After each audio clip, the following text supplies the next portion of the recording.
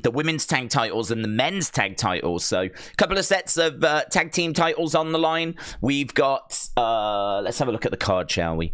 We've got R-Truth taking on JD McDonough. It's a Miracle on 34th Street Fight. So Miracle on 34th Street Fight, which I am a bit surprised at, because I would have thought they would have done that next week, because obviously next week is Christmas Day. So I would have thought they would have saved the Christmas-themed things for next week, but no, we've got that tonight. As well as that, we've got the World Heavyweight Champion Seth Rollins. He's obviously going to be talking about Drew McIntyre, who he faces on the Day 1 edition of Raw, which is going to be a lot of fun. And will he have any more to say about CM Punk? I hope not, to be honest, because I think he's said everything he needs to say. I don't think he needs to say anything else. And it'll look a bit strange if he starts just talking about CM Punk all the time. I suppose the crowd could force him into that conversation, because the crowd could start mentioning and chanting CM Punk, and that would do it. You know, as long as he's got a reason to bring him up. If he's just going to keep randomly talking about him, then, I don't know, for someone that doesn't want him around and hates him and loathes him, you know, I don't want to see him talking about him all the time. But then the other part of me does want to hear him talk about it more. So the fan side of me wants to hear more, but the more, I don't know, the analytical side of me, the side of me that wants to believe it's real, like that side of me doesn't want him to keep banging on every single week about CM Punk. I'd rather, I think we use Punk elsewhere. I don't know what we're doing with Punk tonight, to be honest. I don't even know if he's on the show. I don't think he's been announced, but let's keep going down, shall we? We've got Miz and Gunther tonight. Oh, I didn't actually know when this was. I don't know if they announced it last week, but if they did, I just missed that little detail as to when the match was going to be. I know that Gunther has said, look, you can have one more shot at the IC title, but if I win, then you are not going to challenge for it again. So we knew the match was coming. That's not a surprise, but don't know, passed me by that it was actually this week. So okay, we've got 2 tag title matches and an Intercontinental. Why aren't we saving something for Christmas? What's happening Christmas Day? We're blowing all these matches this week, which is fine. It's making it a big week this week, but I am here next week. I know many of you won't be. It'll be me and probably William Hensey, and that'll be about it. But I am here next week. It is going to be a normal live stream next week that we're doing for Raw. So, yeah, a bit strange that we're not really stacking it next week. We're not really going to have some juicy stuff for Christmas Day. So 3 title matches tonight then. 3 title matches, Seth promo, and a Miracle on 34th Street Fight. So that's the lineup that I've seen. Yes, we've got a new emoji that I can see people using as well. Jules said, Days, I'm going to be here next week. I'll see you there, my friend. I mean, listen, by this point, you're definitely all going to be sick of the family, right? It's all lovely in the morning, but by the time that you've had your food and everything, and you've spent the whole day with them, you're going to be definitely ready for something else. So we will be here next week, next Monday, doing our normal stream. It's not like a shorter stream or anything like that. It's a normal stream on Christmas Day. And we're here Boxing Day as well. Boxing Day is NXT, so we'll be doing the NXT stream as well. The only day I'm not here next week is the 27th. I have mentioned this before, but the 27th is a day I can't do it. My whole family comes over. So everyone comes over. It means that all of this gets packed away, and it's the one day in the year where, like, I just can't do it. So unless I'm, like, you know, at death's door. But I don't think we missed any shows this year. In fact, I don't think we missed any shows last year. I don't think we've missed any shows. So, yeah, it's been another full year. So, a big thank you for everyone that's joined us throughout the year. But yeah, there is going to be a show missed. It's going to be AEW next Wednesday when I've got all the family round, which it'll be nice, but I'll miss you. I will miss you. But Days Christmas Day Raw is going to be a best of. Oh, is that what it is? They've said it's a best of. Oh, I can't keep up with all these TV tapings. I thought we were recording another Raw tonight. I thought we were doing a Raw after this Raw. I didn't realise it was going to be a best of. Oh well, doesn't matter. We'll still be here. We've streamed best ofs before. Days, Hasib, hello. I'll be honest, if Seth keeps bringing Punk up and he doesn't like him, I haven't got a problem with it, because if I can't stand someone, they're always on my brain. Okay, good. But that's probably just me. No, I think it's not just you. I think that if you've got an issue with someone and like it's a real issue, something that really bugs you to the extent where it clearly bugs Seth, then they can be on your mind and they can be on your thoughts. But I think the only thing I'd say is if I was Seth, I don't think that I would want to be using my TV time to be giving him any, or them, but it's probably going to be him, any more like exposure or shine or anything like that. So for me, I think Seth is going to want to be right now focused on Drew. I mean, that is a big title defense he's got coming up at day one's Raw, and I don't disagree that Seth's CM Punk's not going to be far from his thoughts, which is why if the crowd start chanting his name, I could go along with it and being that's enough for him to be like, why are you always bringing, and like getting a bit agitated. I could go along with that, because I reckon it is something that is grating on him.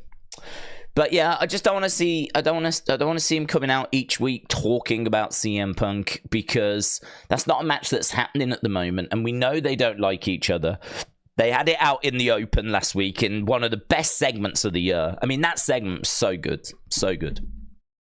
We praised it heavily at the time, and there was a lot of praise doing the rounds after as well on a lot of those kind of review shows. People seem to really, really love it.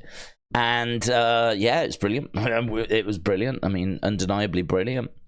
So really enjoyed that segment last week. It is in the running for one of my Raw segments of the year. And for me, I feel satisfied at the moment, I suppose. I feel satisfied. I really don't want them to ruin it. I don't want them to go too far or something like that. You know, it's the kind of situation where it could just get a bit like samey, just moaning, saying the same things each week. And I think right now I would just focus on Drew. But it's a good point. You're not wrong. If someone's wound you up, chances are they are on your mind. Brian said, take Christmas off, staying up till 4 for a best of show, says Brian. To be honest, the big day for me is the 27th. Like, the 27th is the day that my family come round. So for me, Christmas Day, it's not going to mean a great deal. I think my brother's round, and I don't even think my dad's back, to be honest. So to me, like, it's Christmas Day. You could have it as a day off, and you could, eat some lovely food and watch some films or do whatever. But to be honest, it's really not a problem. It's not a problem. Like, for me, I love talking with you guys and chatting wrestling. And even though it's best of, I would still feel like it's such a big part of my life. Like we've said, haven't we? Like, people are creatures of habit. Like, on a Monday, I watch Raw. That's what I do on a Monday. That's what I was born to do. I was born to watch Raw on a Monday and SmackDown, whatever day it is, right? Sometimes it moves. But that's what I'm here to do. So yeah, I would definitely, even though it's best of show, I'd definitely miss it. And I think we could have a good conversation about the year in general. Because obviously we don't need to be too dialed in, because we will have seen the matches before. So yeah, no, we'll be here. We'll be here. And I'll tell you the other thing that I always think about as well. I used to live on my own down in Southampton for a bit. for a good few years, and spent Christmas on my own for a good few years, and you don't really feel like it's just another day. You know, it's just you wake up, it's another day, like you put the telly on, all that kind of stuff.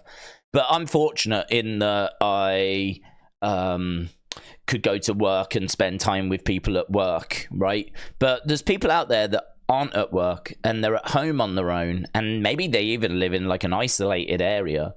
So, you know, there's people out there that I think probably could do with something on Christmas Day. Something a bit wrestling related, and I'm sure there's going to be other channels that will do it, but I'm going to throw my beanie in the ring as well, because I'm free, I ain't got a life, I ain't got nothing else going on, so I can be here as well. So nah, we'll be here, and honestly, I'm looking forward to it, even if it's just like there's no one around.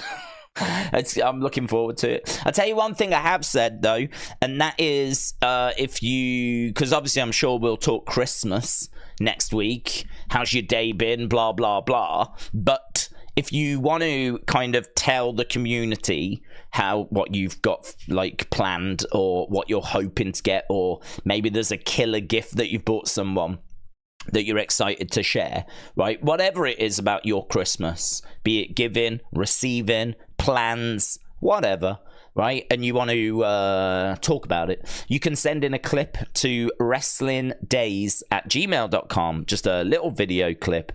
You can use a free website called WeTransfer, WeTransfer. It's free. There is sign-up options. You can just ignore those. You can use the basic one that's free, and you can, I think, send files up to like 2 gig. That's what I've always used. I've always used that website. If ever I've had to send like videos to someone, or someone's had to send me stuff to use in a video, I've always used that. So there'll probably be a lot of people going, oh, I would do it, but I can't email big files. Well, there's a website. It's free. It's called WeTransfer, and it'll let you send files up to, I think it's 2 gigabyte. I think it's up to 2 gig, free. And then you can sign up to go to like 20 gig, but you don't need that. But yeah, we're after that for the Wrestling Escape Pod tomorrow. It's our podcast that we do, where we do talk wrestling, but I mean, I've been talking about what I've been listening to this year, the films that I want to watch. We just use it as we just go off road basically. So we've said that what we'll do tomorrow is we will get the community's kind of Christmases, and we will show those. So if you've got killer decorations, if you've got a list of wrestling stuff you want to get, or maybe you've had some presents, because some people go and see family early. Well, I always used to go around to my grandma's the Sunday before. So we would go to my grandma's the Sunday before and see that side of the family, and then on Christmas we would do the other side of the family. So that's how we used to do it. So some of you might have even already had gifts. So there might even be some presents that have already been received. So, yeah, up to you. I've already had a few in, to be honest. Not really desperate for them, but I just want to make sure people have got that opportunity, because I think one of the things that I want to do in 2024 is kind of just, I think, grow that community feeling a little bit. I think sometimes this year, it has felt a bit like we all gather together, share our thoughts, talk wrestling, which is amazing.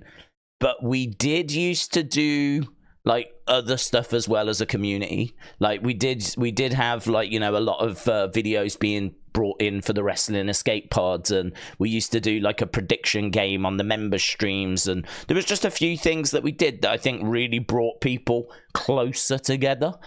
We used to we had the Discord as well, but the problem with the Discord is that I can't ever get in there because I'm always editing. I'm either streaming or I'm editing, or I'm sleeping, or I'm eating, and that's my life.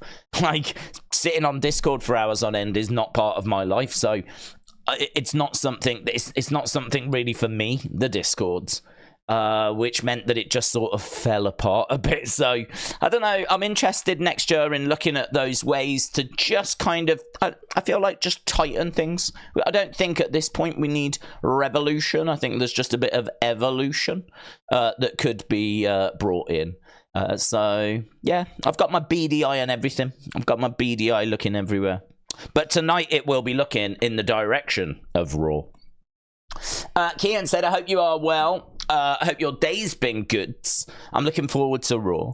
What are your thoughts on tonight's cards? Well, my thoughts on tonight's cards are that it looks pretty good, to be honest. I mean, I was a bit confused as to why it was as good as what it was, because I was thinking, why aren't we saving anything for next week? I hadn't heard that next week was a best of show, which I am... I'm all right with. I hope they put some little exclusive moments into it. I don't think it'd be asking much to get like some exclusive interviews or get something, you know, if that show is going to be 100% missable, I think that will be a real shame. I think there'd be nothing for them to film some backstage interviews and actually have a few backstage confrontations that they can film this week and then put in next week. If there's no matches, that's fine. They could still do a match, because I'm sure there'll be a dart match tonight. There's normally a dart match. Why can't you just film the dart match? Why can't the dart match be like the main event match for next week? And then, you know, you've got a match to look forward to, some backstage interviews, and then the majority of the show be clips of like the best matches of the year. Like, that's cool. I ain't got an issue with that. I think the only problem is when it's just the best of, and it's just stuff we've seen already. It does feel it's missable, isn't it? Like, you don't have to watch it. There's no real reason to tune in, because many of you, certainly if you're here, that would suggest to me you're pretty big WWE fans. If you've got to the point where you're live watching the show so often that you want to hang out like with the community and, like, you know, share your thoughts with us, that would suggest to me that you're pretty big into wrestling. Welcome. And I think that, like, you know, give us some up, please. Just a little, you know, I'm not asking for much. Just a backstage interview, just something. So, I don't know. I mean, we'll get the links to the matches, won't we? I mean, but that'll probably just be, what's this, Raw? So it'll probably be, what, Michael Cole and Wade Barrett? Just throw into the matches. I mean, I don't know. Gone are the days where like Bobby the Brain and Gorilla Monsoon would goof around and like you know, with primetime wrestling, and we'd get some. I don't know that we'll get that. That'd be sick though if we did. If we had like Michael Cole and Wade Barrett doing like a primetime wrestling type situation where they're having like fun. It's a really good, I love it. It's a really, I think today's LOL video was good, but there's another good one coming up that will explain better what I mean, because it's Bobby Heenan gets electrocuted. He gets electrocuted when he's putting up the Christmas tree lights in the primetime studio. It's really good. It's really funny. They exchange gifts at the end as well. Him and Gorilla Monsoon. So I don't know when that one's coming up. Actually, I don't know when that one drops. I've got them all planned. I don't think that's this week. Might be next week. But yeah, that's a LOL video that's already done, and it's coming up very, very soon. It's very good. I'll be here for next week. Let's go. I'm going to be watching on my PS5, and I'm going to be having some snacks, and I will be here that night with the community. Kian, shout out to you, my friends. Well, it sounds great. Sounds like you've got it all planned. I hope you get some new games for your PS5. PS5 owners tend to ask for games, don't they? So I hope that's something you receive. Jobson said, also I want for Christmas is my 2 front teeth per my 6-year-old niece. Oh, that's a classic, that, isn't it? It's a classic. We're going to start breaking out in like the snowman. I'm walking in the air in a second. I still haven't watched a Christmas film as well. It's on my to-do list. I don't succeed, but I do try to watch a Christmas film each year.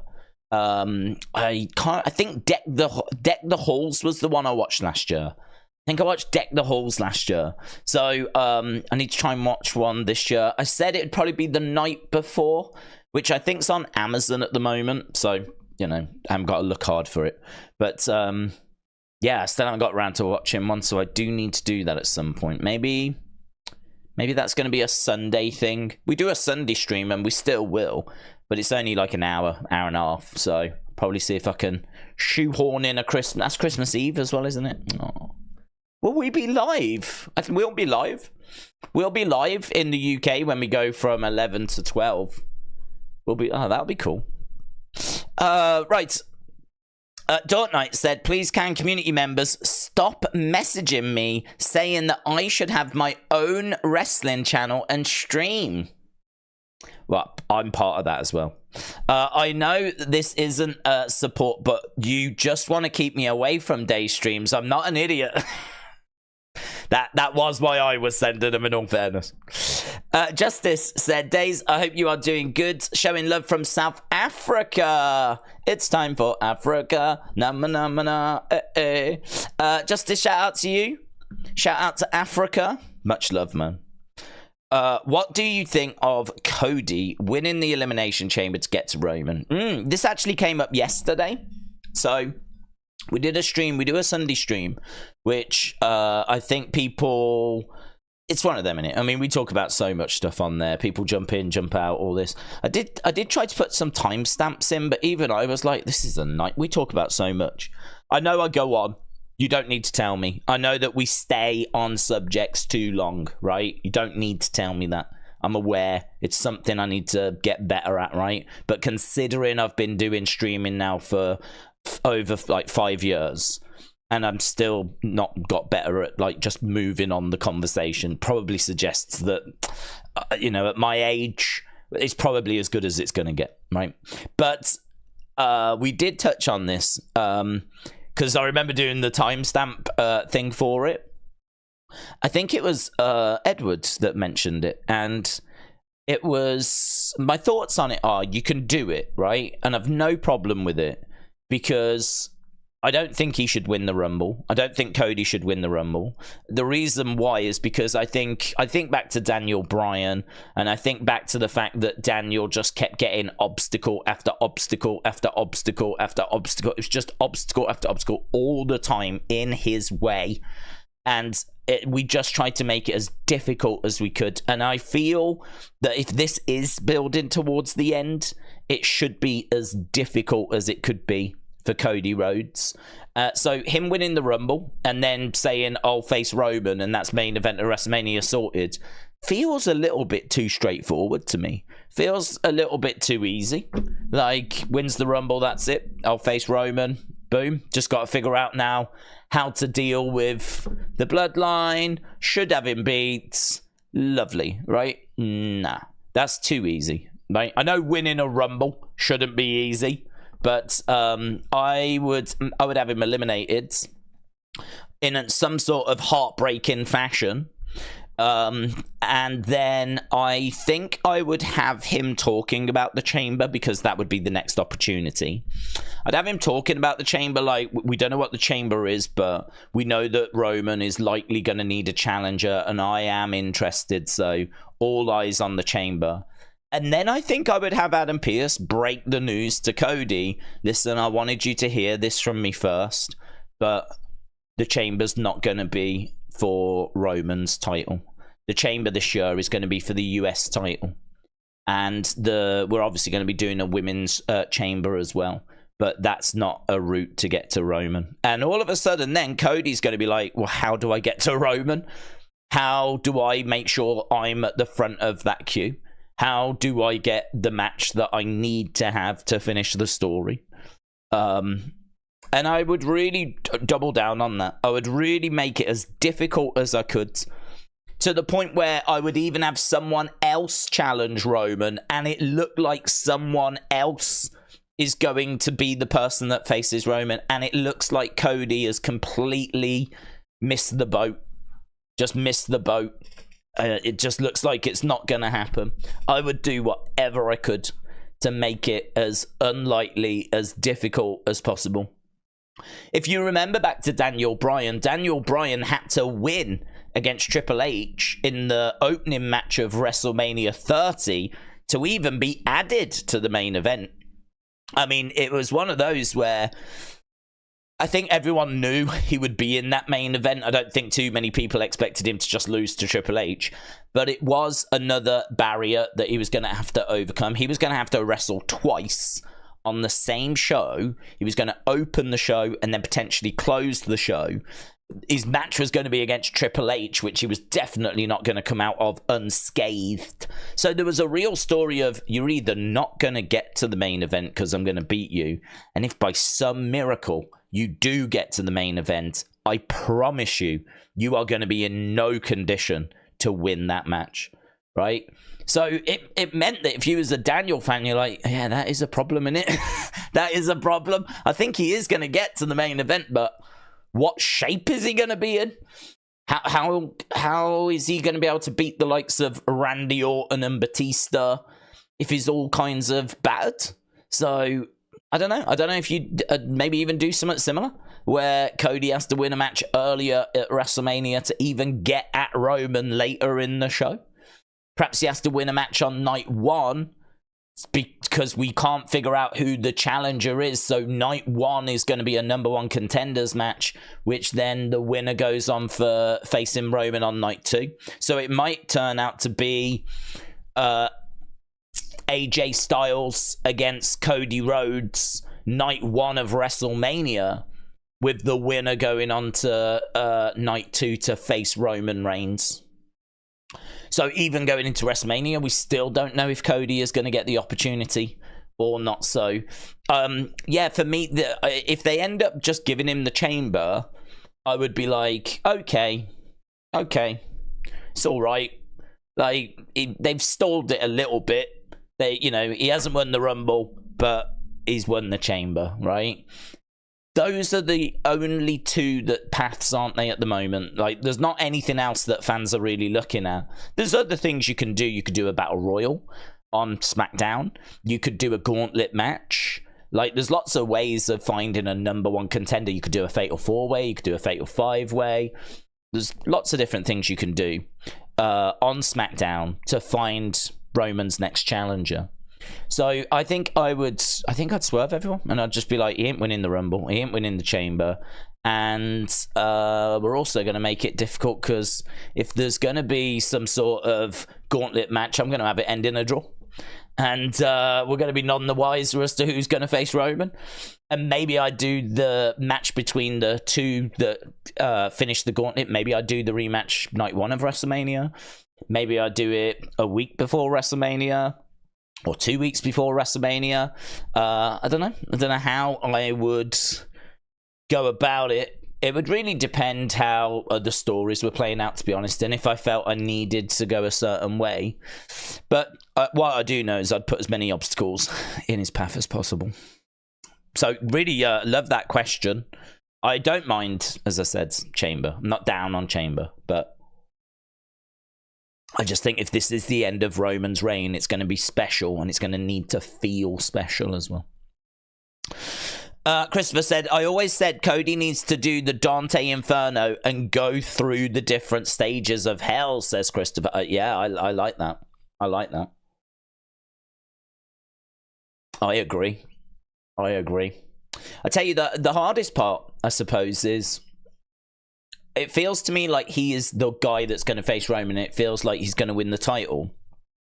So WWE are going to have to really work hard to convince me that that's not what's happening. If they can, at any point between January and the actual end of WrestleMania, if they can at any point make me think, maybe it's not Cody.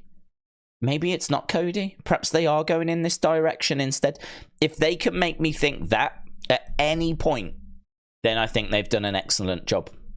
Because to me, this is the match I'm expecting. This is the direction I'm expecting.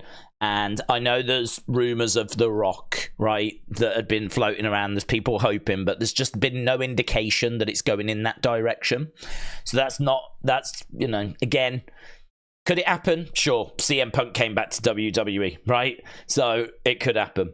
But I think Cody is the one that I'm favoring. So if they can swerve me in some way, anyway, give me a viable alternative. Give me an alternative that I think they could do that. They could go in this other direction, and then of course they don't, and we do end up getting Cody. Lovely, that lovely. I'd appreciate that. I think the one that I'm not looking for is just Cody wins the Rumble. I feel pretty good for CM Punk winning the Rumble because I think Seth is made his position very clear. He's like, you know, you're either going to show yourself up or we will end up facing and I will beat you. I mean, the seeds have been planted. We know that Seth is open to the match. And it makes sense why he is open to the match as well. Because he wants to expose that CM Punk is not the best in the world. That Seth can run rings around CM Punk inside the squared circle. And he wants, in a way, he wants the opportunity to show that. But he's not, he hates CM Punk so much, he's not going to give him the opportunity. He's all kinds of conflicted. He hates him to the point where he just doesn't want him to have the opportunity. He doesn't want to share the spotlight, but he does want to show that he's better at the same time as well. So I think CM Punk winning the Rumble means that it's out of Seth's hands then, because contractually he now has to face CM Punk, and I think Seth CM Punk is the match that people want, isn't it? They've done a really good job in this short space of time of making this the match that everyone wants to see. You know, of course, CM Punk against Roman, I don't think anyone would turn their nose up at that. But I think if you was to say to most people, do you want CM Punk versus Roman or do you want CM Punk versus Seth? I think the Seth match would win. I think more people would go with that because there's just been a lot more noise around that, and we know there's a hatred there. And to be honest, I think it's a real hatred as well. I don't think they like each other at all. So that real hatred, that's interesting. That gives it some real depth. Because you always think, like, will someone just catch someone? And will there be a bit of a potato? Will the shots be a bit stiff? If they are, how will the other person respond? I think it's going to be very interesting. Very, very. Next year is huge. Absolutely huge. If you have only just come back to wrestling because of CM Punk, or maybe you've weathered the pandemic era, and maybe you've weathered the slight post-pack. I mean, I think this year has been pretty good, right? But I would say that 2022 was when we were just starting to find our feet. I don't think 2021 is a great year. 2020, I think, is a bad year. 2019, I don't think is a good year either, to be honest. And I think, like, once you go back to, like, 2017, 2018, I think we're in a much better place. 2014's awesome. 2015 keeps the good vibes going. 2016, I just think of AJ returning. To be honest, I just think AJ returning. I think Shane McMahon coming back as well. That was a big moment. There's a lot that went down around that time. There was some all right stuff there. But I feel like 2019, 2020, 2021, that period, not a great period. If you've weathered that, then I think we eating good now. I think we eating good because we've just got so much momentum with Randy back, with CM Punk back, with Cody on the verge of completing his story, with Triple H having had like some time in the hot seat now. You know, he's not inexperienced now. Triple H has been doing this for a little while now. He knows, you know, what the expectations are, what he can do, what he can't do. He knows, like, people's limitations. You know, he's kind of got people where he wants them. He's in a good spot going forward. So, yeah, I'm excited. I'm excited to see what 2024 is going to hold. And we've just got massive opportunity. WrestleMania 40 is not a normal WrestleMania. Going to France and going to Germany to do premium live events is exciting because we don't go to those places we go there to do house shows. We don't even go there really to do any Raws. So to do premium live events, I mean, I'm really interested. I'm really interested to see what the fans are going to be like in these areas, how much engagement there's going to be, how much noise there's going to be. I remember Baron Corbin at a French house show. I think it was last year, and they were cheering for him. They were going mental for Baron Corbin, and I remember it going all around social media, like, what are these French fans doing, man? Have they been watching the shows? Why are they going mental for Baron Corbin? But they were loud, they were passionate. It was weird, but it was awesome at the same time. So, I feel like we've got some fresh things coming next year. Some stuff that's going to be interesting. It's going to be different, and I really like that. I really like that. You don't want the same stuff all the time. You want some fresh ideas. You want some fresh thinking, and I think we're going to get that next year. Next year will be the first full year of Endeavor and TKO as well, but not the first full year of Triple H booking. So he's got his feet under the table, and he's a lot more comfortable. I think he's settled in, and hopefully he can start really getting somewhere next year. Philip said, do you think Gunther should lose the IC title at Mania? If so, to who? I suppose he could. I mean, to be perfectly truthful, I think he should have lost it already. I really don't know why we're still going. I don't know why we're still going. I think for me, I think it's been like 100 and some days since he broke the records. And, if you want someone to break the IC record again in the near future, all these extra days are just making it harder in the future. I don't understand why he's still got the IC title. The IC title, I don't think it's doing much for him. I know it sounds crazy, but like, is he a bigger star now than he was a month ago? Is he a bigger star now than he was 2 months ago? Is he any bigger now than he was when he broke this records? Well, I don't think so. I don't think that we've done anything to, okay, he was at Survivor Series in a match against The Miz, but it wasn't amazing. It was all right. It was a decent match, but I think we're just extending this IC title reign, which is going to make it harder to break the record in the future. I think that he could have dropped it by now to someone. I think that I'm not a fan of saving too many of these moments for WrestleMania. I know WrestleMania needs moments, but I feel like when it comes to titles changing hands, if Roman is the one that's going to lose at WrestleMania, that's all you need. We don't need to save Gunther for WrestleMania because we've already got the big talking point moment, which is Roman Reigns' reign is over, right? The historic title reign, one of the longest in WWE history, is done, and that Cody has finished the story. So if we are doing that with Roman, we don't need to save Gunther's loss with the IC title for WrestleMania. You can do it. I'm not down on it. The only thing I'm down on is that means another, 100 odd days going onto the record. So the record before was like 400 days. By the time you get to WrestleMania, it's going to be knocking on around 700. I mean, I just don't get it. I just don't understand. I don't understand why we're making this so hard to beat in the future when he could have lost it already, and he or forfeited it, given it up, made his intentions clear that he wants a world title instead next year. It could be that Gunther doesn't even lose the belt, he just forfeits it, which I'm not sure how I would feel about, but he could have done that, and he could have said, I'm forfeiting it because I want a world title. I've done all I can do with the Intercontinental. It's time for me to take my rightful place at the very, very top of the cards in the main events where I belong. And he could forfeit the IC title, remain undefeated, because he's still undefeated. Is he undefeated?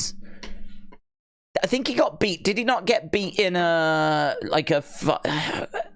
He got beat in that stupid match, which bothered me, where he had to beat Chad Gable in 5 minutes, and he didn't do it. I don't know if that means he was defeated or not, but he didn't succeed in that.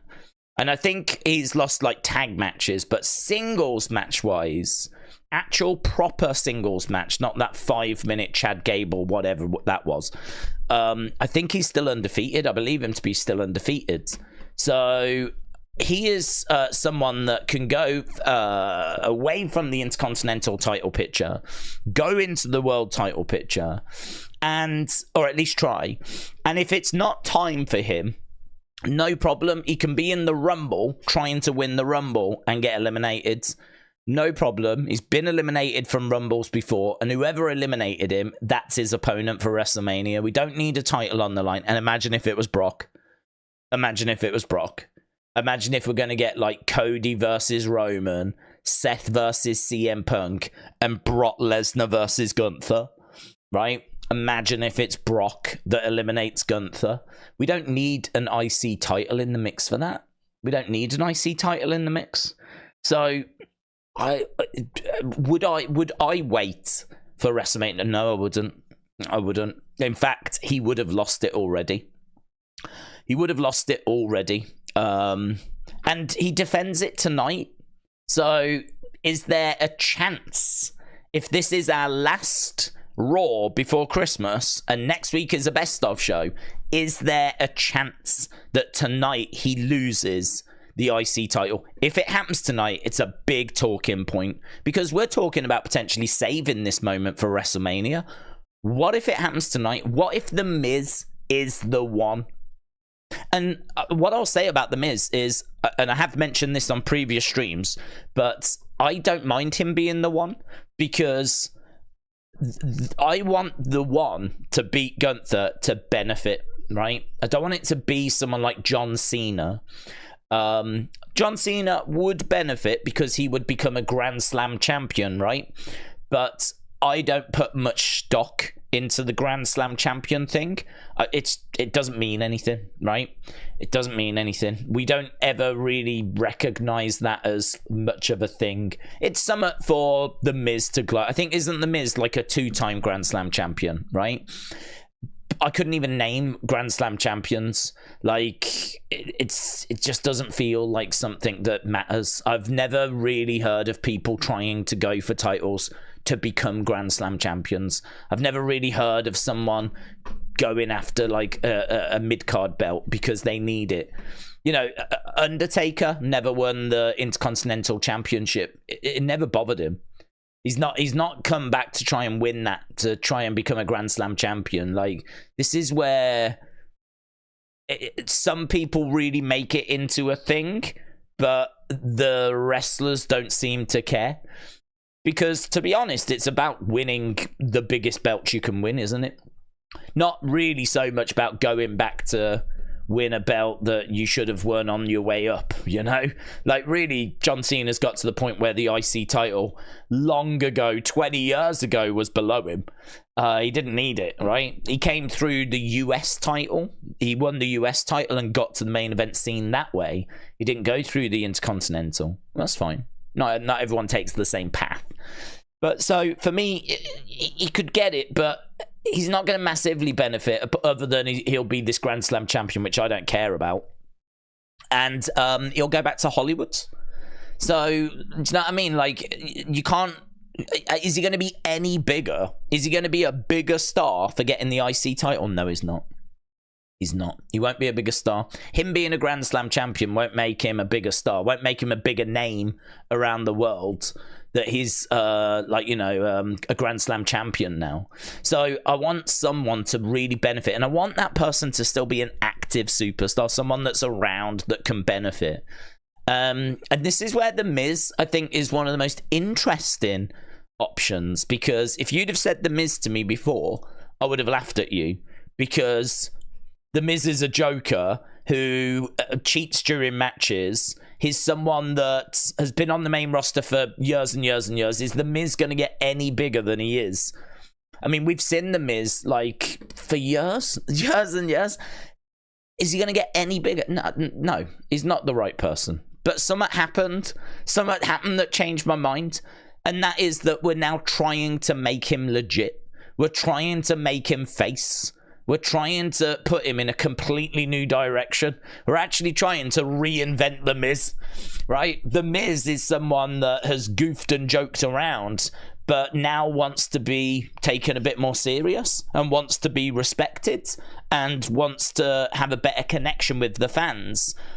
And all of a sudden, you're like, hang on, well, this is completely, we've changed everything. This is completely different. All of a sudden now, he has got some reason to win this belt, and certainly if he can do it clean, because one of the biggest criticisms of The Miz is that he's boring and he's not a good wrestler and all this stuff, right?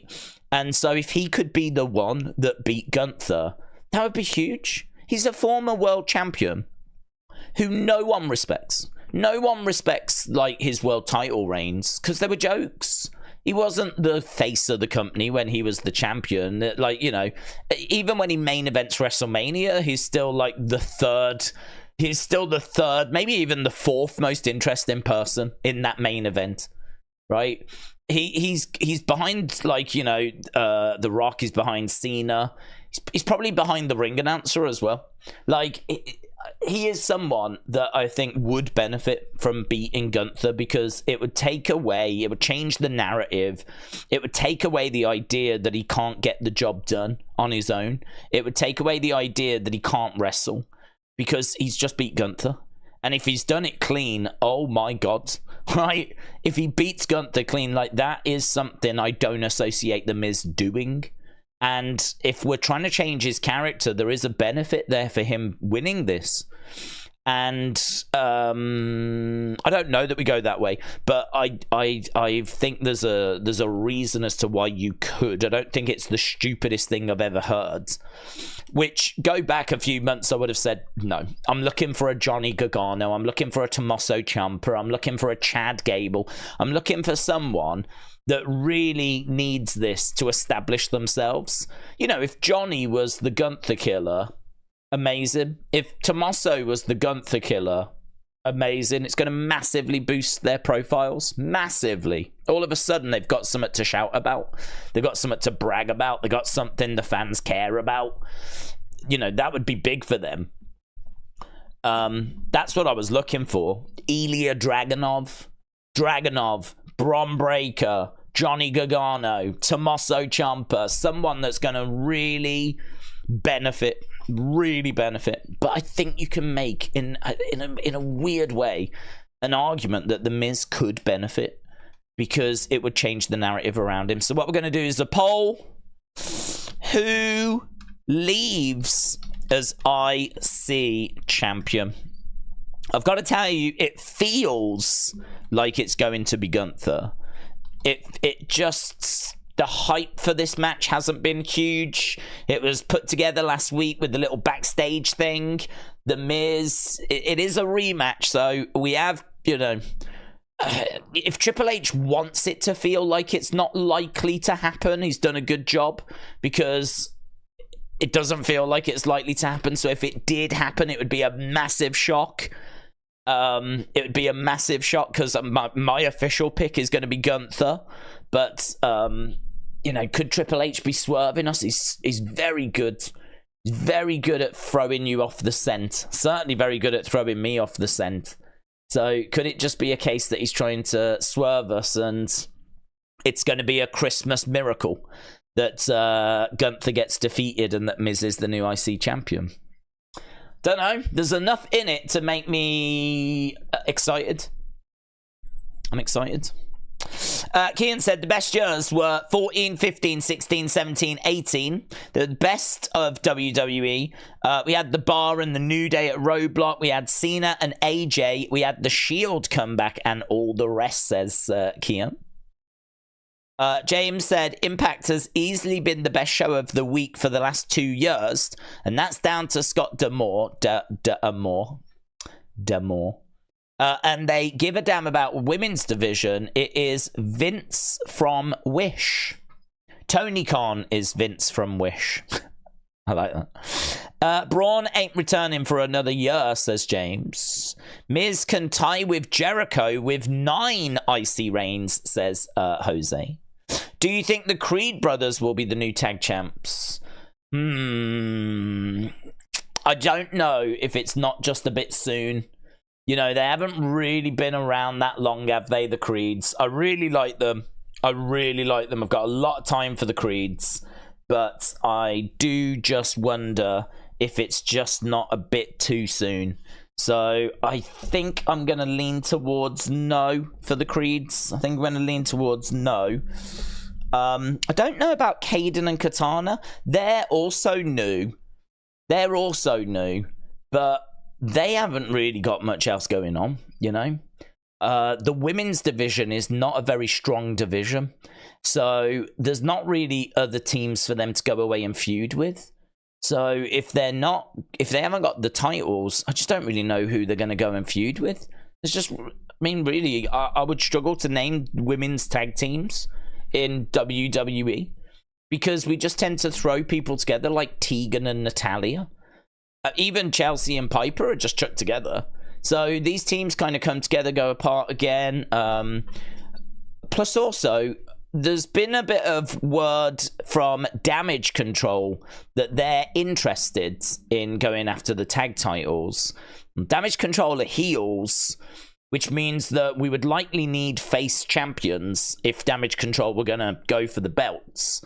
So I think that if you was going to do the Kabuki Warriors going after the tag titles, which we may do, because I can't see anything else on the horizon for Asuka, and I can't see anything else on the horizon for Kairi Sane.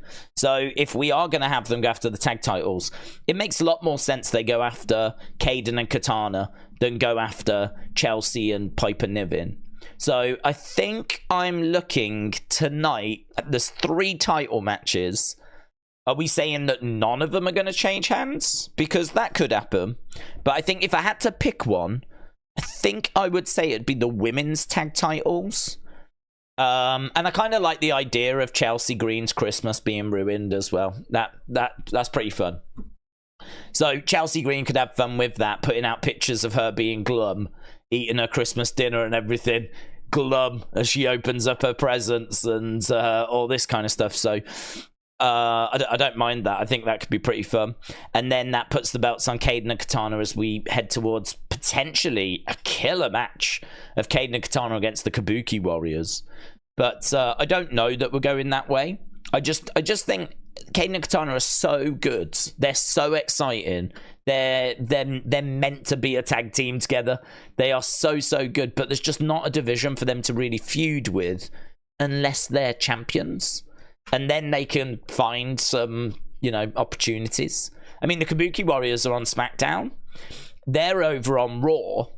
So if they're not champions, they're not even going to get at the Kabuki Warriors. So we can't even do a feud away from the belts, if you know what I mean, because of the brand split, which is, you know, not the most important thing. We can overcome it if we really must. But it is a barrier. So I think I'm looking at that. I'm looking at the women's tag titles as potentially changing tonight. And to be honest, I've just got one eye on Gunther and Miz. I just can't believe that he's still got the belt. I can't believe he's still got it. I don't know if we're waiting for Gunther to lose it at the Rumble. There's been a few thoughts that he loses it at the Rumble and then enters the Rumble, trying to, like, you know, win the Rumble. I don't know if we're doing that, and if we're waiting for WrestleMania. I mean, I don't know, God only knows what the record will be by that point. By the time we get to WrestleMania, the record's going to be knocking on the door of 700 odd days, and it was only 400 days to beat the record. So, you know, he will have almost doubled the records. I saw a post the other day, and it said that Gunther had the IC title for over 100 days past the record, right? And it said just those 100 days would be enough to beat X amount of title reigns, and it was a silly number as well. It was something it was something like 150 title reigns. I don't even think there's been that many title reigns, but it was some crazy big number that his just 100 days had been enough to already beat like the majority of people that have held that Intercontinental Championship. So what we're seeing is just so unfathomable. This, you know, this is the workhorse belt. It doesn't tend to stick on people all that long. It's a belt that, you know, gets passed around a few times a year. And, you know, he's knocking on the door now of having this title for come WrestleMania, like, coming up for like 2 years, which is just insane. It's insane. It's an amazing achievement, but like, I don't know. I don't know that this is making him a bigger star. I don't know that it's necessarily helping him, and it's certainly not helping the chance of breaking that record. Antony says, do you remember the show of Daniel Bryan Roman, and then Roman was right about Eric Rowan? Says Antone. No, I don't. Roman Reigns what? Daniel Bryan and Eric Rowan. Was that when Daniel Bryan and Eric Rowan were together? And like there was some weird thing where we were trying to, he was attacking people, and then like do you remember they had that look-alike and all this stuff? I didn't think that was a brilliant time with the eco-friendly championship. I wasn't I can't remember anything to do with Roman. Wasn't it around that time Roman was feuding with Corbin? Or was that just a little out? No, I don't remember it. Hasib said, this is out there question. Okay. Next Money in the Bank, would you be down if R-Truth won, holds it, and expires, forgetting to cash it in, and cashes it in after it expires at SummerSlam or something? I wouldn't, to be honest. I think that is...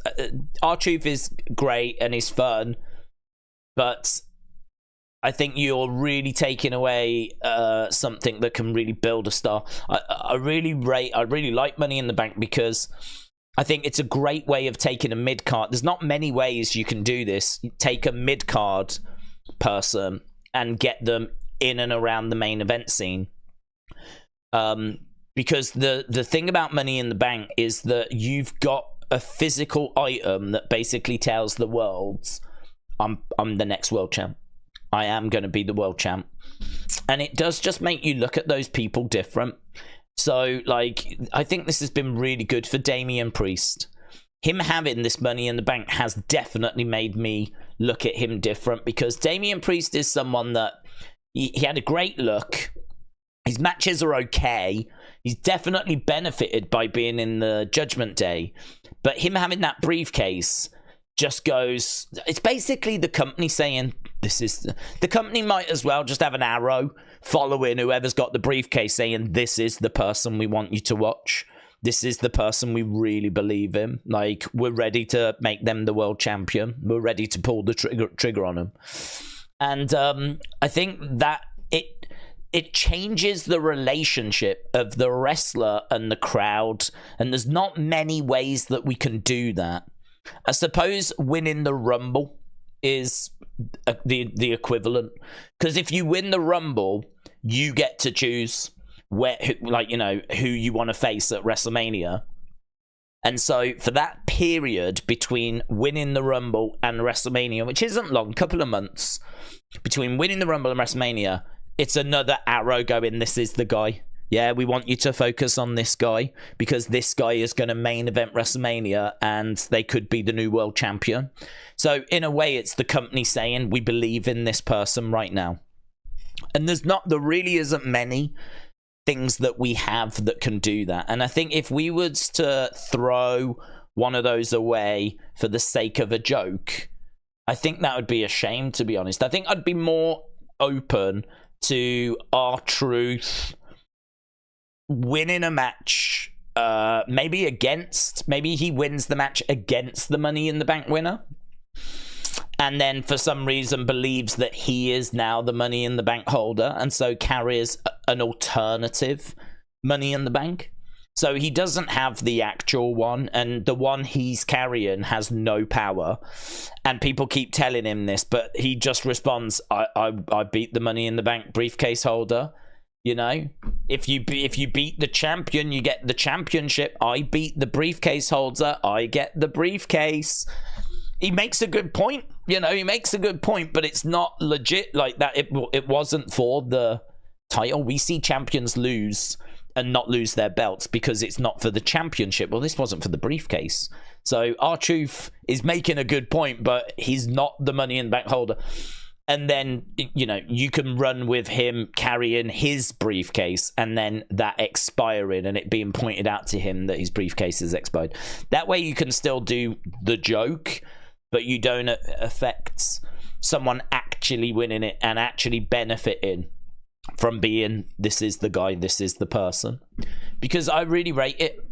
You know, taking someone like Sammy, who just does not get opportunity in the main event, you know, he had to put in one of the greatest storylines of all time with the Bloodline. He had to go through that, provide all these amazing moments, the Usi moment, the honorary Us moment, the backstage moments with him and Roman, where he's doing, I'm going to get in his head, I'm going to do the little dance, and, you know, he's having all these amazing, making the wrestler's corpse as he's talking about going to Waffle House, and it was just an amazing run, him in the Bloodline, which meant that when he turned on them because they'd treated him so badly, you know, it just mattered and it meant so much. And of course he gets a shot against Roman, of course he does, but you know, how is he going to get back to that? How does he get back to that? I don't know, because he, you know, we've got CM Punk around, we've got Seth Rollins, we've got AJ Styles that's come back as a monster, we got Randy that's come back as a monster, we got Cody trying to finish his story, we got Drew, we got Shinsuke. Like, we've got so many people that are around these titles. Sammy just never gets a look in. This Money in the Bank is a way for him to be this generation's Dolph Ziggler, where you're not quite around that main event picture, but you've got the fan support, and he could come down with that briefcase and he could just take that moment. He could just be that cat, Sammy running down with the briefcase. Oh my God. If I was to handpick right now who I'd have win Money in the Bank this year, it'd be Sami Zayn. I'd give it Sami Zayn. And I would have Sammy really frustrated after WrestleMania 40 that he just still cannot get around the title picture. And I'd make it a story. He's on his own now. He's not in a tag team. He doesn't want to go back to, you know, doing what he was doing before the Bloodline, but he certainly ain't going back to the Bloodline. So he's lost. He's lost. But he's got to try and climb this mountain seemingly on his own, you know. There are people that might help him along the way, but no one's going to take him there. Only he can take himself the full way. And I would have him continue to get frustrated up until Money in the Bank, where he gets the briefcase. I would love for Sammy to do it. It's the number one thing I want is Sammy to be world champion. If I could choose anything for 2024, not even 24, just 25, 26, I don't care. Anything for over the next few years, it would be Sammy getting a world title. Because I just think he's done so much work on that main roster. He's done so much work, and so much good work as well. He's got a real good, strong, honest connection with the fans. It's been built up over a long, long period of time. He's passionate on the microphone. He's so good with his delivery. His matches are fantastic. I really think the only thing that lets him down is his look. His look, he just looks like the average Joe. You know, he doesn't have like Roman's size or physique, or, you know, I mean, he's a fine looking guy, he's an average looking guy, but he's an average looking guy in a world of very exceptionally attractive people.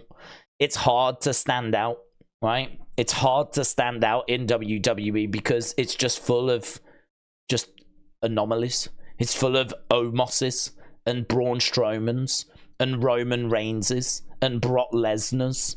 Like, how the flip do you stand out when you're looking around and these are the people that you're seeing? So I think for me, it's the one thing that just holds him back. It can't be his wrestling. Can't be his wrestling. It can't be his promos. It can't be his personality, which is so much fun. The only thing you can say is look, well, how's he meant to change that? That's like the hardest thing to change.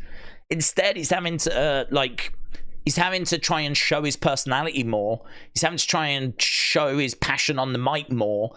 He's having to try and put on banging matches more as and when he gets the opportunity, but he's been stuck in a tag team, which is why the tag team I didn't like. But yeah, God, yeah. So would I give it to R-Truth? I wouldn't, because I think, you know, even if you don't say Sammy, there might be some out there that say no, go LA Knight. You know, give it to LA Knight. I think there's so many people that could benefit from Money in the Bank. Just giving it R-Truth would be, I think, a real shame. I think it's a real key tool in the year. It's a key thing. WWE needs more world title changes, said Jose. Workhorses like Sammy and Finn Balor. Finn's a great shout. Never held the belt. Need their moment, even if it's just once. Well, you're right. Finn, you know what I'm going to say, and I hate myself for saying it because I hate it as well, but people will be thinking the same thing, and that is that Finn did have the Universal for 24 hours, right? So technically, he has had his hands on a world championship. The Universal is classed as a world championship, and he had his hands on it for all of 24 hours. But you are 100,000,000% correct, because that doesn't count. I mean, it's on a Wikipedia page. He got to have the moment where he held it up, but 24 hours later, he had to forfeit it because he was injured in that exact match. So, you know, he never got a run with it. He never got to defend it. He never got to, like, main event with it. Like, outside of the one match he has with Seth to actually try and win the belt. Like, it was Seth against Finn. Whoever wins becomes the first ever Universal Champion. Finn wins. It's amazing. It's SummerSlam. It's brilliant, and it was the right call, but he got injured in the match, and that was it. You know, next night he has to forfeit it. Heartbreak. So I completely 100% agree. Finn Balor would be an excellent shout for Money in the Bank, because he is just like Sammy. He's someone, well, not in the sense of where I think his strengths and weaknesses are. I think they're a bit different with Finn, but I think that Finn is someone that deserves that run. He deserves that opportunity. He deserves that title. He deserves that run, as we said, that reign. He deserves to taste what he missed, because he missed it. It was took away from him. He never got to experience it. And that was 2016. That was 7-8 years ago. Which is just mental, isn't it? How have we not, in the past 7-8 years, got Finn Balor back to a world title? How have we not managed to do that? How have we not done that? It's amazing, isn't it? How has Sammy been on the main roster for, I think he came up like 2015? So how has Sammy been on the main roster for 8 years and not been a world champion? I mean, you can look at it a few ways. You can look at it as like, it's a real oversight. I can't believe we've not given them the ball to see how they do, right? You can look at it that way. Or if you want to be more positive, right? And let's try. You know, maybe we'll try this in 2024. If you want to be more positive, what an amazing story you've got there for both of them. You know, it's an opportunity that is still there. Their careers are not over. You can still do it. And it's going to matter when it happens. Certainly if you tell the story right, it's going to matter. So, you know, if you're Triple H, you've got to be looking at these sorts of things thinking, oh, God, that's going to be good. That's a, you know, you're looking for, where's my guaranteed moments? What could I do this year that's going to really excite the crowd? What could I do this year? What stories can I tell that the universe, the WWE universe, are going to really want to see? Like, where's the money? I mean, what's great is Triple H, I think, more than Vince, is really trying to give the fans, and I think CM Punk's return shows this in spades, is really trying to give the fans what they want. He's trying to give the fans the big moments, the magic moments, the big experiences. And sometimes to achieve that, you have to kind of go a bit of a long road. So, you know, the Cody completing the story, it's going to happen. I don't know for certain that it's WrestleMania 40, but it's going to happen. And I think that him losing at 39, you know, has just delayed it, but has also made people a bit hungrier for it. Like, people, I think, you know, there's a bit of doubt now. Like, is it going to be Roman against The Rock? Is it going to be Roman against Cody? I feel good it's Roman Cody. I need convincing that it's not, but I think there's some doubt that's out there. And I think that, like, delaying it, like, it was disappointing at the time. Coming out of WrestleMania 39, I remember everyone going, this sucks, it's flat, what a weird way to end WrestleMania. And, you know, not wrong. But all it's done is it's just made it a bit bigger, a bit more special. It's just delayed it with WrestleMania 40 knocking on the door now. You know, that is a moment that we could enjoy. We may get Gunther going up to the main event scene, Sammy, Finn, CM Punk. I mean, there's all these people that are knocking on world title doors. So he's got so many. He's not short of options. And as we said, this is why wrestling is so exciting right now. It is a little bit Attitude Era. It's a little bit Attitude Era. In the Attitude Era, you had a healthy amount of people that were knocking on the door for, like, being world champions. You know, you had your Jerichos, you had your Big Shows, you had your Triple H's, you had your Undertakers, you had your Stone Colds, you had your Rocks. Like, there was a healthy amount of people that were around the main event scene. Kurt Angle, Brock Lesnar, as we kind of come out of the Attitude Era a little bit, straying into ruthless aggression. You've got the likes of Batista coming around, Cena coming around, Randy coming around, like, all within a space of, you know, if you're looking at like 2001, 2002, 2003, that sort of periods, you know, you've got a lot of options around that time. And it's just, maybe the names we have now are not quite as big, not quite as bold as some of those names. Like, I can't claim that we've got an Undertaker on the roster right now, right? I can't claim that, unfortunately. I can't claim that we've got a Stone Cold right now. I mean, we've got Roman, but is Roman Stone Cold level? I don't think so. I think you're talking about probably the biggest star WWE has ever had in Stone Cold. Roman, I think he belongs in that bracket, but I can't say he's bigger than Stone Cold. So even though they might all feel like that step down or even 2 steps down, we've still got a lot of good, credible options and opportunity to build some of these people as well. With some talent coming through from NXT that I think is going to be a great addition as well. So yeah, it's I keep saying it's a very exciting time. Lots of options for world champions, lots of great matchups as a result. Because we've got so many people trying to be champion, it means that we've got so many great matches that we can have. And there's so much that we can look forward to. So next year, we ain't struggling for main events. It's just, which one do we favor?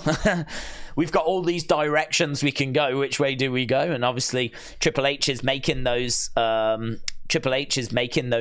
Decisions, and he's making some good ones as well. Right. Mitchell, shout out to you, bud. Said thanks for the emoji. Thank you for the suggestion. Fun question. Where would you like to see this Lone Wolf AJ character go? Also, happy holidays to you and your family. Mitchell, shout out to you. Shout out to you. And happy holidays to you. Where do I see the Lone Wolf AJ going? Well, he's going to be heel, isn't he? I think he's going to be heel. Do you keep him away from the OC? If you do, what do you do with the OC? I mean, we have seen this sort of AJ before, and I don't know if he stays as a lone wolf. To be honest, I don't mind if he does because I'm not an OC fan. But to be the OC with an edge, I'd be a bit more inclined to see Gallows, Anderson, and Michin if they would embrace that kind of darker side. I would be a bit more inclined to see what they could do. But if we're not going to do that, and we are going to keep him on his own, then I think that he is going to, seemingly in the short term, be involved with a bit of a bloodline feud. I don't know that we can focus on that too much because it's going to be heel against heel. And AJ, if he's a heel, going after the likes of Jimmy, going after the likes of Solo, you can definitely do it, but I don't think you can do it for long because the crowds, who are the crowd going to get behind? You know, it's hard to root for AJ getting his revenge when he is pushing LA Knight around, you know? The crowd love LA Knight. They're not going to stand for AJ pushing around one of their favorites. Like, that they're going to turn on AJ, so if you do him against Solo, who the crowd meant to get behind? So I think that it feels like the short term he needs to get revenge on the bloodline. That's why he's come back. But it feels like we might be building towards AJ LA Knight as the main focus. So I think AJ will likely want to be going after the bloodline. I don't think he's too engaged with LA Knight. I could see him attacking the bloodline, coming out, interrupting during their matches, things along those lines. But actual matches between AJ and the bloodline, you could probably do, but you might have to look at it being a triple threat with a babyface in there. I think that LA Knight is not going to respond well to what happened last week. I could see it being the main focus for AJ on top of those additional little attacks and whatever of the bloodline is a feud with LA Knight in the short term, which ain't going to shock anyone, right? It was the big way that SmackDown ended this week, right? So we're doing that. I think LA Knight, will come through that because I think LA Knight is working his way towards Logan. It means that AJ for WrestleMania is going to need, I think, to find a different opponent because I think for WrestleMania I could see it being LA Knight against Logan. So it means that AJ is going to need to go up against someone different. I don't know who that is at the moment because it hasn't shown itself, and we've got quite a bit to work through there. I don't see him being around the title. I don't see him being around a mid-card title. I don't see him being around a tag title. Certainly don't see him being around any world titles. So it would feel like it's going to have to be a feud. So something's going to have to happen during this LA Knight feud where a babyface is going to come to LA Knight's aid. Maybe LA Knight wins a match and there's a beatdown after, and another babyface comes to LA Knight's aid. That then is going to set up the story for AJ versus that babyface at WrestleMania. Who that person is, don't know. I'd say have a look down the SmackDown roster and see if some names come out. Could it be Randy? You know, we don't necessarily have something for Randy at WrestleMania. So could it be a case that Randy comes to the aid of LA Knight? Because I think we're definitely getting LA Knight AJ.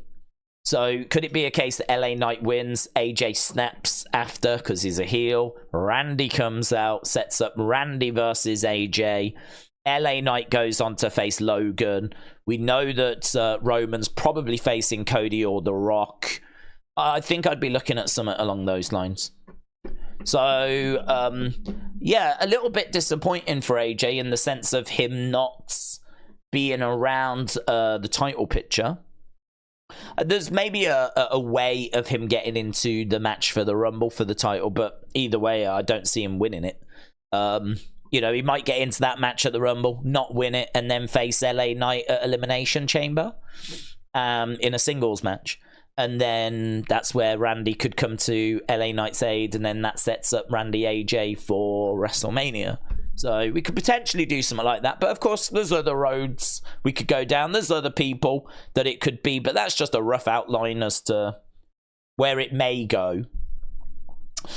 Who do you think wins the Rumble, says AAA? For me personally, I think we're looking at CM Punk. CM Punk's the pick for me because I think CM Punk is someone that needs that match with Seth. It's the match that people want. He's not going to get it because Seth's not going to give it him. So he's going to have to earn it. And one of the ways you can earn it is by winning the Royal Rumble. And I think that it serves another purpose as well, because it just delays Cody getting to Roman. So it serves the purpose of giving Cody an obstacle. It serves the purpose of CM Punk earning the right to face Seth.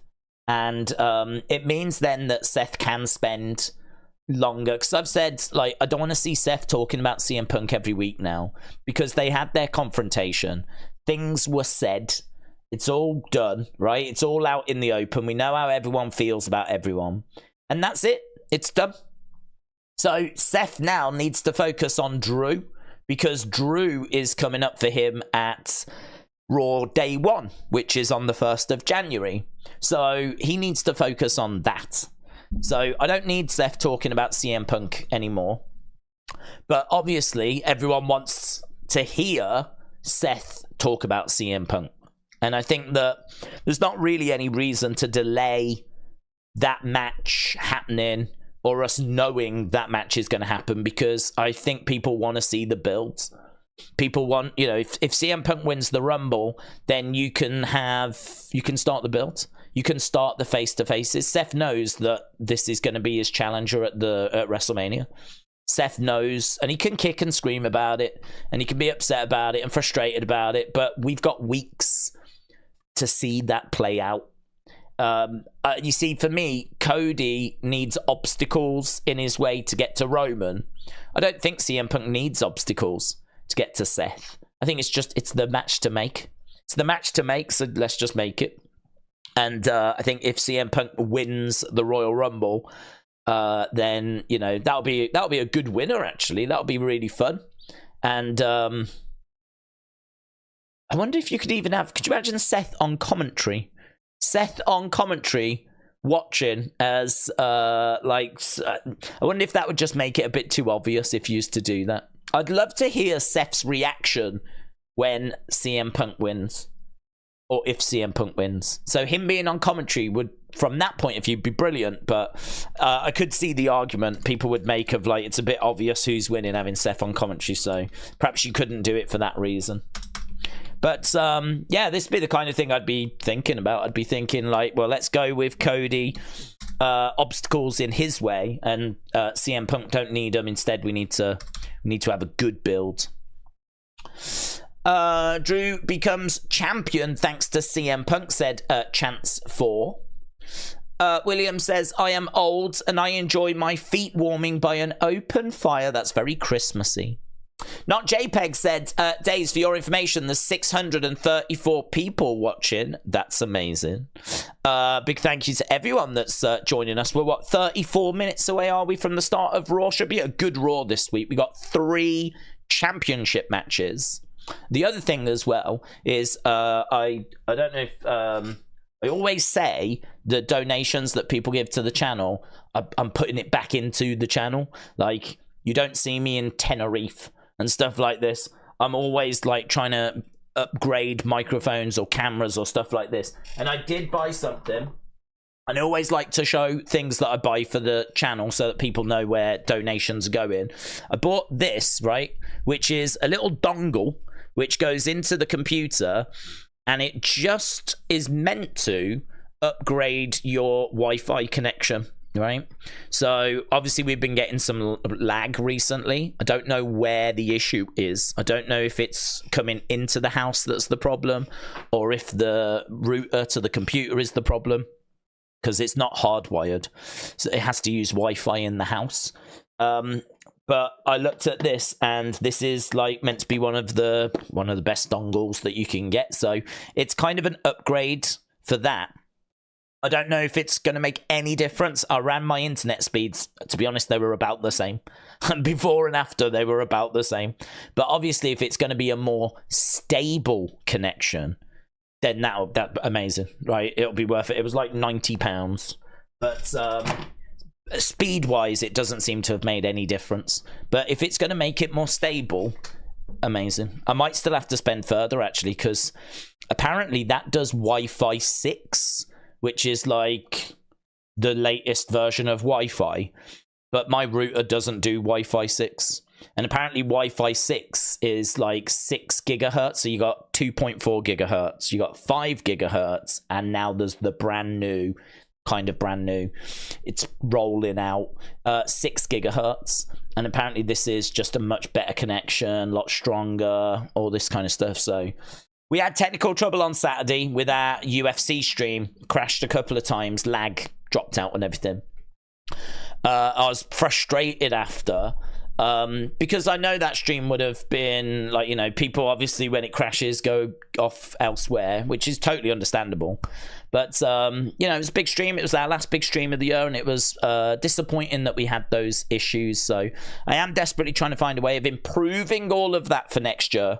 And so that's where some of people's kind donations have gone to. So a big thank you for that. My next project that I'm saving for is just a new router in general. That's quite a big project. We're talking hundreds of pounds. That one is going to... That's where I'm going to see if I can get this Wi-Fi 6. Because this Wi-Fi 6 will then get picked up by this dongle. And I'm doing everything I can to make this internet as stable as possible. So that's my next project for 2024. But that came today. So I wanted to make sure that I showed people that. Brinley said the lag is what makes the lives iconic. I will miss the lag. Well, listen, Brinley, there's a real good possibility that the lag is no different. My internet speeds didn't change from my Wi-Fi antenna that's actually just built into the computer naturally compared to this one that I've bought. Nothing changed. I've got to tell you, there's nothing quite disheartening. Nothing disheartening as spending like £90 to then realize that nothing has changed, right?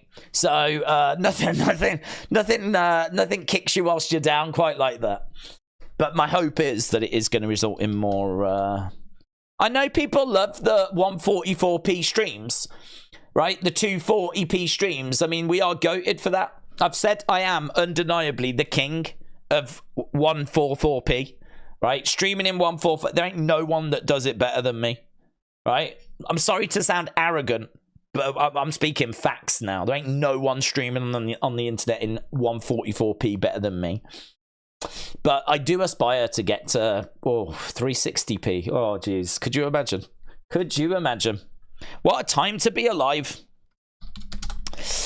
Does SmackDown need another women's wrestler to join SmackDown because of Charlotte's injury, or will Isla Dawn or Alba Fire be able to step up, says Bonkers? I don't think SmackDown need another female to replace Charlotte. For me, I think Charlotte was additional. I think that SmackDown women's roster, I mean, first of all, SmackDown's 2 hours, not 3 hours. So you haven't got as much segments or as much time to fill. So any women's segments are going to be limited, and you've got Damage Control, right? Not only have you got Damage Control, but you've got like a bit of a story where Bayley might be coming out of Damage Control. You've got Bianca. Obviously, we've got Io as the champion over there. I feel like we've got a few women over on SmackDown that, you know, can step up. There's a few women that are kind of bubbling away, you know, Shotzi kind of level, right? I don't feel like we need quick, let's get Lyra, quick, let's get Jade Cargill, quick, let's panic. I actually think that looking at the size of the show, looking at how many women's segments we've got, looking at just the sheer talent that's in that women's division compared to Raw, which is 3 hours. And, you know, we're having to really lean on the likes of Xia Li. We're having to really lean on the likes of Piper Niven. And, you know, we got Nikki Cross kind of standing around in the background. Chelsea Green's our tag champ. We're trying to build up Kayden and Katana. We've got Candice LeRae. We've got Indy Hartwell. I mean, it feels like short of Becky, Rhea, maybe Raquel, right? But Raquel's never been champ. But so short of, say, Rhea and Becky, it feels like the rest of them are potential. we've got a lot of women on Raw that are just potential. You know, we see a lot of matches which, just to be honest, don't feel that exciting. I'm sure the matches themselves are fine, but the women on that show, they're nowhere near as established as a Bianca, as an Asuka, as a even as an Io. You know, Damage Control have had so much TV time that you know, you try and compare that to a Xia Li, try and compare that to a Piper Niven, try and compare that to an Indy Hartwell. You know, try even a Candice LeRae. So I think for me personally, I don't think it's created a big void. I mean, if they look at it and they're like, we're a woman down, maybe you call someone up. But oh, did we get a little dropout? Did we get a dropout? I don't know. It doesn't say any drop frames. Okay. But it didn't work. The lag returns. Ah, that's interesting. I don't think it was lag, actually. I don't think it was lag. Because it just seemed to momentarily just, like, completely go and then just come back again. Which is a bit weird. It's like within the space of 1 second. I don't know what that was. That might be a whole new problem. It's exciting, isn't it? It's like most things, innit? You fix one thing and then something else rears its head. Right. Don't miss my second super chat. I won't, but give me 1 second. If you want it stable, run a cable, said Triton Cascades. Well, yes and no, to be honest, because I actually don't have... Well, I do have internet coming into my house, but it's no good because I'm in the countryside, and internet speeds that we get around here are about 15 meg downloads. And I ran the speed test earlier, so I know the exact number. I was getting 0.7 upload. 0.7, not even 1 meg upload. And that's the quality of the internet that comes into the house. So the only way that we can stream is by using 5G routers. So it's basically the same thing you get on your phone. It's that we stream using that. We stream using satellites and, like, you know, not. So I could hardwire into my 5G router, but I think that the problems I have, I don't think they're really between my computer and my router. I'm trying to improve that to make sure that it's 1000% not that, and I'm trying to make that connection the strongest I can make it. But I think the big problem I've got is between my router and the antenna. I think that that's my big problem, and I've got no control over that. There's nothing much I can do about that.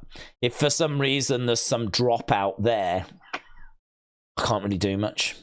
All I can do is just keep dropping the quality of the stream so that it doesn't need as much data, if you know what I mean. So it can operate on lower numbers. Hence why we do sometimes stray into 144p. Hence why I'm the king of that world. There's excitement in the air with a women's title match. Piper Niven, Chelsea Green against two others, says a Jobson. JM Beer, shout out to you. Shout out to you. I just remembered that I hadn't put this tweet out, so I'm just quickly putting this out. Then I will get to Mitchell's thing. Then I'm going to get to the chat. We've still got 20 minutes. We always start early.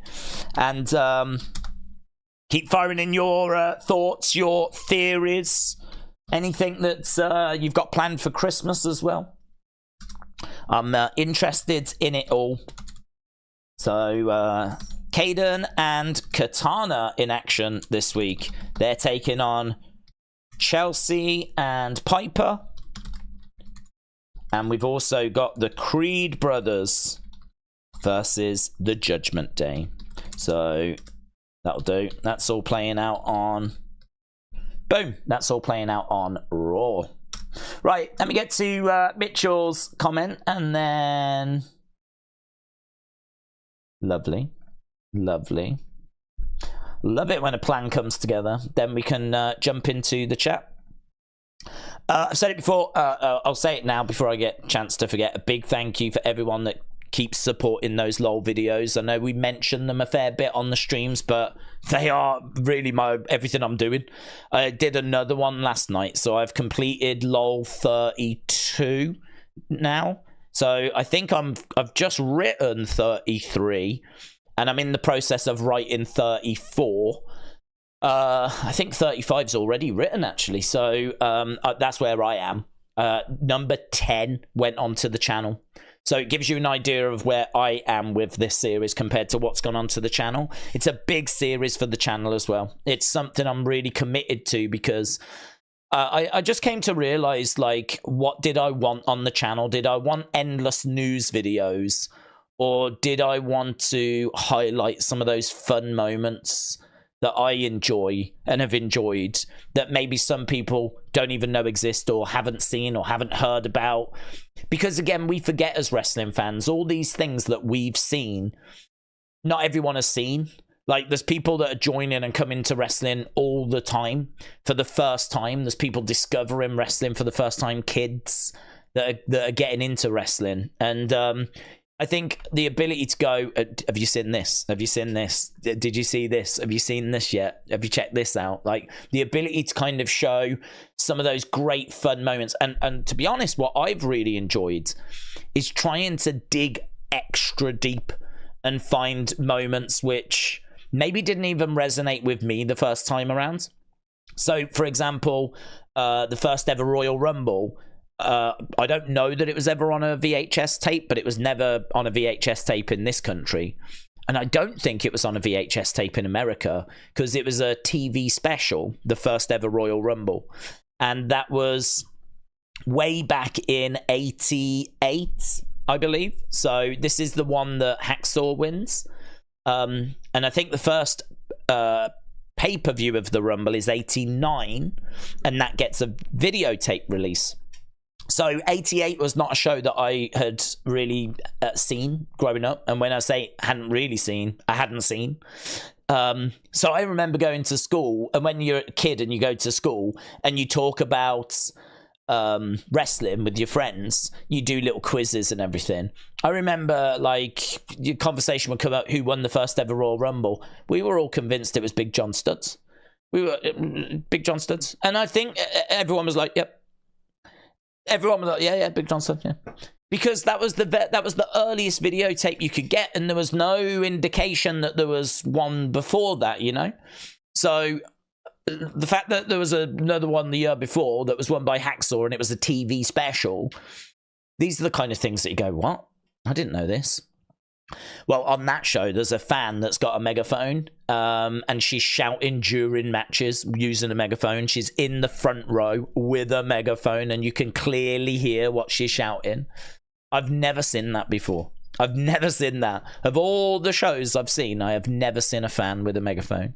So it's been a real treat to kind of find those kinds of moments and go, oh my God, that's weird. Look at that. And pull them out. And oh God, Sam, I'm having so much fun with it. And there's some really good ones coming up as well. So a big thank you to people that have watched those, supported those there. It means a lot. It's important for the channel. I see that being a big thing next year. I really want to give, like, I know, like, view-wise, they're, you know, not quite where I would like them to be, but they've only just started, and I'm looking to give it, like, a full year next year, so, yeah, it's a big one. Right, let's get to Mitchell's thing. Did you see Dom's tweet about Punk? I tagged you and James in it. It was hilarious. I did, and I appreciate you tagging me in it. And I said this yesterday as well. If you see those funny tweets, or if you send out a funny tweet, tag me in it, because I am more than happy to retweet your funny tweets and all this kind of stuff. I mean, I don't really use my Twitter account for much other than sharing links to streams and videos and the odd thought. But, you know, to retweet, like, the community's funny thoughts, I mean, yes, let's do it. Let's go. I'm more than happy to do that. And for ones that I think are really genuinely, like, laugh out loud, I will quite happily take a screenshot and actually put it onto the community page of the Wrestling Days channel. Because if it's something wrestling related, that makes me laugh out loud. Like, I go, that's really good, that's really funny. I've got to think a lot of you will react the same or feel the same. So I'm quite happy to put tweets onto the actual YouTube channel as well in the community thing.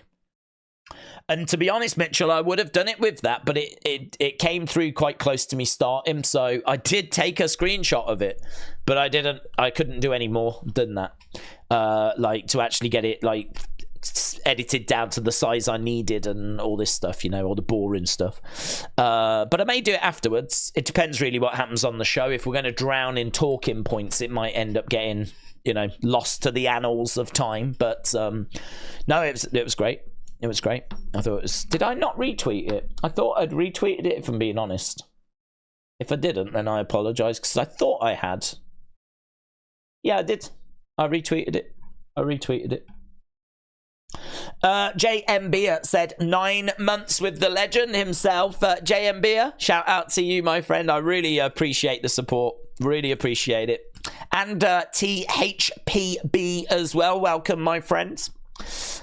We did put a new emoji out, which I like it. The only problem is I was looking at it was people were using it, and I was like, can you read it? I don't know if you can actually even read it. Some of these emojis are really small. So I've actually changed it a little bit, made the text even bigger, but I still don't know if it can be read. You kind of have to be super to the point with emojis. The new emoji is we eating goods. We eating good. We say it a bit on the channel when things are cooking, like, oh man, we eating good. So Mitchell requested that as an emoji for the members, and I saw, I think it was Dork Knight that used it first and was gloating about using it first before the stream started, and I was just looking at it on different devices, and I was like, I can't read what that says. So I changed it, made it bigger, but I still don't think it's really legible, to be honest. I think you've just got to go with, like, facial expressions and stuff like that. So I don't know, I tried. But yeah, we do member streams every Thursday. We'll do one. Oh, will we do one this week? We might not do one this week, you know. We might not do one this week. Having said that, because I'm actually at Wrestling Shop, I'm going to London on Thursday. So I might not make it back in time to do one. And to be honest, even when I get back, I might have to be editing. Depends what's in that video. So this maybe we'll move it. I didn't think about that. But we do member streams on a Thursday, and we've got other benefits like these community emojis.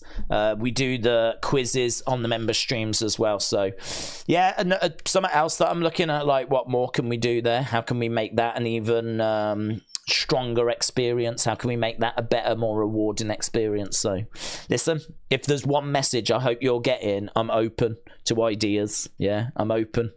I want your tweets. I want your thoughts, your feedback. I'm reading the comments as well. I'm replying certainly on the LOL ones, because I'm asking for your suggestions there as well. So I've said earlier in this, I'm really looking at the community to, like, involve you more, if that makes sense. I really want to find a way of it being a little bit less like, here's the stream, right, see you next time. And being a little bit more, have you checked out this person's tweet, putting it onto the channel, here's what this person suggested, doing a video on it, retweeting some of your tweets, a bit more along those lines, you know. Sir Portington said, Days, should I give your Wi-Fi a knighthood? Well, I don't think it's earned it, to be honest, so I'd be leaning towards no. But if it would make it stronger, you know, then definitely it would be welcome. But Sir Portington, I hope you and the family at the castle have a wonderful Christmas, and your maids as well. I hope they enjoy their day off for 2023. Yes, I hope that I hope you have a good season, a good holiday season. I don't know how they would refer to it in the Portington household, to be honest. I was trying to think of, like, how would they call, what would they call Christmas on Downton Abbey? Probably just Christmas, isn't it? In my mind, that's exactly where Sir Portington lives, in Downton Abbey. Alex said, I've just been thinking about wrestling. Okay, let's go. And I really miss the Shields. Okay. Do you think Dean Ambrose will ever return? And would the Shield reunite? I think Dean comes back to go into the Hall of Fame. I don't know that he comes back and wrestles. The reason why I say that is because I don't think he needs it or wants it. I don't think he needs the money. If AEW went out of business, maybe he'd feel different. But I think at the moment he's booked fairly well in AEW. I mean, he's there or thereabouts for being the guy. He's had title reigns, and I'm sure he'll have more. He is being given a freedom and being allowed to do things he would 100% not be allowed to do in WWE. I mean, Moxley is someone that I think loves the deathmatch style, loves bleeding, loves going to the extreme. And I think he's got a lot of freedom to do that in AEW. He would not be able to do that at all in WWE. I don't think the person you see in AEW is Dean Ambrose. I think Dean Ambrose was a WWE creation. It was Jon Moxley trying to work within the WWE system. And I can't speak for him, but I just don't think it's something that fitted him very well. I think he enjoyed his time in the Shields. Maybe if that was to be the run where he would be with Roman and Seth and, you know, he's going to be booked by Triple H, you know, maybe he could be tempted, but he would have to be walking away from definitely Bloods, definitely death matches. And I think he'd be walking away from something that makes him feel alive. I think that he loves what he does in AEW. I don't think he loved what he did in WWE, and certainly not when the Shield had split. So I'm just struggling to find a way that he wants to return. I think if it was a case of, look, we're going to do a Shield reunion, and because, I don't know, it's the 15-year anniversary or something of the Shield, and, you know, we want to bring you in, we want to do a proper Shield run, not just a few weeks, but it's going to be like 12 months. But I can't see this, because I think Roman's done. I think Roman's only... I mean, Roman's had 11 matches this year, and I don't think we're getting back to him working full-time. I can't see us going back to 50, 60 matches now. I think this... I mean, if you've gone down to this part-time schedule, I can't see you coming back from it. Like, you've got the best of both worlds, ain't you? You're an attraction now. You're special. You're someone that they bring in to boost numbers. I can't see him going back to working 60, 70, 80 matches a year. So that makes a Shield reunion very difficult, because you're only going to be able to do it properly a couple of times a year. Yeah, he makes more appearances than that. But what's Moxley going to do? Like, is he going to have singles matches whilst he waits for Roman so he can do a Shield match? I mean, if he's going to do singles matches, he's going to have to do it with the Dean Ambrose limitations. And, you know, it's just not going to be what he's doing right now in AEW, CZW, all that kind of stuff. So I really struggle with it, buds. I really struggle. I really struggle to find a way of him coming back. Yeah, I don't think he comes back as Dean Ambrose. Yeah, the Dean Ambrose, like, just to do that. Not unless he's got some guarantees that he can do some of the stuff he loves doing in AEW. I think that he has done his WWE time, and I think he's found a place now that feels a bit more of a natural fit for him, where he's treated as a big star. He doesn't have to worry about competing with a Roman or a Seth or even a CM Punk now, or, you know, a Gunther or anything like this. He's someone that is... You know, they can always go back to him. If MJF loses the title, you could put it on a swerve. If that doesn't work, you can always go back to Moxley. Moxley is always, in a way, Mr. Reliable, right? In the sense of, if things are falling apart, Moxley will probably be there to carry the ball if you need him to carry the ball. And he did that when CM Punk got suspended. You know, CM Punk was suspended. It was Moxley that carried the ball. He was meant to go on holiday, wasn't he? And he cancelled those plans. So, yeah, I know people would love to see it again. I know people would love to see him come back and actually get the run that maybe he should have had, because I think his run was quite underwhelming. So if you compare it to what Roman's gone on to achieve, if you compare it to what Seth achieved, I don't think anyone would say, you know, it's funny, isn't it, sitting here now, I think you would say that Dean's quite comfortably was the most underwhelming of the solo runs of the 3 members of the Shields. And granted, you know, he's the only one that left, so he's dealt with a much shorter time period. But he left because he had frustrations. You know, he was frustrated. He walked away and ended up going to AEW, where he's been used quite well. All things considered, you know, what he does doesn't appeal to me massively, but it's what he wants to do. So it makes a Shield reunion tricky. Roman's reduced dates make it tricky. Renee's in AEW as well. I don't think he'd want to go without her potentially coming along. I don't think he'd want to just leave her with AEW. She's got friends there and everything. She'd be fine, but I don't think he would, you know, want to do that. I think because they feel like the underdog as well, I think he enjoys that. Rather than being a little fish in a big pond, I think he's kind of enjoying being a bigger fish in a smaller pond as well. You know, he's got a much better chance of main eventing, getting big matches.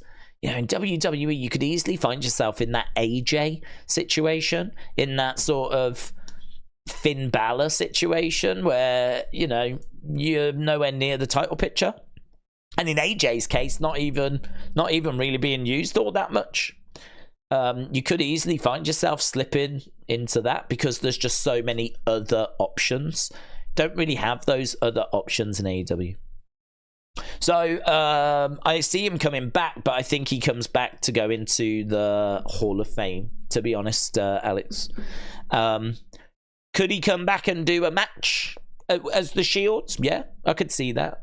Anything that's going to be relatively short, anything that's like a one-off match, a one-off Shield reunion, coming back at the Rumble and having a match at WrestleMania, like a little run like that, stuff along those lines I could see. Anything bigger than that, I'm struggling for the reasons that we've just detailed. But I would like to see it. The Shield, absolutely, I think my favourite ever faction. I mean, DX, but not DX with the New Age Outlaws. Either DX when it was Shawn, Hunter, and Chyna, or when it was just Shawn and Hunter, like around the 08-09 periods. So either of those DXs, but not the one that was New Age Outlaws and Triple H, and, you know, when Shawn was off injured. I wasn't crazy about that group. But like DX when it was Hunter and Shawn, love that. I genuinely think they're hilarious, genuinely funny, really, really entertaining. I think about when they impersonated like Shane and Vince, or the LOL video that went up the other day when they were like stripping off in the ring and they had to put up the censor things as it was like Christmas Eve and they were like literally butt naked. And like they were just carnage, weren't they? I mean, they were so much fun. Although whether they would count as a faction or a tag team, I'm not sure, to be honest. I mean, they did have Chyna with them. And in 08-09, you know, we start to see Hornswoggle come in, but I suppose you can make the argument they were a tag team. So I suppose Shields might get the nods. I absolutely loved their run. It was perfect. They were so dominant. There was not many people that could get the better of the Shields. And it wasn't that long. I mean, they debut at the end of 2012. They're done by mid-2014. It's one of those things where the Shield feel like they were around for quite a while, but they actually weren't. Really wasn't that long. Wasn't that long at all. So end of 2012 at Survivor Series, and then, as we said, by the mid 2014, that's when we get the turn. So just amazing. The follow-ups, you know, I don't look at them too fondly, to be honest. The reunions, I don't massively look at those too fondly. They don't. It doesn't hit the same. It doesn't hit the same, and that would be my concern as well. If you used to do it again, it probably wouldn't hit the same. It'd probably feel a bit weird, but I love them. I'd be down for seeing it, giving it a go. Right, we are just a minute away. Seth betraying the Shield might have been my favorite heel turn ever, said Brony. Legit, no one expected it, and the impact was crazy. Yep. Do you know, I agree. The iconic heel turns would be, for me, WWE. I'm not talking the Hogan one in WCW. Shawn and Marty with the Rockers, amazing. I think we spoke about this before. Andre turning on Hogan and what that led to. That has to be in the conversation as well. I mean, that's an amazing turn. And yeah, I think the Shield one, I agree. I think it was such a big moment. And look, I think as well, when you do a heel turn, the actual moment of the heel turn is obviously a big talking point. But I think, what did it lead to? Because if it didn't really lead to much afterwards, then I don't know. I mean, Hogan Andre led to WrestleMania 3. Shawn and Marty splitting led to them going solo, and it led to Shawn Michaels being Shawn Michaels. The Shield splitting up led to Roman, Seth, Dean all going solo. I mean, just look at what that led to. Amazing. So, yeah, there's been some brilliant ones. That's a conversation we could really get our teeth into, but we're running out of time. We're running out of time because it is time for Monday Night Raw. It's the last Raw before Christmas. Next week, apparently, we're looking at a best of show, which was news to me. But apparently, a best of show coming next week. We will be here next week, and we will be live at our usual time. We'll probably do a bit of a look back at the year. We might even give out a few awards, daisies. We might do the daisies. Right. So we're in Des Moines. Let's go. We're starting with the Judgment Day. So I don't know if we're just going to go straight into a tag match. Days, what's the plan for the Wrestling Escape Pod next week on Boxing Day? I will show you what I've had for Christmas next week. Have you thought about the funny video on Vince's lie test, says Kian. Vince's lie test is planned. So that is coming. That one's actually not recorded. I've got a feeling that might be number 50. That might be number 50. So that one is on the way. In regards to Wrestling Escape Pods, no thoughts. No, my brain has not got that far. So no thoughts on Wrestling Escape Pod, unfortunately. I just know that this week is our special Christmas one.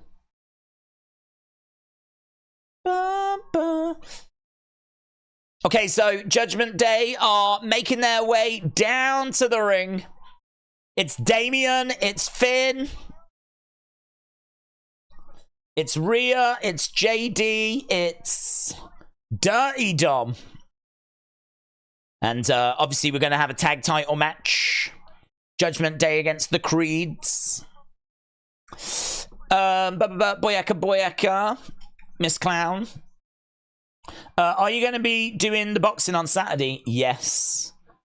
AJ will beat Wallum, but it won't be as straightforward as people think.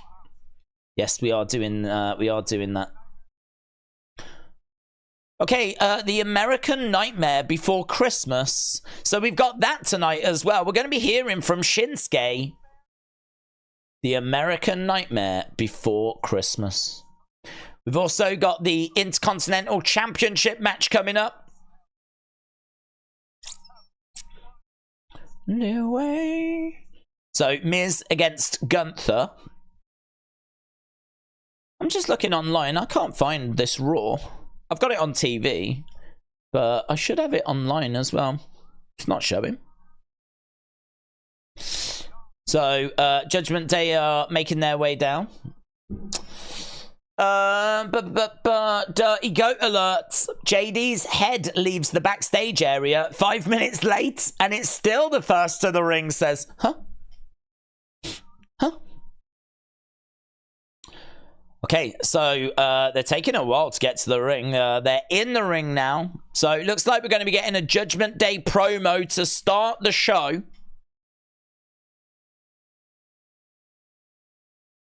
Welcome to Monday Night Raw.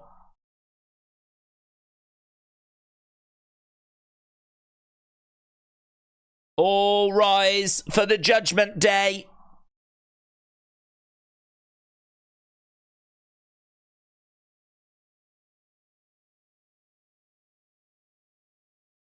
So they're congratulating the Creeds. I've sent my video. Okay, thank you.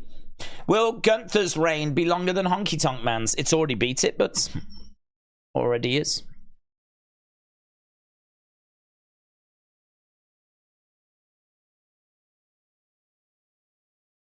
So they're talking about the Creed, saying that this is going to be the biggest night of their life. But for us, it's just another night at the office.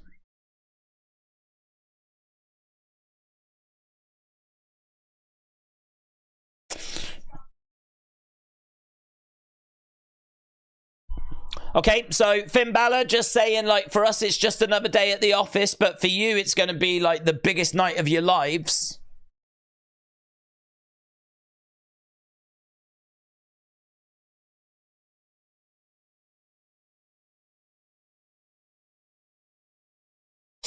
You can't tell me that Buddy hasn't let Dom smash her a few times in real life, says Lionel.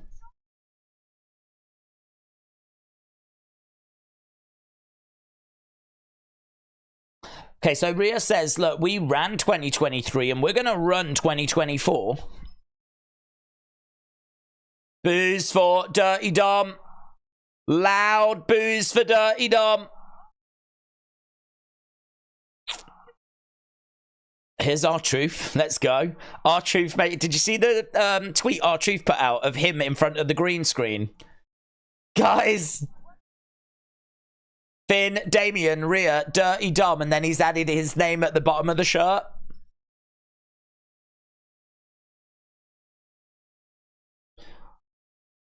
People love truth. Welcome to Monday Night Raw. Truth getting into the ring. What the hell are you doing out here? I'm in Judgment Day now, dog. They're having to hold JD and Dominic back.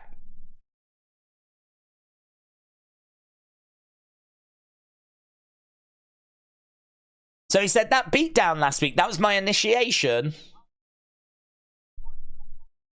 I'm not one to complain. But we did cross the line a little bit.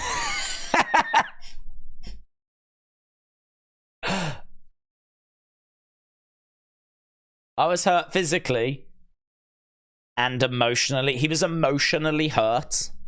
Oh. I know you didn't mean it, DP. I saw it in your eyes.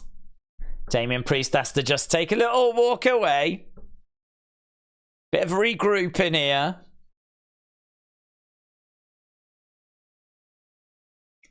JD gets it right back on track, though. If it's getting hurt you're worried about, get out this ring right now.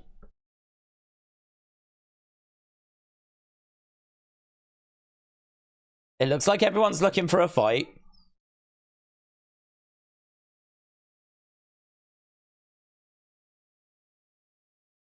Rhea wants to beat Ivy. Finn and DP want to take on the Creeds. And R-Truth said, I need someone to beat. Well, this match has already been announced. So R-Truth and JD are staring at each other.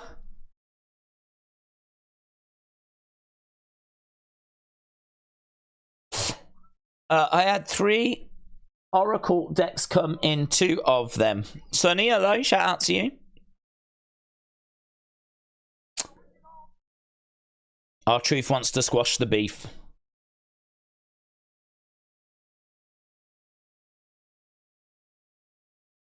I don't really get why they're making out like this match hasn't already been announced. Like, beautiful. JD said this match has already been advertised.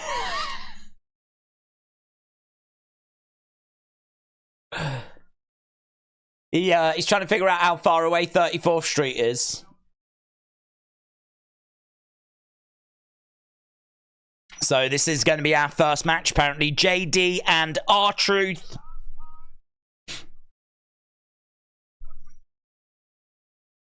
Mircon 34th Street fight. I really like that, though. I like the fact that JD's like, we've already announced this match. Oh, R-Truth said if you lose, you're not in the Judgment Day. Oh, loser leaves Judgment Day match. JD says no way. Whoa, whoa, whoa, whoa, whoa. It's a good idea, this is. This is a good idea. This is a good idea. Finn likes it.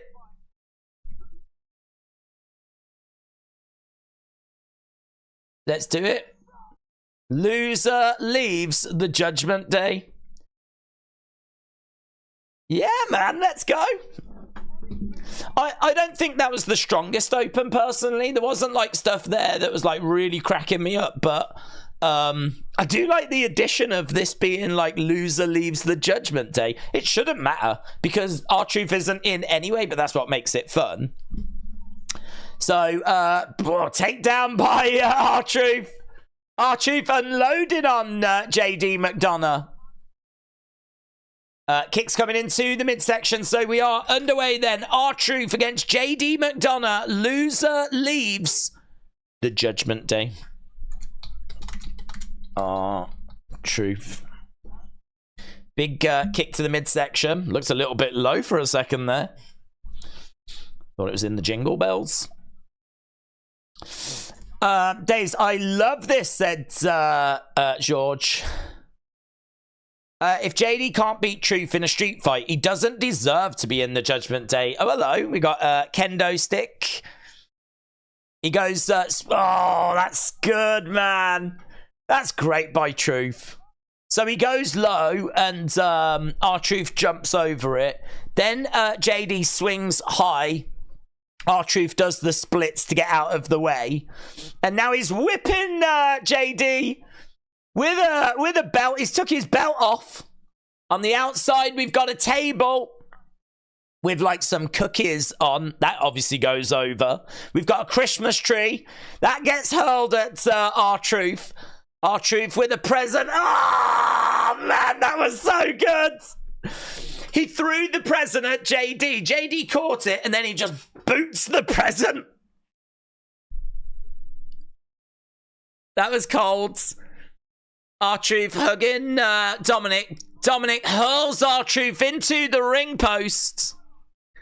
Now, that present spot, that was fun. That was good. So, do you know what? They've got me really into this. This is a Miracle on 34th Street fight. We see them every year. They're normally, like, sometimes they're awful. Last year's was quite good with Imperium and Braun and Ricochet. But I love the fact this has got, like, that extra stipulation added to it. And that present spot was sick, man. Threw it. Massive boot. Straight through the present, right into the face of JD. The spot with the kendo sticks as well, that looked really good. Let's go, man. Let's go. Sonny said, I've sold 34 copies of my book, and soon I will have sold 36. 2 people in the chat said they're going to buy copies. Sonny, well done. I think it's an amazing achievement. I really do. I mean, even I wouldn't be able to sell like that many copies of a book. I mean, first of all, I can't read or write. I mean, I can, but I just can't be bothered. But I wouldn't be able to like do those numbers. So it's very impressive, Sonny. A. Jobson said, Candy Cane Kendo 6. Lol, lol, lol. We eating goods. We eating goods. We eating goods. Big Time said, Days, did you see WrestleNomics tweet finding unseen info about the Monday Night Wars? The median age of a WWF viewer was 26 and WCW was 42. I did. Well, I didn't actually see that. I didn't see that breakdown. But I did see what you'd sent me over. So, yeah, I love all that information. I mean, it's really good. I mean, it's facts in it. I mean, it's undeniable knowledge and facts, and it just helps strengthen any arguments that you might have or any conversations you want to have in the future. So it's kind of information I don't really know how you can use right now about like the average age of the person watching during the Attitude Era. It's just, I suppose, file it under interesting. Will it ever come up in some conversation? It may do. Don't know yet. But it's good to have it. It's good to know it. Lionel said, AJ Styles tapping back into his old self. We need the old Kiwick or Malik Shabazz, not this good R-Truth character. LS Stubb said, I normally wouldn't be up for this type of match, but this is WWE in December. True. This is typically what we get. True. Take it or leave it. Seeing Truth on TV in 2023 is great. He's hilarious. Kieran said, it says TNT Sports on my TV. Yeah, I'm watching it on TNT Sports. I'll tell you what I was faffing around with at the start of this show, which was a big distraction, is I always like to record the show because like if I need any screenshots or I need anything from the episodes, then I need the recording, right? So I always try to record the show, but it's not on. It's not there. Like it's not on the website, and I don't know if they're doing it different. I don't know. Are they just going to upload it after? What about if you wanted to watch it live and you was in a hotel or something and you had your laptop? Like, why can't I watch it live? It's still not showing on. It's Discovery Plus. Kick out by JD, so I'm a bit confused by that. And that's still not resolved, but it doesn't matter. We've got the show on TV. Seth freaking Rollins live tonight. So this is our first match. Obviously, we know we're going to get Shinsuke as well. A table is being pulled out by R-Truth. So a table has been pulled from underneath the ring. Table being introduced. He set up the leg. Is he putting it back down? Table chants. The crowd loves tables. Drop kick to R-Truth, who goes into the barricades. Boos as JD grabs R-Truth. We got some Christmas trees. Well, a Christmas tree. On the outside, there was a very small table that had cookies on. Couple of presents. I mean, we haven't gone crazy with the decorations around ringside. Dominic again getting involved. Oh, he trips over R-Truth, who goes head first into JD's Jingle Bells. Wow. Oh, Dominic into the ring steps. And he's gone for a fire extinguisher. He's got the fire extinguisher right in the face of JD. Crowd are loving this, man. Crowd are loving this. That was great how he tripped R-Truth over. R-Truth right into the Christmas log of JD. This definitely belongs on a LOL video. This is going to be a LOL video in the future. There's some really fun moments in this.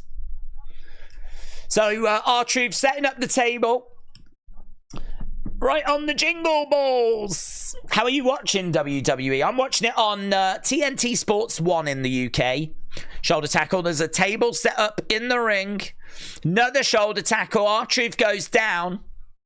R-Truth picking up. JD plants him. Yeah, he is channeling his inner John Cena now. Oh, went for a 5-knuckle shuffle. Beautiful kick there by R-Truth. JD goes down. Crowd are loving this, man. Crowd are they love R-Truth. You can't see me. Boom! 5-knuckle shuffle. Into an AA. He's got JD on his shoulders. Through the ropes goes JD. I'd love to see another segment with Cena and R-Truth. I'd love, man, could you imagine the fun they could have together in a proper in-ring segment? We should do that at like WrestleMania. Have Cena come down to the ring and then have R-Truth come down. Ah, Christmas tree from R-Truth. Hurled into JD McDonough. Seemed to be aiming it for Dominic. Dominic moved out the way. Loser leaves Judgment Day. The guy said it's his childhood hero. Bishop said, what R-Truth merch is there? Do you know what? I really don't think there's much.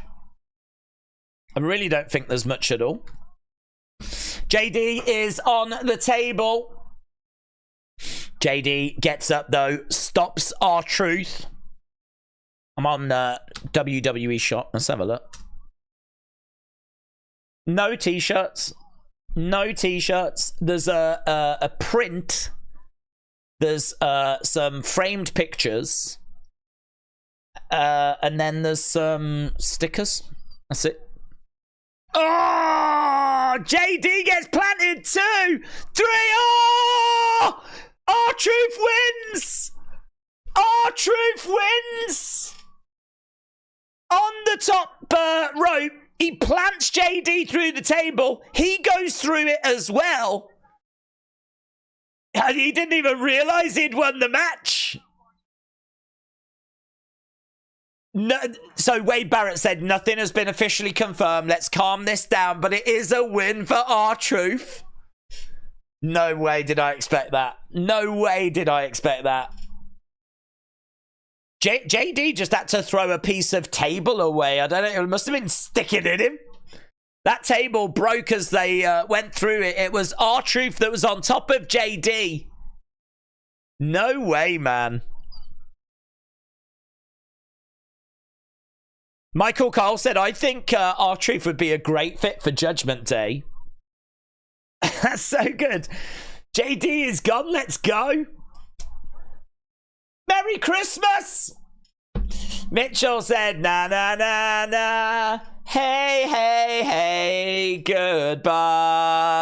Na, na, na, na. Right, we've got Kayden and Katana. It's a good tone to start the show on, man.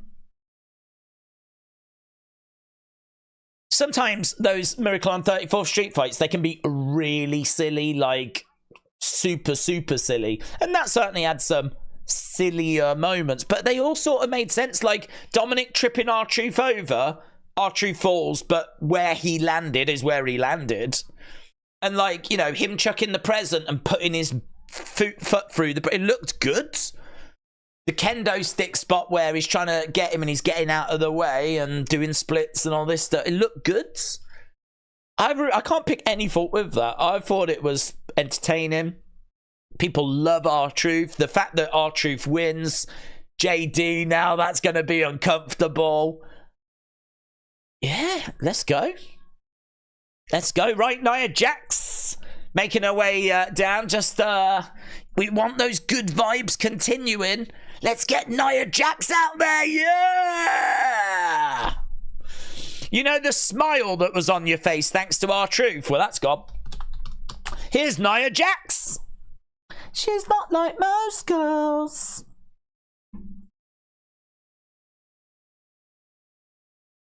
R-Truth needs to be protected at all costs.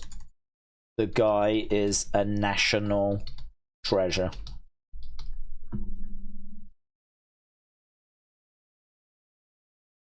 Amazing, amazing, lot of fun. Days, did Carlito made Santa turn heel while he was cutting a promo? Carlito should be ashamed of himself. Should he pay for the consequences of breaking up the LWO, said Jasmine.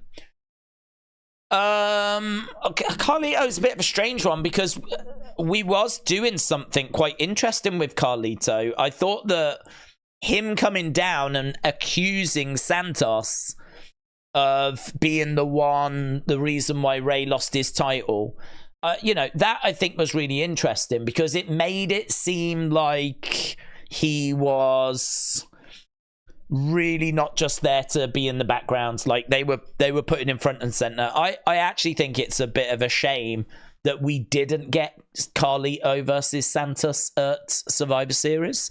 Instead, we ended up doing Santos against Dragon Lee. And I know they're trying to get like Dragon Lee TV time and getting over and everything.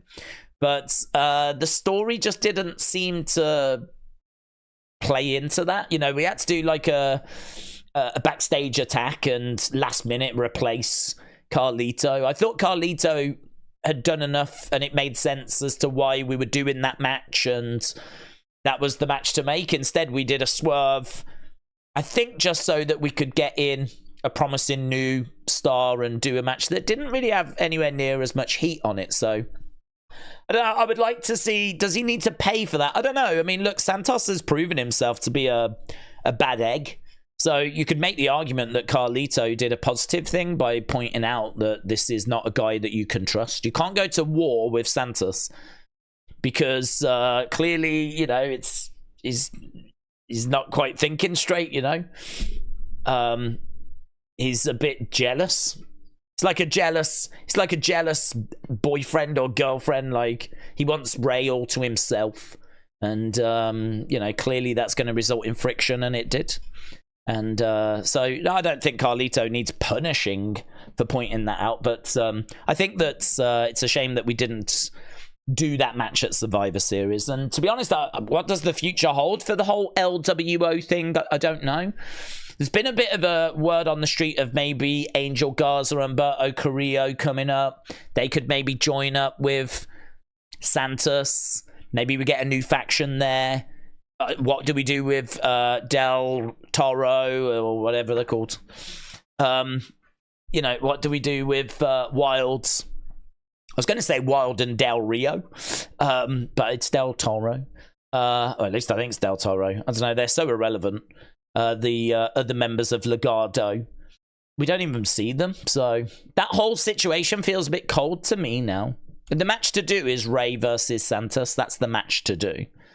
But just feels a bit cold at the moment. Right, we're going back. Kappa said days outside the song Nia Jax's new run is good. Yeah, do you know what? Joking aside, I agree. I was not down on her returning. I think that she has got size. She's got a presence. I'm disappointed we haven't changed her ring gear.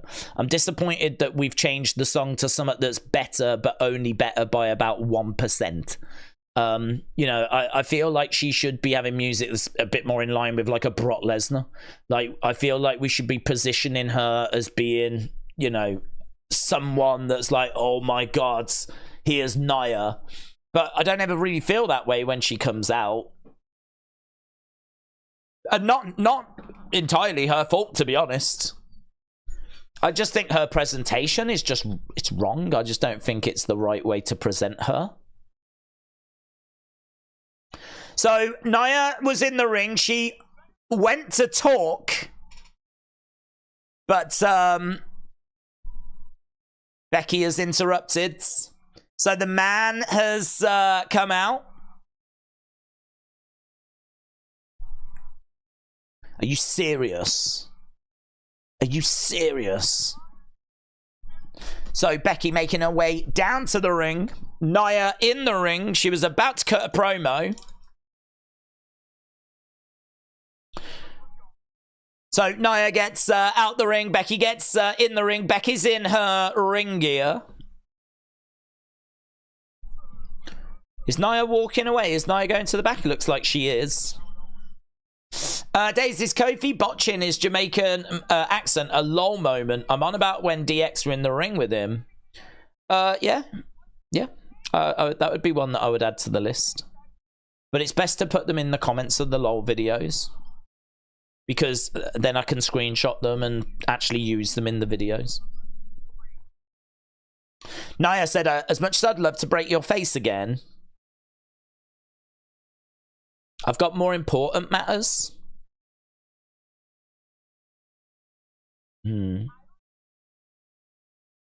Oh, so Nia announcing she's in the Rumble. Oh, great. They don't care.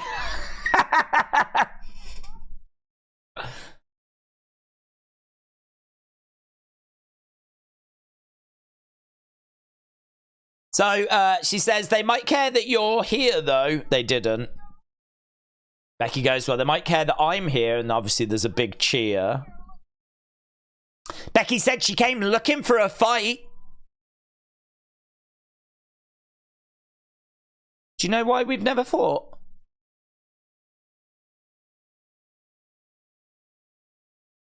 I like that. Do you know why we've never fought? It's because they are worried about what I would do to you. That's good, isn't it? That's good line, man. You're the size of my leg. I would squash you and break your face all over again. Wow.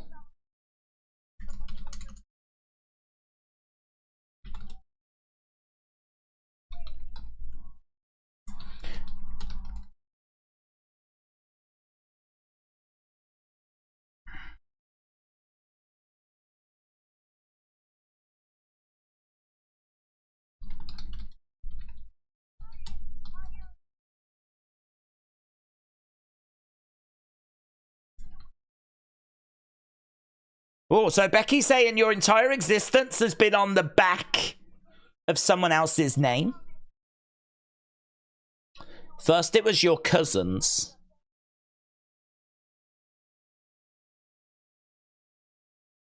And now it's me. Your only claim to fame is you broke the nose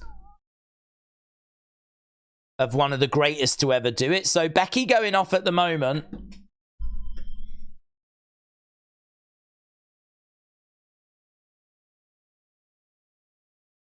So, Becky really putting herself over at the moment. If you want to prove me wrong, fight me right here, right now. Nia said, all right, let's do it. Okay, she's up for it. Michael said, Nia lost a ton of weight. Zoom Station said, Nia's speaking the truth. That was good from Nia. I want Nia to win, though. I don't see the benefit in Becky just beating Nia. It's going to be a lot better if Nia could... Nia needs a good, credible win.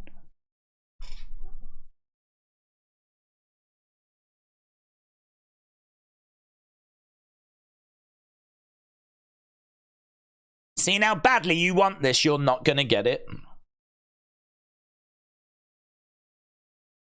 This will happen on my terms. Oh, it's going to happen in my hometown, California, San Diego. When are we there? 2 weeks. At day one. Day one in 2 weeks. So that means next week's the best of, and then the week after's day one. Oh, let's go.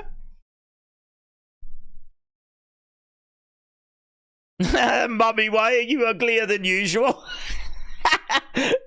That's what Roex is going to say. Becky jumps out the ring. Mummy, why are you uglier than usual? That's a great line.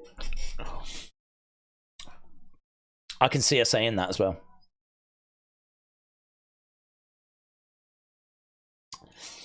So Nia is heading to the back. Becky is down. Definitely book Nia like the WWE version of Lizzo, said Defcon Prime. This doesn't feel like a waste of time for either woman. Doesn't feel like a step down for Becky, said LS Dub. Genuinely feels like two credible women who want to fight. I am here for it all. I agree. Kappa said, Days, if only Nia had new ring gear and a sort of Roman type entrance, she could be a dominant force. Why is she in sparkles? Mate, we've been asking that question for the past 6 years. Kofi Claus! We had Kofi Claus giving out some gifts. Kofi Claus, let's go.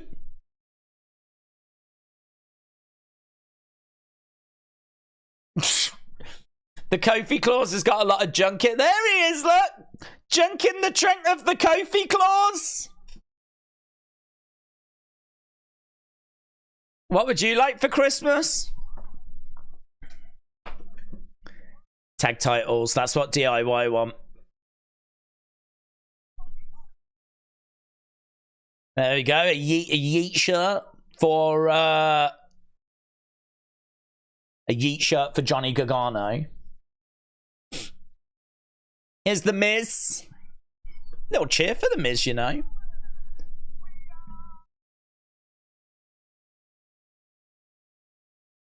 We are DIY MIZ. So Johnny shakes Miz's hand. And so does Tommaso. Here's Jackie Redmond. Big bow in it.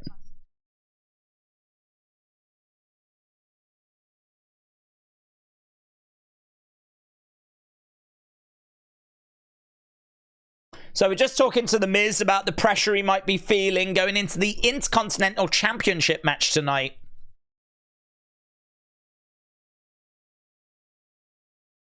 The foundation is cracked. Where are we with our poll? 70-30 is very interesting. 70% of you think that it's going to be Gunther that wins tonight. 30% think it's going to be The Miz.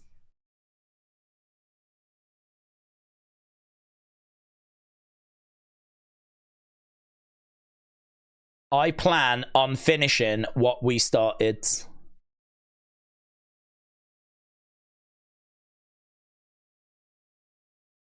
Why don't you ask the man that never wants to face me again if there's any added pressure? Is that now? Miz is coming down to the ring, so it looks like we're getting the Intercontinental Championship match now.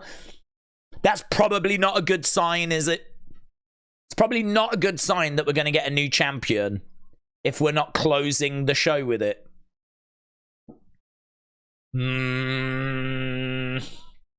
Not feeling good about this now. Not feeling good about it. Miz.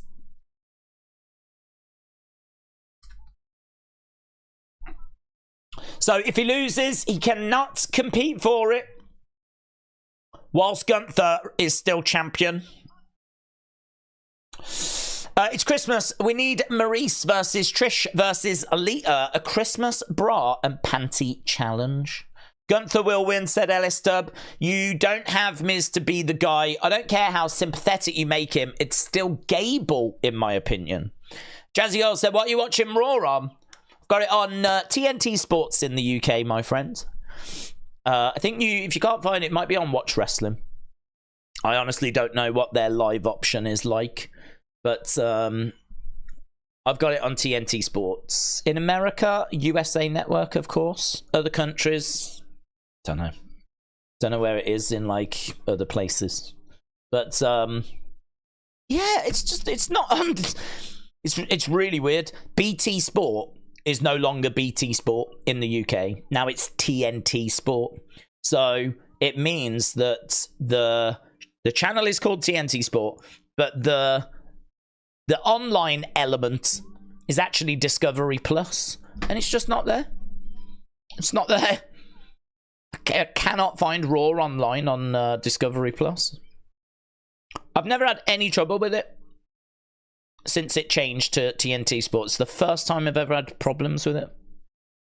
Doesn't matter. It's not changing anything. It just means that if something happens and I need screenshots, I don't have them. Or I'll have to get them off Twitter, and they always seem to be quite low res on Twitter. First world problems, eh? Mayhem said, Days, Damian Priest could cash in on the IC title. Jeepers, I hope not. Corey Johnson said, do you think Sasha will return to WWE? I do. I don't know if it's soon. It could be. Certainly there's a indicator that... In fact, there was a Sasha update, which we didn't talk about. And we can quickly talk about it now because we are at commercial break. So this was on Fightful Select. And it was hours ago now, so I don't feel bad about reading it. The news is out there. So Mercedes continues to be a hot topic, right? Contrary to the harsh online reaction, we have not been told that this means the door is closed for her going to AEW. For example, you can tell Sean's upset here. For example, Wrestling News Source, right? Aggregated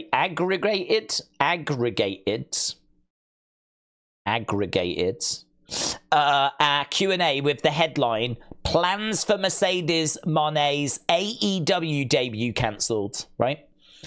To be clear, we have no information and we have never reported anything as it's relating to her debuting, when it's happening, if there's plans, or even if they are now cancelled. We did hear that she was meant to be coming in around the time of Grand Slam, and that was shut down because she was still injured. And we know that in November, Rocky Romero was hopeful of the New Japan Stardom could resume talks with her. But that's all they've heard. We've told that WWE has indicated interest in bringing her past, but that's not nothing new. There was immediate reaction online because we reported that we had not heard of any AEW plans, that WWE is getting her back immediately. We just haven't heard that either. So basically, the situation seems to be that, yes, plans have changed regarding Mercedes and AEW. But of course they've changed because, you know, I think that her injury definitely derailed plans. I mean, I think she would have been at Wembley. And then it seems like they were looking to bring her in at Grand Slam, but she was still injured. So this is what Fightful have reported. There were plans, and those plans have changed. But they're not necessarily talking about if that means now she's not coming into AEW, or that it's now more likely that she's going to WWE. They haven't heard anything like that. This is the grey area of wrestling journalism, and it's something which we try to point out on the channel where and when we can. We're quite good at going back to the original source of information and then trying to show what was actually said as the original story, and then discussing what has subsequently been reported.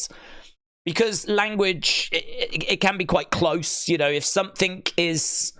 like, plans have changed for Mercedes and AEW, could easily be interpreted as she is now not going to AEW. And I think certain news outlets did interpret it that way. But Sean clarifying here, that's not what we reported, and it's not what we meant. But it just shows how easily things can be interpreted in different ways, you know? Unless you are crystal clear. You know, Fightful could have said, look, the plans were they were going to bring her in at Grand Slam. That's now changed. She could still come into AEW, but we haven't heard anything. They could have said that. Because they didn't quite go to that length of detail, I think it's been interpreted and seemingly interpreted wrong. So the Mercedes situation is very interesting. The bottom line is we're none the wiser, but it doesn't seem like the AEW door is closed. Right, Gunther holding up that Intercontinental Championship. This could be a historic night for The Miz, says Michael Cole, and he is not lying. Because if The Miz wins this Intercontinental Championship, gee whiz, that will be a huge statement. The show this week feels a bit different. I don't know about you. It's just got a different vibe to it. I mean, it's not usual that we would start with like a comedy match like we did. And like I think a really strong promo segment after involving like Nia and Becky that was actually good. I mean, strong, not like benefit of the doubt, actually good, entertaining, some really witty lines, well written, good, just really good. And then like, you know, the seeing Kofi as Kofi Claus, that's kind of fun. That's a fun way of using Kofi for this show. And now into an Intercontinental Championship match, you know. The structure of the show just feels a little bit different to usual. Just got a bit of a different vibe. And I don't think it's only because it's Christmas. It feels like the structure of the show is just a little different. But good. I mean, it's got a lovely pace, lovely energy. It's very watchable. Chop coming in there by Gunther as Miz moves out the way. Kick coming in there by The Miz. Another kick coming in again as well. Kick to the midsection as The Miz gets knocked down. Big smirk on the face of the Ring General. I still think if Mercedes hasn't shown up in AEW by World's End, then she's not going, says James. I can't see Mercedes in Impact, said Trini. She doesn't do well unless she's number one, and Impact is a team zone. If Gunther loses, he turns face turn, says Darren Guy. Okay, so right now we've got lovely work here by The Miz. Throwing down some ground and pound. Look at this. Big forearm strikes by The Miz. He's got the legs all tied up in a figure four. And he's mocking him. He's taunting him. As Gunther tries to get over to the ropes. Which he does. Yeah, good, man. Wade Barrett said Miz is deep in the mind of Gunther at this stage as Gunther goes out the ring. Miz through the ropes to the outside. Big chop there by Gunther. Miz goes down. Gunther picking up the Miz and trying to powerbomb him on the edge of the ring. Picks him up, slams him down. Miz gets powerbombed on the edge of the ring. So I think we're about to throw over to another commercial break at the moment, and we are. Big Time said, besides wrestling and boxing, how often do you watch TV? As someone that's got Sky Plus HD and keeping traditional TV, it's wild how many channels and bundles have been pulled out. I don't watch much TV, to be honest. I really don't. In fact, I would struggle to tell you any shows I watch. I mean, in the UK, there's a show called Taskmaster, which I've watched since it first started on like UK. What was it? Dave, I think that it was the channel it started on. Which I love. It's my favorite show outside of like wrestling. Not ever, just at the moment.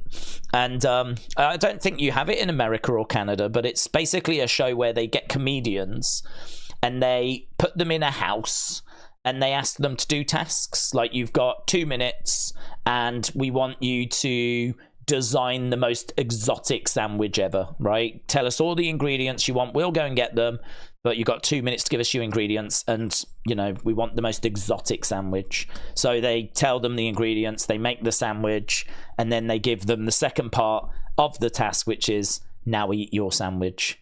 And it's like, you can imagine some of the content. There was this one woman that put like bread, chocolate bars, bread, different chocolate bars, bread, more chocolate bars, bread, chocolate sprinkles, bread, massive layer of Nutella. And she was like, look at this. And it was like, and her face when they were like, here's the second part of your task. And it was eat the sandwich. It's, I was crying.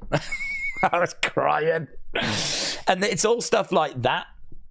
It's all stuff where they have to like do these tasks, and each episode's got about 5 different tasks in it, and there's like 5 comedians competing against each other to get the best score or get the quickest time or whatever it might be.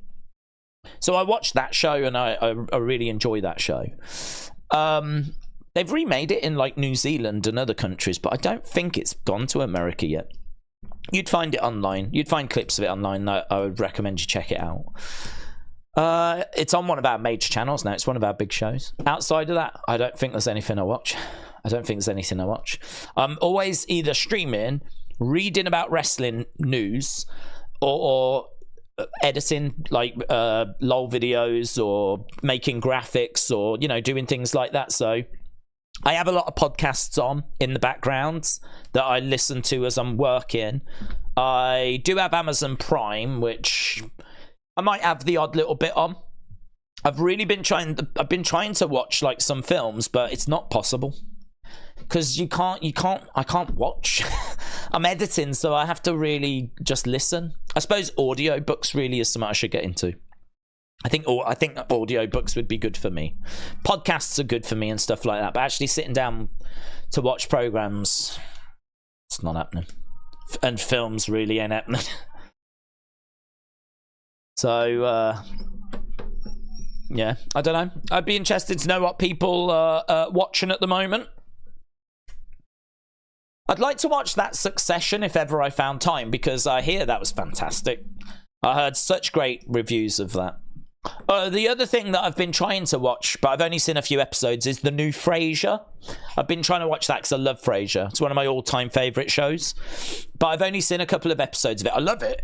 I think it's brilliant. The reboot, I love it. But I just haven't had a chance to watch the others yet. It's not the same as it was, but it was never going to be. But I think, considering they could have really botched it, I think they've done a really good job. I like the new characters. Okay, right, we are back to the action, and we got The Miz on his knees right now. Jobson said billions is amazing. You can't read, you can't watch, there's nothing you can do, said the guy. Well, I can listen. So, you know, I'm quite good at, like, listening to different wrestling podcasts. Chop there by Gunther. Kick coming in by Gunther as well. And I did listen to the Andre the Giant biography. That was, like, hours and hours long. I've had that on in the background. Yeah, that was a brutal chop by the Ring General. I told you, you do not belong with me, says Gunther. Kicking him in the head. Let's go. Get up. Get back up. A kick coming in again. Crowder with The Miz, you know. I want to see you fight, Miz. Come on. Big chop there by Gunther. He screams at him. Come on. Yeah, this is good. This is the kind of selling. These are the kind of moments that get you, like, hooked. Another big chop there by Miz. These two chopping back and forth at each other at the moment. But not in a way that it's like, come on, give me your best chop. In a way of like, I'm going to chop you and I'm now open for you to chop me. Like, you know, they're just hurling them in at each other. But not in that way that you see sometimes where they're doing it as a competition and they're just standing there like, go on, you've got a free shot, do it.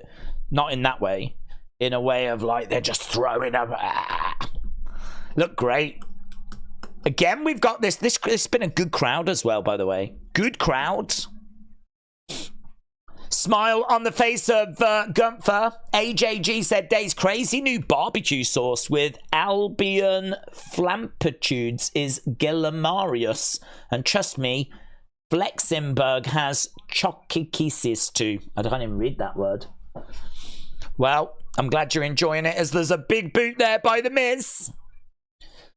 Miz charging over, colliding into Gunther in the corner. Miz getting all kinds of fired up. Garen said, how great was the Slammy Awards ceremony? Should be on Raw again or SmackDown. NXT for the first time. Have you seen of the awards? What if AEW do some? Slammies were great, but they've been very inconsistent. Look at it. And some of the categories have been stupid. I did a video earlier today on IRS. He was involved in a match that had like a weird finish. So it's a future LOL video. And I was looking to see what he had won in WWE. I know he hadn't won any singles championships, but what had he won? And he'd won a Slammy for most sweatiest. Oh, Gunther just, oh my God. He just chopped the ring posts. Oh, man. That was so loud. He just chopped the... Oh, God, that was brutal. He just chopped the ring post and all you could hear was like a gunshot go off. Damn, we've gone to commercial break. I mean, there's no way that you're doing that without feeling something. Wow. So we've had some real back and forth chops. We've had some big boots. It's been a hard-hitting affair. But that moment right there. Juicy. Juicy. Wild. No halftime scored, said Anthony. We're not quite there, to be honest. We've still got 35 minutes to go. Cal said Ray has joined his son in re-signing with the WWE. Cal, shout out to you. I hope you're well. Hope you have a good Christmas as well, but seems like it's going to be a very good Christmas in the Mysterio household if they're all re-signing their contracts. That's good. I mean, it means it just, you know, takes away any of that, oh, are they going to go to AEW type conversation. It's an interesting one, actually. I mean, if Dominic was free, would AEW pick him up? I think they almost certainly would. The son of Rey Mysterio, who has competed at WrestleMania in his own right, has been used a lot on TV, is improving as well, you know? I think they definitely would. And they would definitely have Rey. We know that. What's the worst character for Seth? I don't like this one, but I hated Messiah, said Stanton. Was Messiah the worst?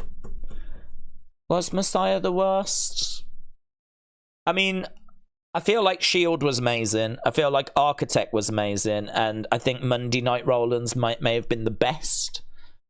And then I think, did we go straight into Messiah after that? And then we went into Visionary. I mean, this character kind of started on SmackDown because he was the Monday Night Messiah. And I remember when he went to SmackDown, he couldn't be the Monday Night Messiah anymore because he wasn't on Monday nights. So it kind of started the change towards what we've got now, which is the Visionary. And there's not really much to this character. It's him in wacky attire and that song. So, yeah, I don't disagree. I think Monday Night Rollins is probably my favourite. Although Shield was amazing. And then I'd probably have Architect. Oh, I don't know, Architect was good. Architect was good, wasn't he? I wouldn't have Architect at 1. Maybe it's Shield at 1. Architect at 2. Monday Night Rollins at 3. I don't know. That's hard. I could make an argument for any of those. Architect was so good because he had the authority with him. So it wasn't just him on his own. He was like the chosen one. And he had like J&J security with him. And I just remember him like being in like a lounging chair in the ring. And he was just very like, you know, he was just the made man. There was an arrogance there because he was protected. He was the authority's choice, wasn't he? That was good. That was a good period for him. He had a real purpose, and he was still putting on great matches. He was still Seth, so it was a really good time for him. He had a good creative behind him. But oh my god. We can't even talk about that because we got to talk about this match. Look at this. Look at how he's really pulling back on the neck of The Miz. Look at that hold. Like that. That is not how you apply. You would kind of do it as a chin lock. He's got it that way around. He's doing that. Is that a gotch? That might be, isn't it? What's the gotch grip? Is that the gotch grip?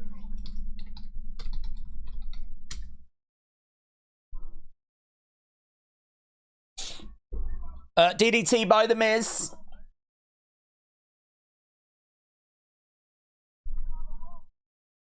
Oh, I love that. I love that Twitter account. There's a Twitter account called Catch Wrestling. If you haven't ever been to Catch Wrestling, go to Catch Wrestling if you want to learn more. DDT. 2. Shoulder up by The Miz. We can't talk about anything else. We can't talk about anything else. This match is fire, man. So, Miz into a big DDT. Gunther went down. This match has had so much time as well. Stomped there by The Miz. We've gone across a few segments with this match. And it's the match that's seemingly taken us from hour 1 into hour 2. Big shot there by The Miz, driving Gunther back. Again, working on the arm of Gunther. Gunther screaming in pain as Miz goes back in the corner, but a drop kick by Gunther. Miz goes down. Gunther looking to powerbomb The Miz. Gets the powerbomb. 1, 2. Kick out by The Miz. Into a Boston. So from the pin into a Boston Crab. And look at that. It's in deep as well by the Ring General. Miz trying to get over to the ropes. Trying to break the hold. The crowd are making so much noise. Miz trying to get there. Single leg Boston as Gunther was almost off balance. But The Miz gets to the ropes. The Miz survives. Brilliant. Great action. Do you know what? I mean, they just are... I think this is already better than their match at Survivor Series. This is awesome, chant. Gunther holding onto his hand. The familiar chant that rings out, says Michael Cole. This is indeed awesome. Miz on his knees. Chop coming in there by Gunther. Miz with a sick smile on his face is like, is that all you've got? Is that all you've got? Slap there by The Miz. Go on, Miz. Go on, Miz. Down goes The Miz. He rolls over. 2. Oh, 2 for The Miz. Gunther trying to pick up The Miz.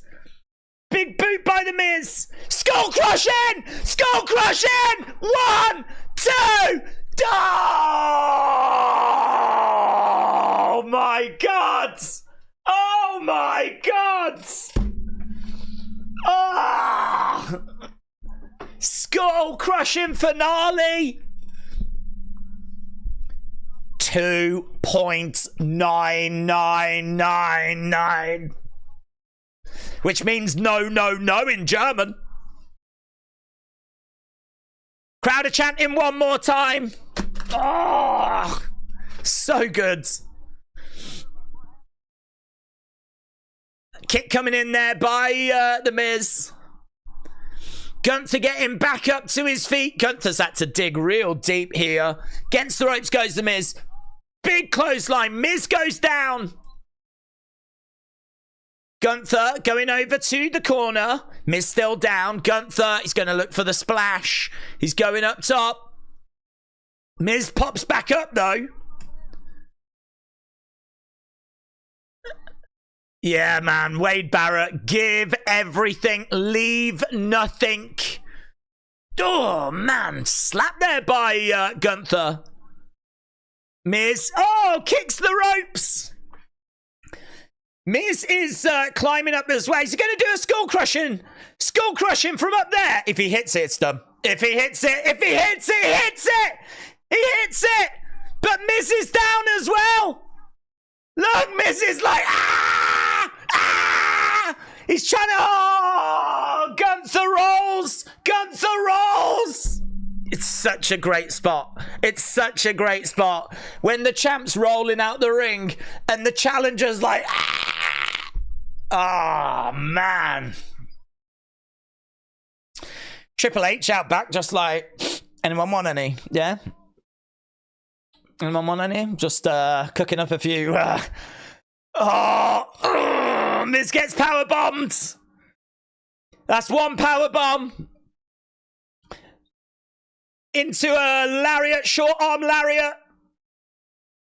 Gunther has got Miz. Miz is just getting smashed now. This might be the beginning of the end for the Miz.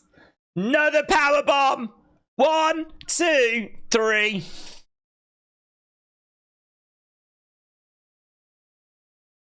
I genuinely think that's one of the best Raw matches of the year, and it is the 18th of December.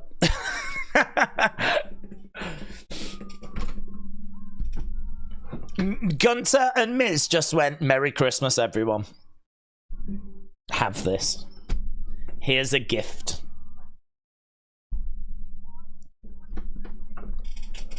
Amazing. Brilliant. Brilliant. What did you score that match? What did you score that match?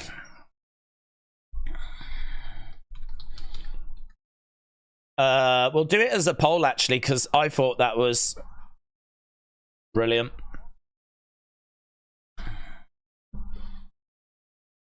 Get in your thoughts. Did you enjoy it? Perhaps it's just me.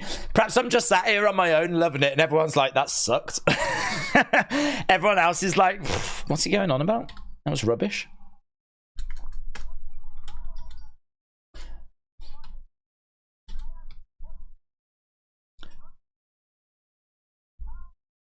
How on earth does anyone stop the reign of Gunther?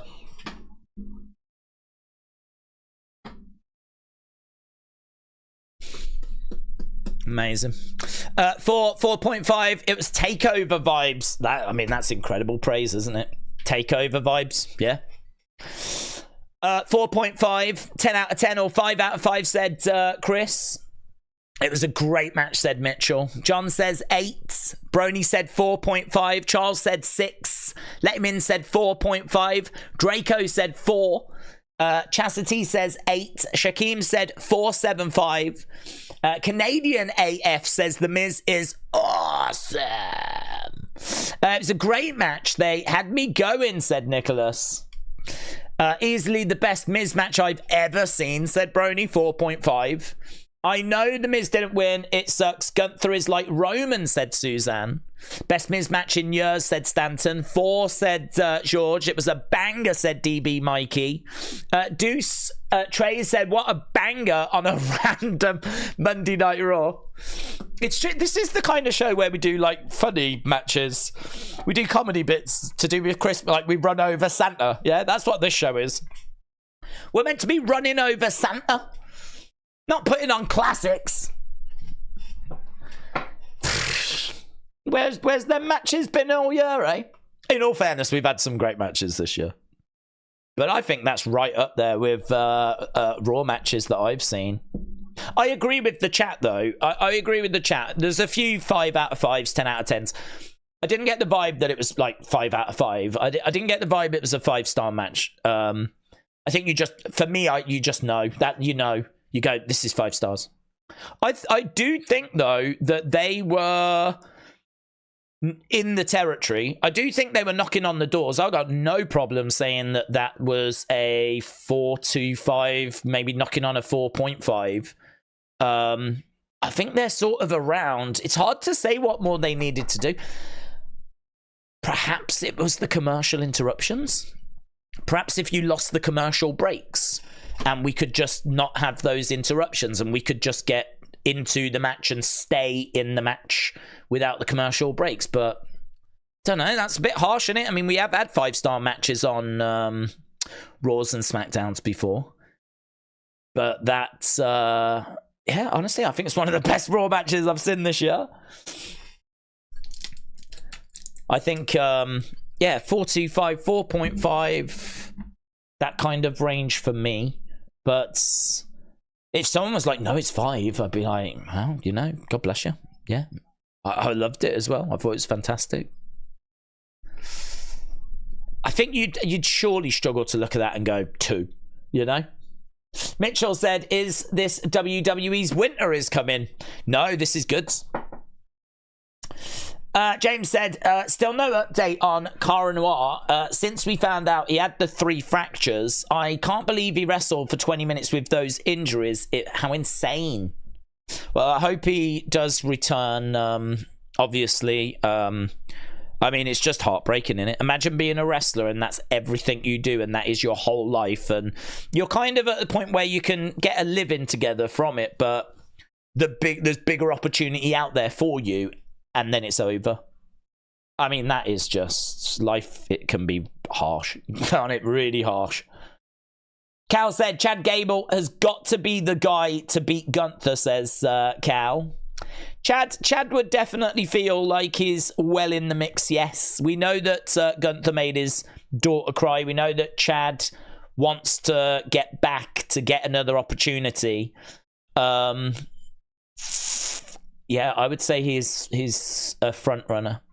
I don't know when Gunther's losing this title. I mean, certainly now it doesn't feel like it's 2023. So, it feels like that's another couple of weeks he's going to be champ now.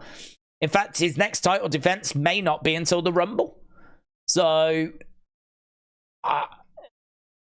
yeah, it could be Chad. Could it be Ilya? I mean, I think Ilya has beaten Gunther. If you've never seen those matches, if you've never seen Ilya versus Gunther, you need to go on the network and watch them, or you need to, I'm sure the highlights will be on YouTube. They are, I mean, they are as good a match as I may have seen in WWE. The first one, I think, for me was, I seem to remember watching it, and the problem was, with the first one, it happened in NXT UK, and the first one, I remember everyone raving about. So you sort of went in with an expectation, and I think that's always bad to, that's always hard to do that. So I went in going, all right then, impress me. And it was amazing, and it blew me away. But I think at the time I was like, for me, that's a 4.75. Had I have watched it live and just been living in the moment like everyone else, maybe I would have given it the 5. And then I can't remember what we scored the second one. But I think that was definitely around the 5-star territory as well. I mean, we are talking about some of the best matches I've ever seen. I think there's an argument that if we can bring that to the main roster, which we're sure to do at some point, is there an argument for him losing the title at the New Year's Evil NXT show, go into the main roster and immediately going after that IC title? We've done that with like Santino before. It's not something I'm ever keen on, to be honest. I always like to see these people being built to those kind of moments. But it would be a hell of an arrival for him, wouldn't it? I've got Ilya as a real dark horse, but I agree. I think Chad's the front runner. There's a few thoughts. I've seen people in the chat saying, what about Ludwig Kaiser? I've seen people in the chat saying that, which I don't mind that as well.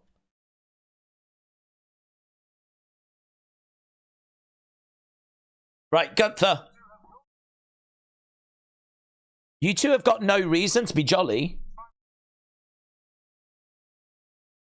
I'm the only one that contributes. This year for you two was a write-off.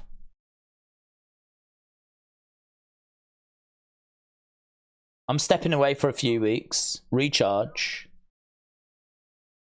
You stay here. I expect you to grind and impress me. Let's go, man. As the champion, here's Kofi Claus.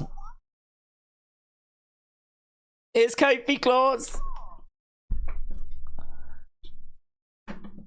I don't have time for this nonsense.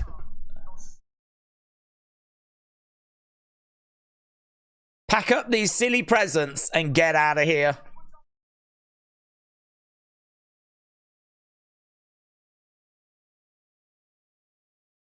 That's going to be coal in it.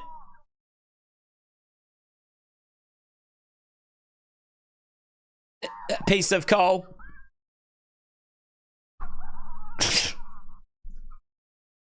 What noise is he making?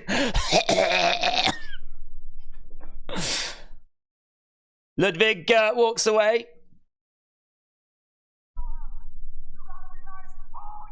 You gotta be nice all year round.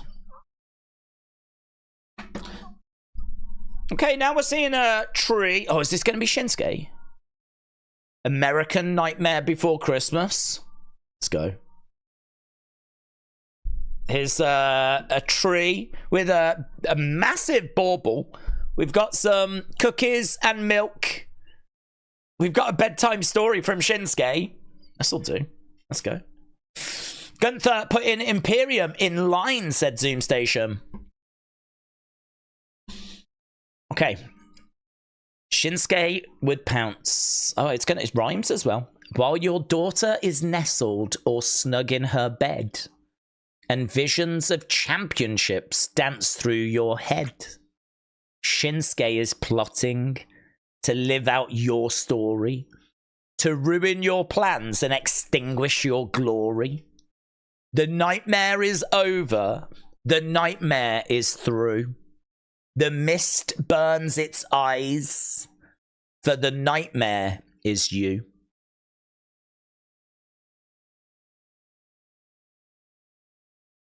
Your vomit, you're stupid. Your father was inbred. My goal is to see that you're living in fright. Merry Christmas to you. I will be your last fight.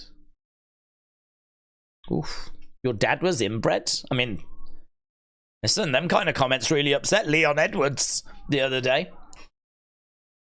Can't go talking about people's deceased dads. Cody attacks Shinsuke. They're brawling backstage right now. Into a big shot to the midsection there by Cody.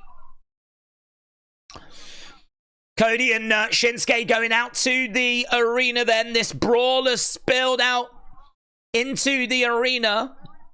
So that was live. Was that live then? Maybe it wasn't live. Maybe we just cut to this. How much money do you think they spent on those graphics? Looks brilliant, doesn't it? It looks great.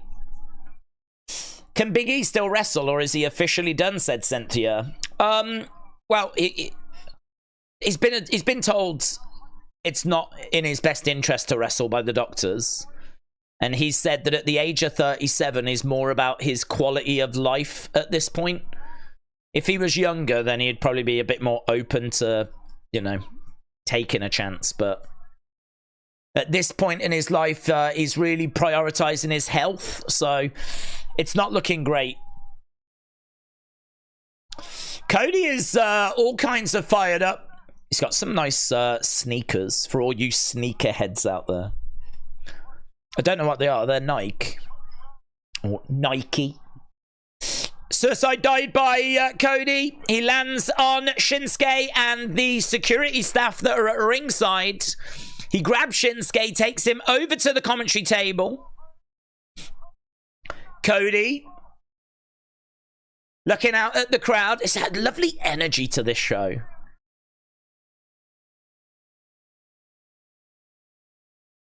It's going for a crossroads, but this security guard grabs Shinsuke, puts him into the ring. They're saying to Cody, enough. Enough. Shinsuke gets out the ring the other side. I want Cody to get a mic. Let them fight is the chant. Let them fight. Let them fight. We're not done. So Shinsuke walking away. Cody standing on top of that commentary table. Oh, backstage with Akira Tozawa. Aaron, hello. Shout out to you. Hope you're well. I'll get to your comment in a sec, buds. Let's do it. Okay, we don't know who Tozawa's facing yet, but here's Chelsea and Piper. Yeah. Can you find it in your heart to cancel the match?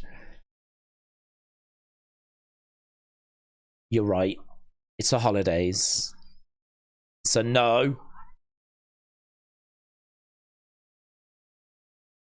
And the match is next.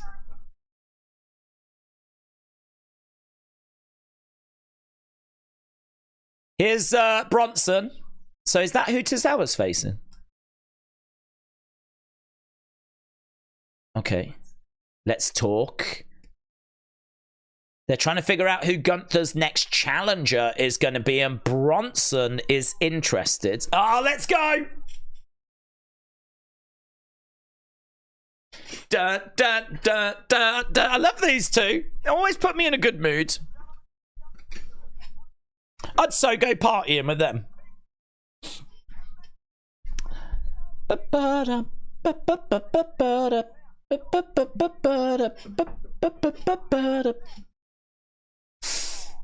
Okay, so Kayden and Katana making their way down to the ring. Kayden and Katana versus Chelsea and Piper.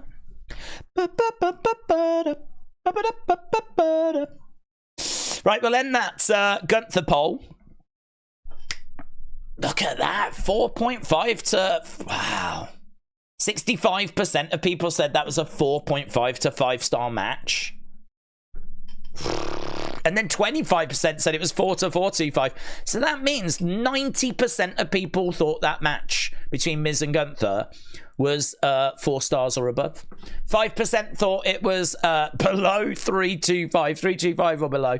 4% thought it was 3.5 to 3.75.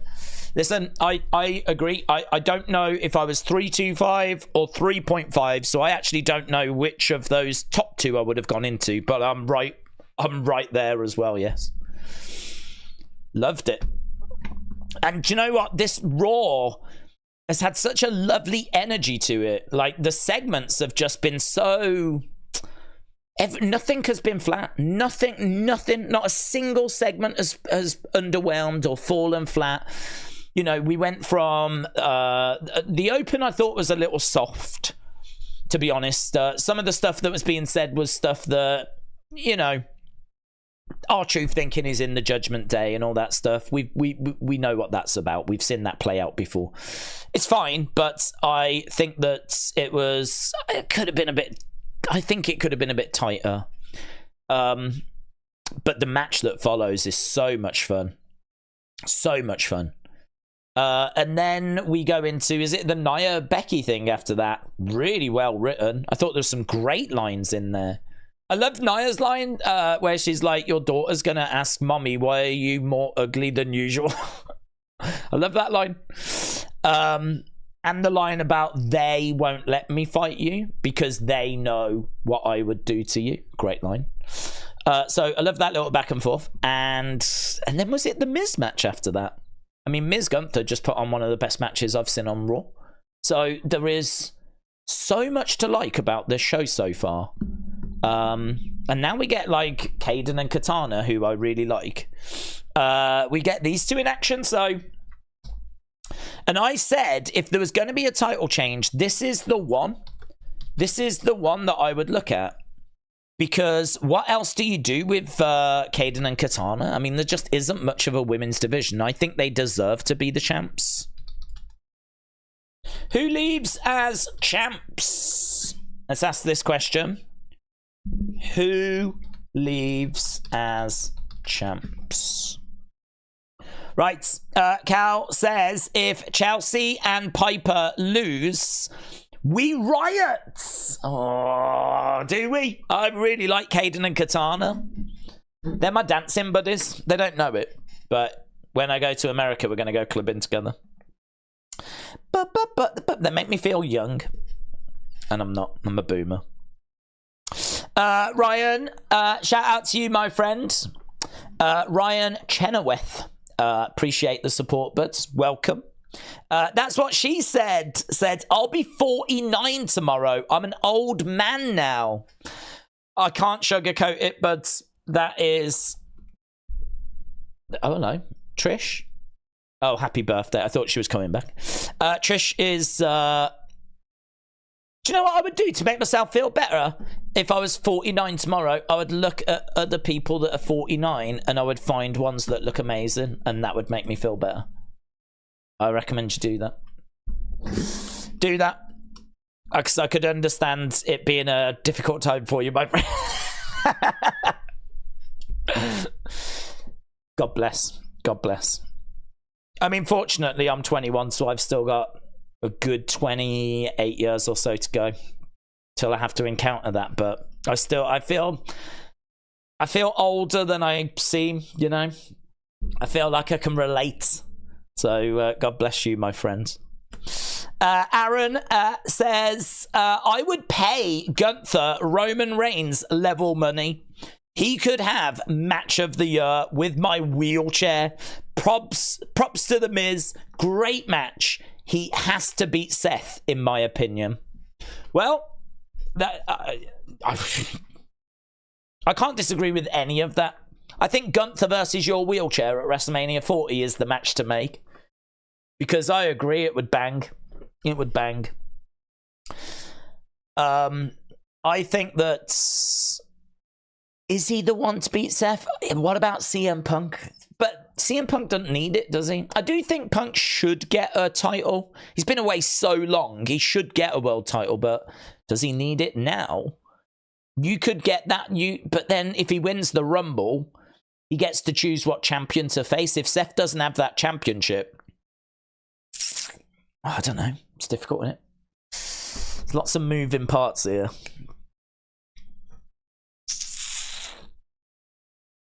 Yeah, he could be the one to beat Seth. He could be. I mean, CM Punk and Seth don't need the title. I completely agree with that.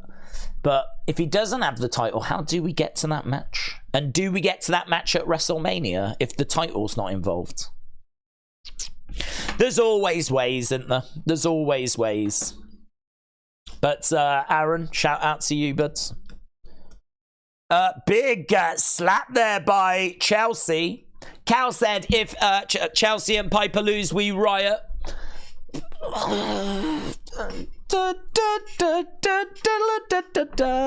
Kayden giving us a little bit of the dance. Nice arm drag there by Kayden. Drop kick by Kayden as well. I love Chelsea. I love Kayden and Katana. And I've got a healthy respect for Piper. 1, 2. Chelsea kicks out. I really like Chelsea, though. I mean, she's done brilliant work since coming back. Such a fun character. There's not many people, let alone women, but people that can do comedy as well as what she can do comedy. And there really ain't many in the women's division. Kayden goes into the corner. Oh, man. Kayden goes through the ropes. Oh, man. Shoulder tackle. She goes down. I sort of like Katana's hair here. So, Cal, shout out to you. Cal dishing out membership gifts. Wow. Appreciate the support. Apparently, I can start doing that soon. I can give out, like, gift out memberships as well, but I don't think they've turned that option on yet. Chelsea goes back to the outside. Kayden gets hurled into Katana. Kayden and Katana are both down. I don't really love how they're both getting in. Oh, my God! Oh, my God! Oh, she's done 1, 2. Oh, my God, she's not done! Oh, my God. I thought her soul had just been squashed out of her. I think all the air and everything that was on the inside, I'm sure it had come out somewhere. I didn't think there was anything left to actually move the shoulder. But she got the shoulder up. I didn't love how they were both like, you know, getting into position. Oh, hang on, we're not quite right. Let's do this. But, oh my God, when Piper came off that top rope and squashed them both. I think even I pooped myself. Let alone them. That's one of them where, like, everything's fine, and next thing you know, your pants are pretty full, to be honest, because everything's just been forced to evacuate from somewhere, anywhere, the nearest exit. Everything's just gone out the nearest exit. I'd imagine there's blood coming down their eyes, blood coming out their ears. I don't need to know what's gone on downstairs, let me tell you. Brutal. Brutal. I tell you, this show has had a real healthy amount of those moments. Those like, oh my God. Like R-Truth putting his boot through that present, you know? It's been a very healthy show for those kinds of moments. And that was another one right there. Let's go to halftime scores, everybody. It's the halftime scores. I really want to know your halftime scores. Put it in the chat. Halftime scores, everybody. It's the halftime scores. Are you happy? It's the halftime scores. Are you happy or you sad? Halftime scores, everybody. It's the halftime scores. I should get that recorded. If I got it recorded, I could just press play then. Just sit here like this.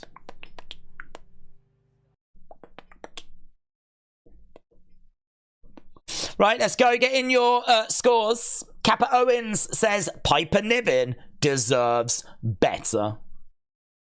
Cal, Merry Christmas, bud, and really appreciate the support, and I hope you have a really, really great Christmas. Same with everyone that's joining us. We're feeling the Christmas spirit this evening as Raw is putting on a pretty strong offering, and that is reflected in the scores. Ryan said party on days. Party on, Ryan. Brony said 7.75. George said 7.5. Brian with a 9. Trey said 7.5. MJ 7.9. Carla with a 6.5. Tyson with a 7.8. Ray with an 8. Seth freaking Rollins with a 7.5. Arborus with a 7.5. J-Love with a 7. Chastity Plum with an 8. Marty B with an 8. Brony with a 7.75. Donald L with an 8. James said 21 plus 21. WWE Speed says Mr. Quake. Yeah, we still don't quite know what that is. Let him in said 7. John thinks it's 5.5. John Millard with a 7.5. LD Cool with a 7. Excellence of Execution with a 7. a great Raw on the Christmas season is pretty rare, says the guy. It really is. George with a 10. Greg with an 8. Huh? Says 4.5 out of 5. Draco, 7.5. Loopy Girl with a 7.5. PDX Greg with an 8.75. Danny D with a 6.5. Victoria with an 8. Wrestling Boomer with a 9. Love it. Aaron B, 7.5. Alexable, good name, 8. John said, will there be a stream next week? Definitely. Defo. We are here next week. Mayhem said 8 massive balls out of 10. Right, we are back underway. And we've got Kayden going off the ropes. Leg drop to the midsection of Chelsea, who got squashed by Piper just moments ago accidentally. Chelsea really feeling the effects here. She's in the corner. Kayden has got Chelsea up top. So Piper is down. I don't know where Katana has gone. We're looking for a superplex right now. Looking for a superplex. She's trying to pick her up. Hit that superplex. No joy at the moment. Shots coming in there by Chelsea. And, oh, she went with a stomp off the top there, Chelsea. No joy. Love that. 1, 2. Kick out by Kayden. A leaping leg lariat. Triple L. Triple L. A leaping leg lariat. That was Macho Man's brother, wasn't it? Right, we've got Chelsea in the ring with Kayden. She was just checking her nose there. I think, has she got a bit of bloods? Looking for suplex. Piper and Chelsea working together. No joy. Double knees. Oh, I did wonder what they were doing there. Chelsea with the double knees. Piper. Oh, Katana makes the save. So double knees by Chelsea. Kayden was just sort of lying there, and then Piper splashed on top of her. Katana having to make the save as Chelsea goes to the outside. Piper grabbing Kayden. Scooping up Kayden. Kayden on her feet. Super kick! Right on the button. Piper goes down. Big opportunity. Is this it? Is this it? Is this it? Katana lands. She comes down on Piper. 1, 2. Oh, Chelsea makes the save. Chelsea makes the save. That was close. I thought that was it. Chelsea had just been booted out the ring. I didn't think she was going to be able to come in and make that save. A real battle here. That's what's so good about Kayden and Katana. They've only had a few matches, but they bang, man. They're such a good tag team. They work so well together. Here we go. Net breaker. Into the splash. Going for the cover. 1, 2, 3. We've got new women's tag team champions. Yeah! Da-da-da-da-da. That's right, baby. You deserve it. You deserve it. You deserve it. Yeah, man. I love these two. Do the dance. Do the dance. Do the dance. Ba-ba-da-ba-ba-ba-da. Ba-ba-da-ba-ba-ba-da. Yeah! I love it, man.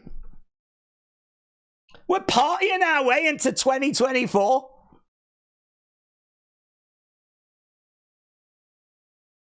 A good match as well. Good match. They deserve it, says Kelly. Well, listen, Chelsea is someone that is so much fun. You can do so much with Chelsea. I love Chelsea being like gutted at Christmas. She can have a lot of fun with that as well. But I'm loving this Raw. Wasn't last week's Raw goated? And this week's Raw's goated as well. Triple H. I love that guy. He's just what a man. Steph is so lucky.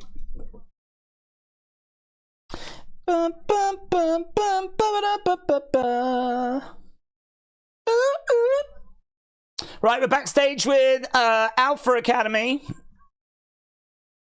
Hello, who's this? I have a match tonight. Is it Bronson? Him. Ivar. He's got a match with Ivar. Ivar loses most weeks anyway, though.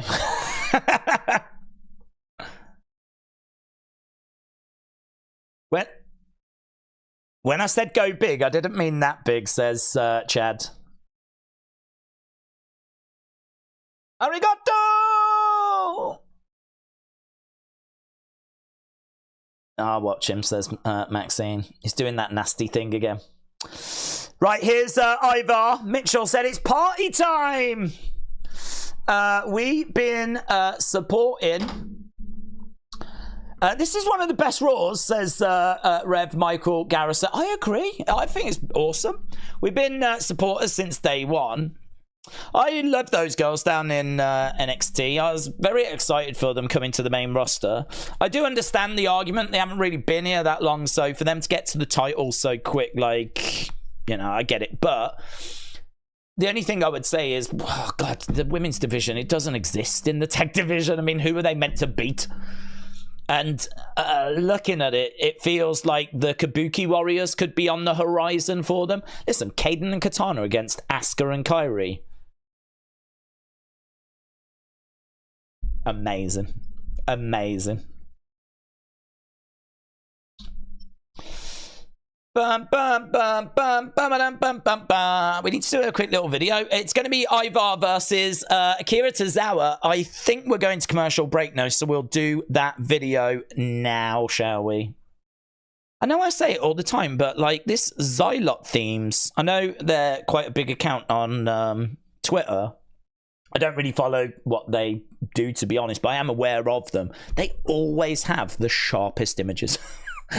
I've just downloaded this one and they always put their name in the top corner. But the reason I've took this one is because it's the best image I can find. And it's always, why could no one else put up sharp images on Twitter? Apart from this one account. Big breaking news coming out of Raw. We've got new champions, new women's tag team champions. That's right, Chelsea Green, Piper Niven have been defeated. That's going to ruin their Christmases. And actually, Chelsea is probably going to have some fun with that, I would imagine, on social media. Looking quite glum as she's opening her presents because we've got new women's tag team champions. It is Kayden and Katana. The match itself was a lot of fun. And actually, Kayden and Katana, they haven't been on the main roster that long, but they have provided some really fun matches. And it felt like this was going to happen at some point. If they hadn't have won the titles here, I would have felt good that they would have got them at some point next year in 2024. Brilliant, really enjoyable match. Really enjoyed it. I think they are worthy champions. They're a proper women's tag team as well. Like, they belong together. They've been together for years down in NXT, and they've been called up. They just work so well together. You can tell they're like sisters. It's a real tag team relationship that they've got. So I love it. I think Chelsea can do so many different things in the company. She's just a great character. I don't know what we do with Piper next, but I hope that Triple H is going to look after her because she's special. She needs to be protected and looked after. She's too good to just sit in catering, but so are these girls. And maybe this sets up in 2024, Kayden and Katana against the Kabuki Warriors. Let's go.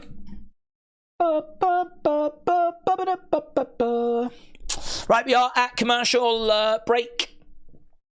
AR1 said, my future wife, Kayden Carter. Oh, hello. We got some simping. Eh? We got some simping. I'm all right with that. All right, it's Christmas. Simp away. Simp away. I just want you to know that I do have plans to go partying with them. I mean, I don't.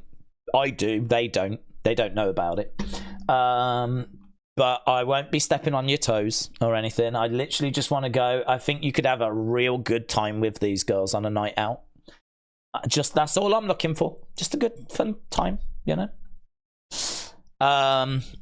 So you can she can still be your future wife. Hello, what's this? NXT Dragon Lee.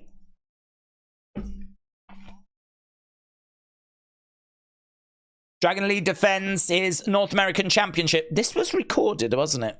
I have not seen spoilers, and don't want them either. So, I don't know what happens tomorrow.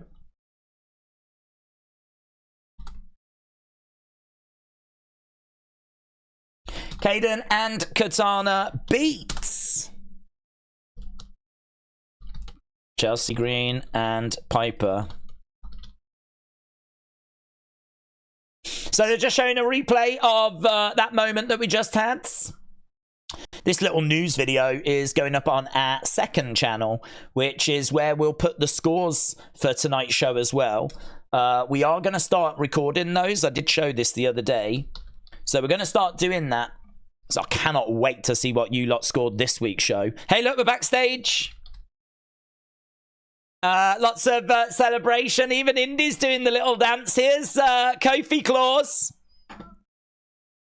You Women's Tag Team Champions.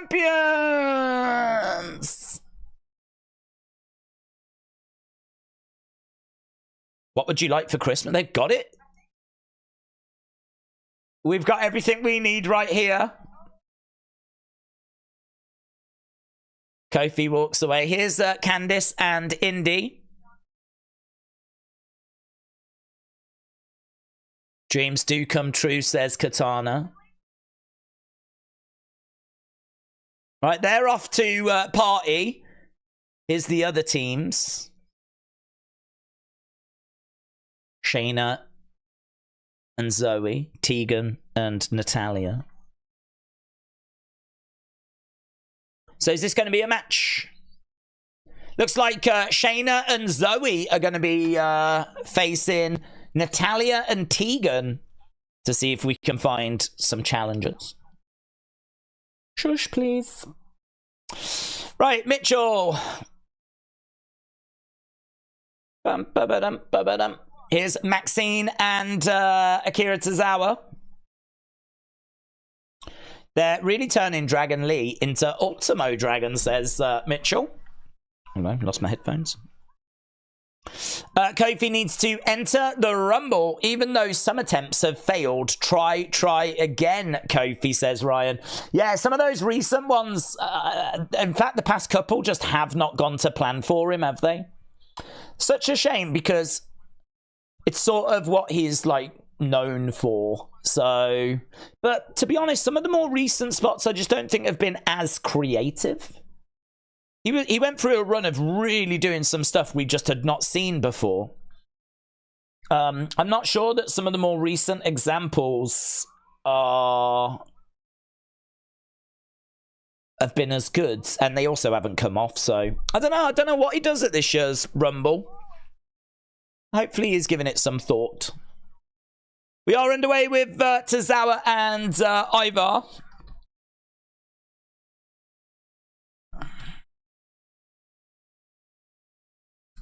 Okay, Maxine on the outside, throwing her arms in the air.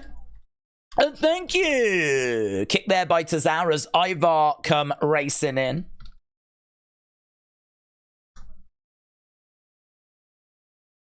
Tozawa sends Ivar into the corner. It's a little tricky here. Gets caught, crossbody. Ivar has got Tozawa, but Tozawa lands on his feet. Ivar goes against the ropes. Gets picked up. Oh, planted.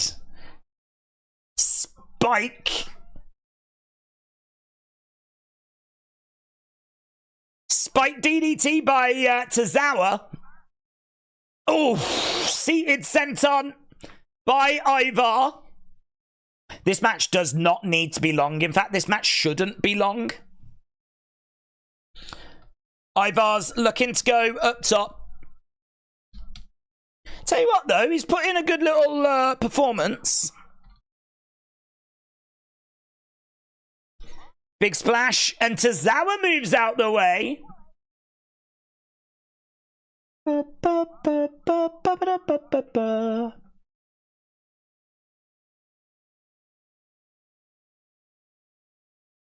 He's ripping the shirt like Hogan. Tozawa hulking up. Going to the outside as Ivar is down. Valhalla pops up. So Valhalla on the edge of the ring. Where's Maxine? There she is. She grabs the leg. Valhalla, though, staring at Maxine. Maxine backing away. Valhalla racing after her and into the barricade. Was Valhalla screaming whilst being on the floor? I hope so. Sent on by Tozawa. 1, 2. Shoulder up. Ivar can't lose to Tozawa. Surely. Surely. I know we're trying to reinvent Tozawa, but come on. Come on. Wrestle Andy said if Corbin comes down on his bike at the Rumble, Kofi could land on that. That would be creative. That's good. That's good. I like the stuff where we're landing on chairs and hopping with the chairs, or landing on the barricades, or landing on another person, or wasn't the one where he landed on some pancakes or something? We used pancakes instead of like touching the floor. Technically, he was touching the pancakes. Like, that to me is creative. There's been a few times where he's tried to land on the barricade again. I think we've already done that. And it hasn't come off. So, him going to the outside and like... Could you imagine if he landed and actually sat on the bike as well? That could be sick. But, I don't know, his hit rate recently hasn't been brilliant. Ivar has got Tozawa from the top. Ugh, plants him down. 1, 2, 3. Done, mate. Ivar wins. Tough little contest for him at the end. We did give Tozawa quite a bit of offense. Yeah, Ivar had to win that. He had to win that. Oof. Beautiful kick, though, by Ivar, and a big crossbody splash. Look at this. Big slam down. 1, 2, 3, as Valhalla stands over Tozawa.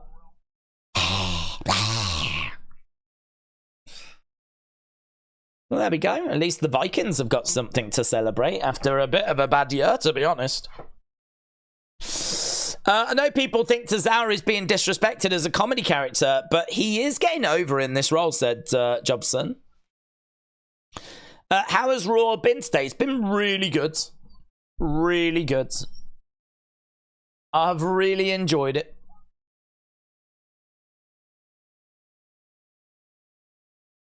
So we're just seeing last week with CM Punk. Cal said, I'm loving this Raw. It's a great showcase of many talent not normally used. And done in a good way. Like, we're not just throwing people out there that are cold. I feel like these are people that have got a bit of something about them as well. You know, like, we don't see R-Truth, but everyone loves R-Truth. We don't see, like, Kayden and Katana, but they've just won the women's tag titles. Like, Tozawa's gone out there. He's put in it wasn't the longest match. It shouldn't have been. Puts in a bit of a battling performance. Ends up getting beaten. It's the right result. It's fine.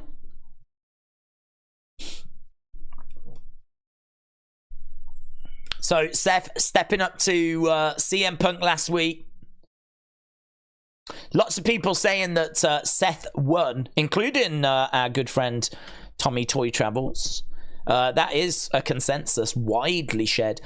My opinion was it was just a killer segment, man. I didn't come out of it feeling that CM Punk had lost anything. I didn't come out of it thinking that he looked less than when he went in. I didn't think he'd been brought down a peg or two.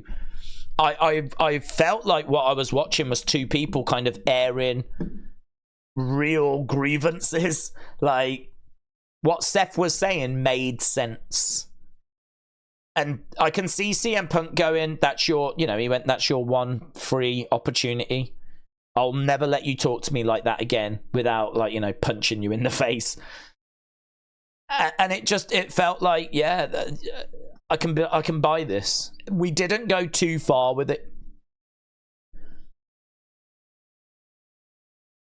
CM Punk just allowed Seth to get stuff off his chest. You've said what you wanted to say. That's it. That was your one free ride. And we can go back to that now, because if Seth tries to do this again, CM Punk's made it clear that was your one free ride. So I personally didn't look at it as like, oh, this person won, this person lost, this person, I just killed him, he just smoked him. I didn't feel that way at all. I just felt like the two delivered a fantastic segment. One of the best segments of the year.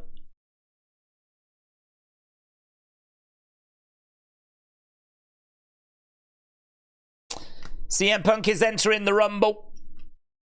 If CM Punk wins, maybe it's you he's coming after. Right, well, we've got Seth backstage. There she is. There she is. They don't even do much of a job of hiding her, really, but like the other week, she was just stood by the lockers. But Nikki in the background. At some point, this is going to actually lead to something. One thing that's hard to show in a package is what it was like to watch it live, said Wisp. CM Punk needs to win the 2024 Royal Rumble, said Wilfredo. Cal said Tamina is retired. Probably for the best, to be honest. Probably for the best. I mean, I don't think we was ever going to really be able to do much more with her than what we had done. Maybe we could have put her in the Bloodline and seen how that gone, but who knows how long the Bloodline's around for now, So, probably for the best. But this month has been one of the best years for WWE. Do you think it helps with Punk not being on every week? He feels like a bigger draw. Yeah? Yeah, I do, yeah. I do. Triple H should put 100,000 bounty on CM Punk like Austin in 99, says Ryan. Tamina was good, said Sonny. John O said 2 men's rumbles, one for Seth, one for Romans. Punk wins one, Cody wins the other, says John O's Worlds. Johnny said, is Punk here tonight? I don't believe that he's been announced. So the expectation is no. If he comes walking down, it'll be a surprise. He could. He absolutely could. But no, I'm not expecting him. Ivar has got a tremendous beard, said Normal Tree. Let's go. Let's go. Wrestling Boomer says Tamina is a Hall of Famer. Well, that's an interesting conversation. I mean, she definitely was in WWE for quite a while. I don't think, did she didn't get any of the championships, the top championships. She's the 9-time 24/7 champion and a 1-time women's tag team champion. She came in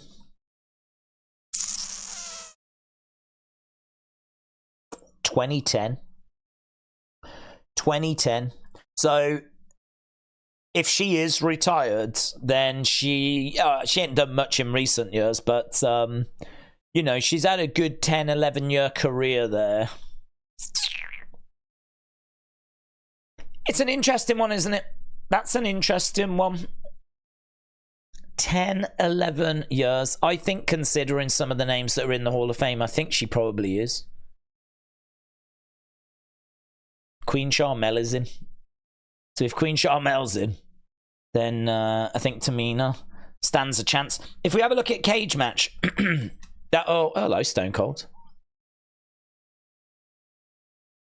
Oh, happy birthday.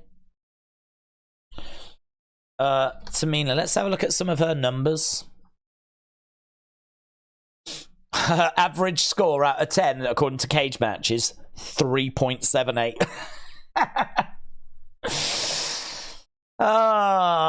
She hasn't had tons of matches. I mean, look, 33 in 2010, 52 in 2011, 45 in 2012. This is when people were having like hundreds. 98 in 2013. Her most was 2017. She did 101. 2018, she had 28. 2019, 52. She only had 12 in 2020. 46 in 2021. 33 in 2022. She only had 3 matches this year. So, total number of matches, 654. I mean, that's still a lot, isn't it? Wow. Cage match is so good. She's had 654 matches. She's got an 80% losing percentage. She lost 80% of her matches. She won 18% of her matches, and the rest were draws. 18% win rate in her career. But listen, it's not just about winning. You know, someone like Brooklyn Brawler definitely deserves to be in the Hall of Fame, and he lost pretty much every match. What's his win percentage? Brooklyn Brawler. Let's have a look. Brooklyn Brawler. He had actually better than I thought. Wow, that puts things into perspective. Brooklyn Brawler is a jobber, and he has got a win percentage of 13%. So Tamina's only 5% better than the Brooklyn Brawler. But the Brooklyn Brawler didn't have 600 matches. He had 1,400. Amazing. Right, Steph's in the ring. Some numbers, some hardcore numbers. Should we do it as a poll? I feel like it's a poll. Is Tamina a Hall of Famer? Does Tamina belong in the WWE Hall of Fame? Right, Seth Rollins in the ring. We've done his long intro. Boom. That percentage proves there's plenty of women that were meaner than Tamina, says Rev Michael. It's true. I put her in on longevity, said Wrestling Boomer. That's a fair point. I think it's a fair question.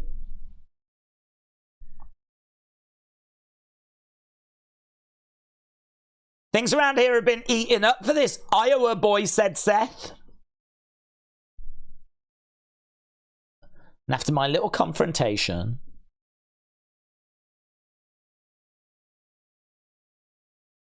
I'm feeling more motivated than I ever have.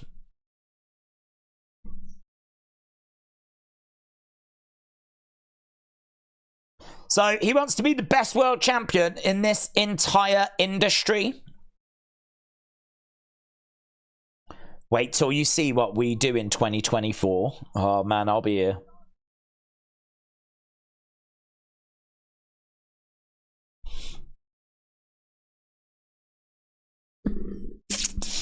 Cal said, are you going to do predictions? We will, yeah. I'm not sure when, though.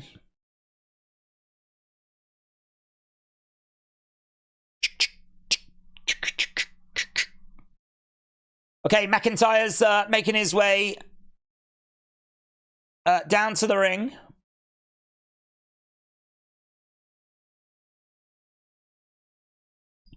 So, Drew coming down to the ring. This makes sense.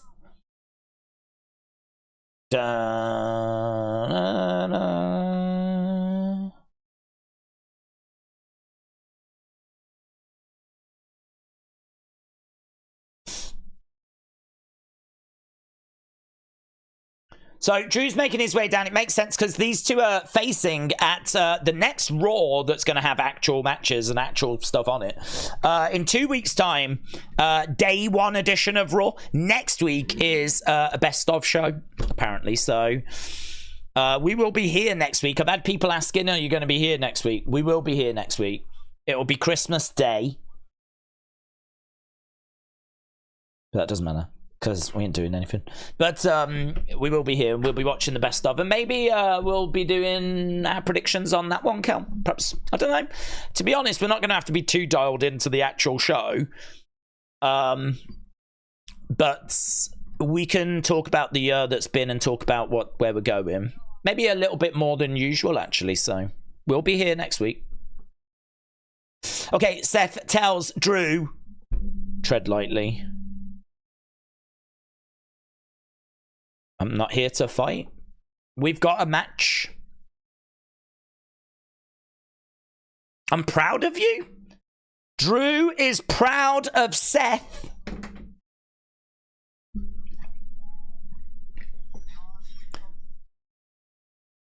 There's so many people kissing ass when it comes to CM Punk, but not you. You told him the truth. And that is a real leader. Wow. Wasn't expecting this from Drew.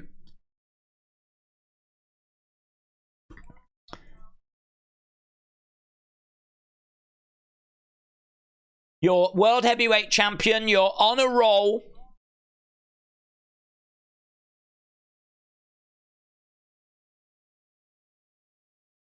Where's Drew going with this? Will Drew's jeans fall off, says Danny. I hope so. That's got to be one of the funniest moments of the year.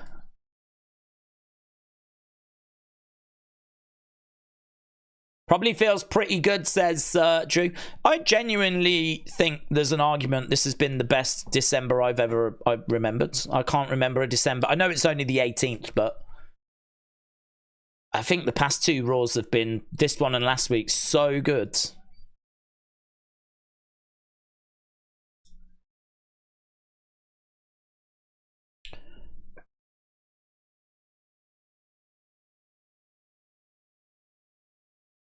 Started to see my dad get older, says Drew. For the first time ever, I questioned, is this all worth it?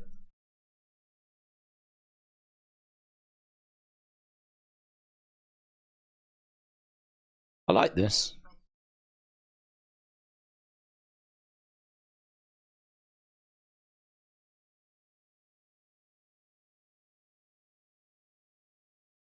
Your wife is in the same position as me.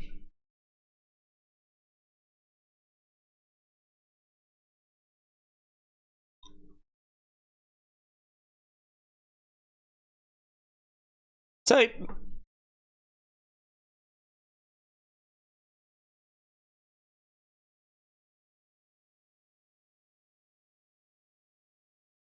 Drew's talking about the sacrifices that have to be made. If this is worth it.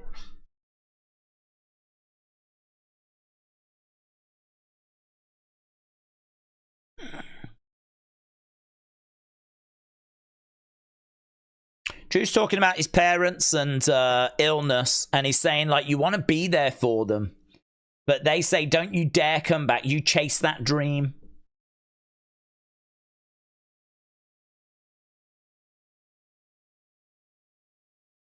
It's hard to know how to feel about Drew. I mean, he's a heel, but he makes good points all the time. Drew says, I need that title. I need to know these sacrifices were worth it. I'm willing to hurt you for everything. Yeah, I mean, it's so good. It's so good because it makes so much sense. He's talking about the sacrifices he's had to make. He's talking about the fact that he needs that validation. Yeah, Seth says, look, I don't think we know how to feel about you. You say stuff like that. And I want to believe you, but as of late, your actions, they don't line up. Yeah, it's all conflicting, isn't it?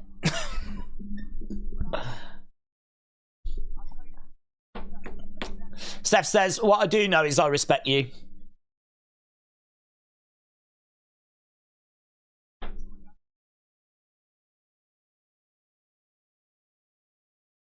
You said you would find a way back to my World Heavyweight Championship, and you've done that.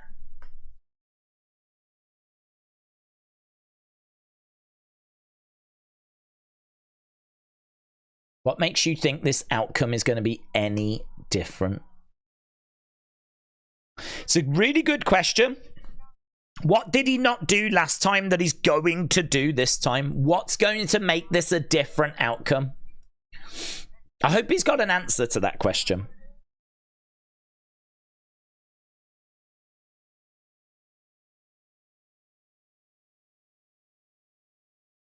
You still want to point the finger at everyone else.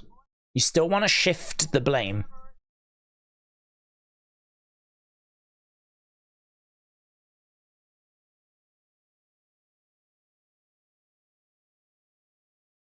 Steph says, so you'll do whatever it takes, but you won't do the one thing that it takes, and that is take responsibility for your actions.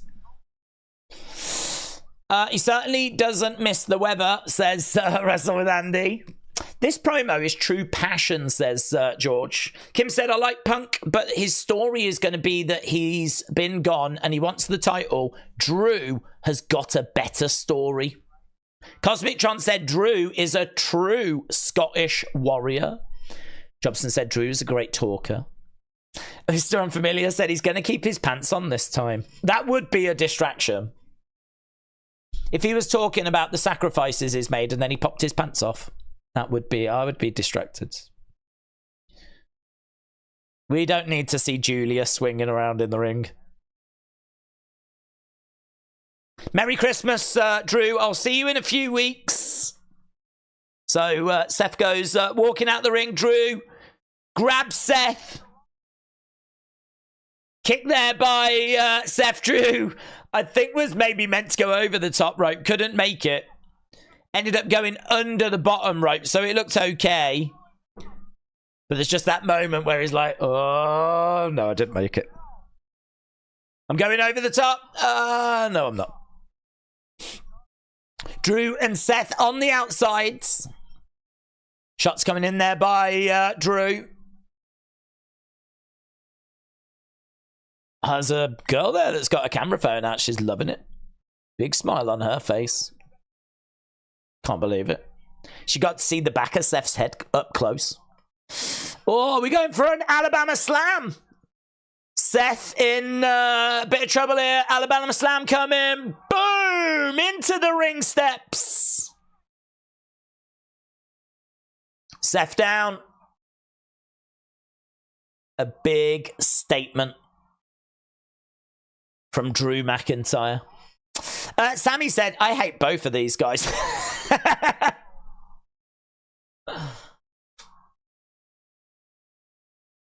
Drew walks away. Seth is down.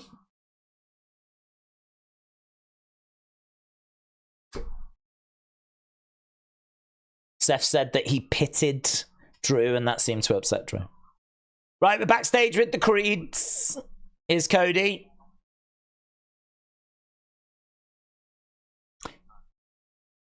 Julia says you can count on us. I forgot they saved him. They saved him last week, didn't they? I hope you leave here as champion, says Cody. Oh my God, it's Cody Rhodes. It's Cody Rhodes. They called him the GOAT. Have they never seen R-Truth? Right, here's Kofi Claus again. Do you know what? I really like this. Like, when the show just needs a bit of a boost. This is the kind of role that you'd have R-Truth in, innit? But instead we've got Kofi in this role. I wonder if this is like a long-term role for Kofi. I'd imagine not now, but I mean, you know, in the future. Could he be like the R-Truth replacement in 10 years' time? T-shirts being chucked around. Here's Imperium. Imperium attacking. Devastated at the coal that they were given. They could have been given Michael Cole. That would have been a lot worse. Is someone going to come and help Kofi? Is someone going to save Kofi? We need someone to save Kofi. It's not Santa, it's Kofi Kingston. They pull off the beard, they pull off the hat. They're pounding away on Kofi. Jay? I did wonder who it was going to be. Wasn't expecting Jay. Main event Jay yeets his way down to the ring. I think there was some yeet chants as he was punching. Yeets, yeets, yeets. Oh, yeets. Top rope gets pulled down. Both of Imperium to the outside. Jay goes over the top, comes down on Ludwig. Down on Giovanni Vinci. It's a pretty fun tag team though, isn't it? Kofi and Jey Uso. These two have been on opposing sides many times. Usos and New Day battles. I want you, pretty boy. Let's go. I like his yeet shirt. I like how it's like faded. It's like blurry. It's like he's moving at fast speed. And he's actually not moving at all. Let's go. Can you make a yeet emoji? Says Sonny. I can't see why not. I might get sued by WWE. But I love being sued. Yeah, I'm going to do it. They'll probably just send a cease and desist, wouldn't they, first, rather than just taking me to court. Don't care. I'm a rebel. So, yeah, we can do it. Unless they tell me off and then I'm taking that thing straight down. Unless WWE actually find out and have an issue with it. Then it's gone, let me tell you. And I'll be telling them it was your idea as well. Lemel said, Days, what if Brock goes to the Hall of Fame because he accomplished everything? If he did dethrone Roman, all the people at Mania 38 would cheer crazy happily. Oh, Brock's definitely in the Hall of Fame. Definitely. Yeet is such a catchphrase nowadays, said Sammy. Ah, yeah, but you know what else is a catchphrase? No yeet. Did you see that WWE on Fox put a little tweet out and they were like, are you team yeet or are you team no yeet? And no yeet was trending. If there's one thing better than yeet, it's no yeet, which is what Jimmy said on SmackDown. So that was gaining some traction on social media. No yeet. They can take the yeet off the shirt, but not out the fans' mouths, says WWE fan. Johnny said, why did they do that with the shirt? Is the camera having issues? No, they just did it with the shirt. I think it's just, I think it makes it look quite cool. I mean, he is someone that, like, you know, flies around the ring. He's not like a high flyer or anything, but he does his dives a lot. And he's quite an exciting superstar, you know? He's not like, I don't know, Bronson Reed or Piper Niven, like, you know, he's someone that, like, you know, really chucks himself about. And so I think they've just tried to kind of incorporate that into the design by making it a bit blurry. I think it's kind of cool. I'm sure you could get a Yeet shirt where it's just normal. In fact, I'll look. Let's have a look, shall we? WWE shop. You can get some really nice stuff, actually. And it does look like it's a blurred Yeet shirt, so I've got the thing here. You can see it here for those that aren't watching the show. I like it. I think it looks cool. Description. It says, no longer under the thumb of Roman Reigns and unshackled from the bloodline, Jey Uso is free to begin carving out a legacy of his own. Yeet. Sharing the excitement by donning this blurred Yeet t-shirt.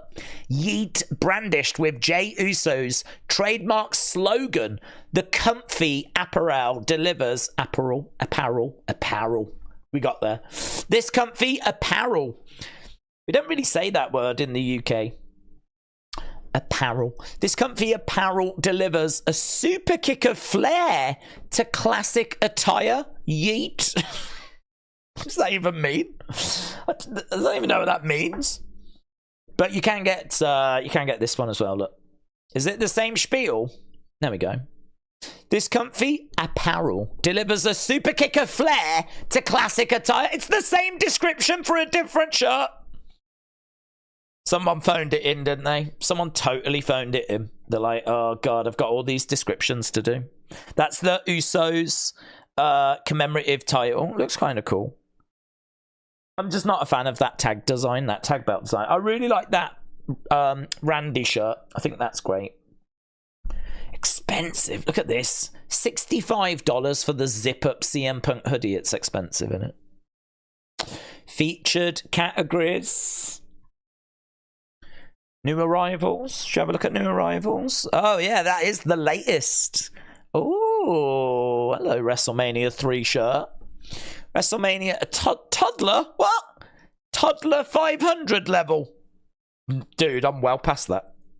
I'm like toddler 1000. NWO country ass kicking Brock shirt. New Brock shirt. Why is there a new Brock shirt? Is that ready for the Rumble return, do you reckon? Country ass kicking Brock Lesnar shirt. Hulkamania shirt. What's this toddler 500 mean? What does this mean? Well, I know. I mean, these are clearly for toddlers, unless it's a new, it's a new thing for guys where we're gonna have the shirt go into the pants. Razor, Hulkamania, Asuka, blah blah blah blah blah. Ooh, men's 500. Let's go. Jake the Snake. Jake the Snake. I like that Hulkamania. Carmella. Yeah, oh, Bret Hart. Yeah, there's some stuff. There's some new bits. We're underway with this tag match. Is it a tag match? Or is it just a singles? Jay versus Ludwig. What is our main event? It's going to be the tag match, innit? I'd imagine, for the titles. I feel like, I don't know, this one doesn't really bother me as much. I suppose it's just a way of getting Jay on the show, innit? I'm not really too fussed by this match. It's alright. It's not affecting my score. Kick out by Jay. Men only give women stuff because they want one thing. Days, is there any new Bray stuff? I don't think so. There was some shirts a few weeks back.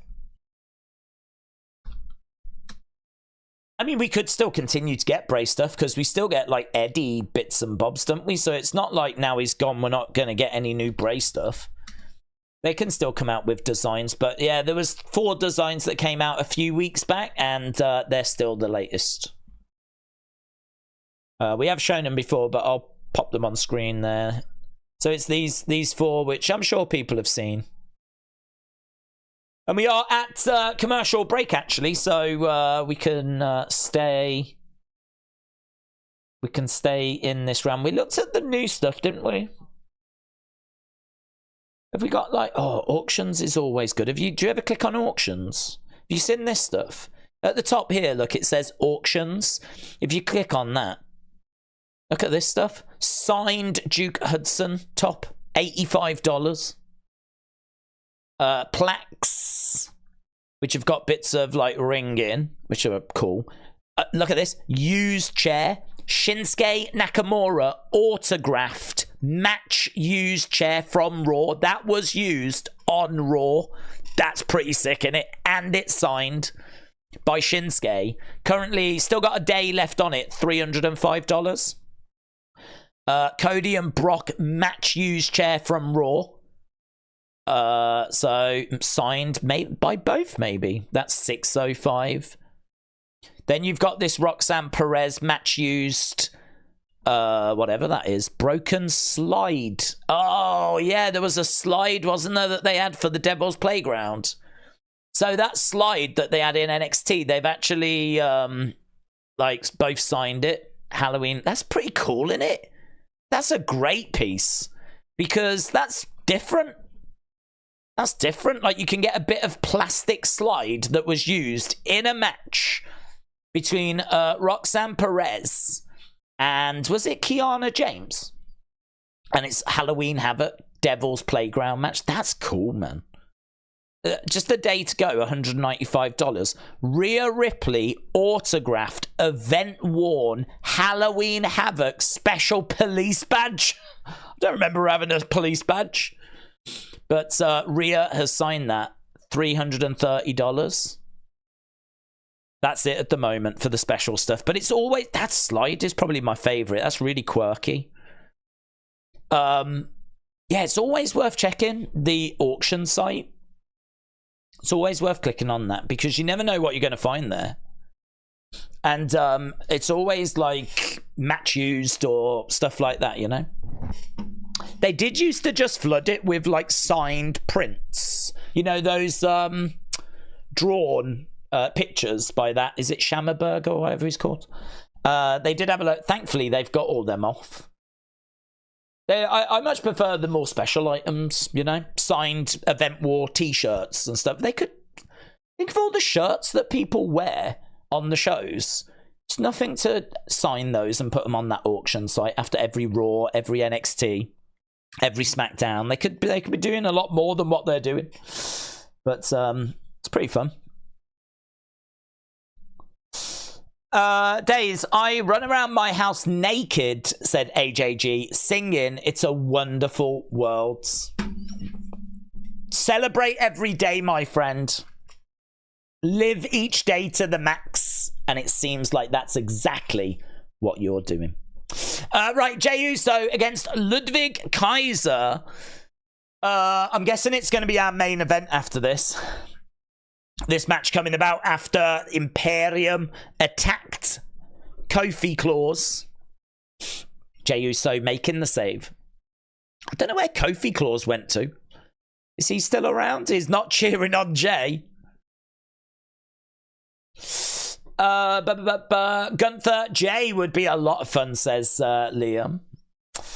Mr. Unfamiliar said, I'm getting a mortgage for that Rhea piece.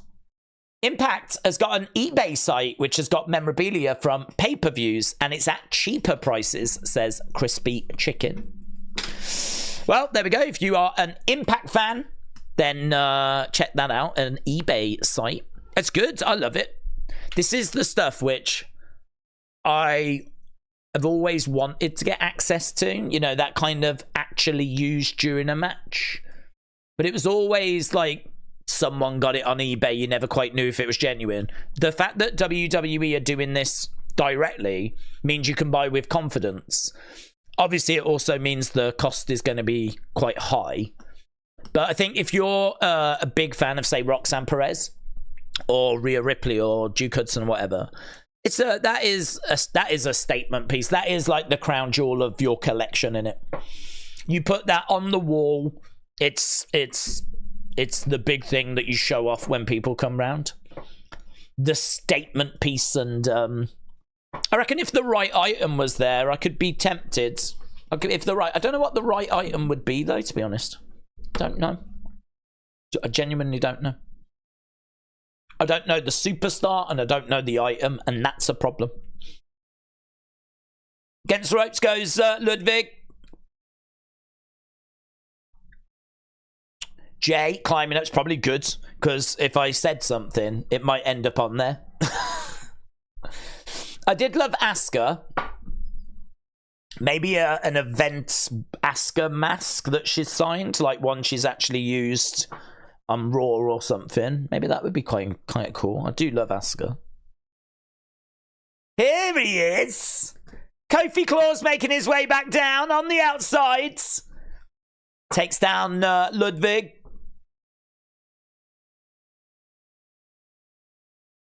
Taking out Giovanni, actually. Ludwig's in the ring with Jay. Jay climbing up. He's perched. Big splash. 1, 2, 3. Well, that's not going to impress Gunther. You had one job. You're meant to be impressing the Ring General. Useless.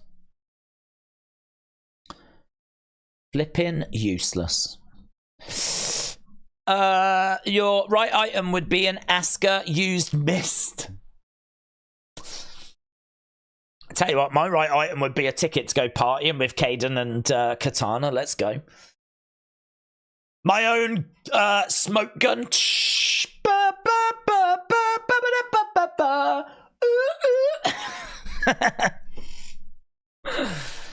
That's what I'm after. Jey Uso wins. I want the signed bedpan from the Stone Cold Vince Hospital. Oh, man. That's one of those items I just don't know that they would sell. Do you know what I did genuinely want and I would have loved, and it would have been pride of place? A signed Billie Kay resume.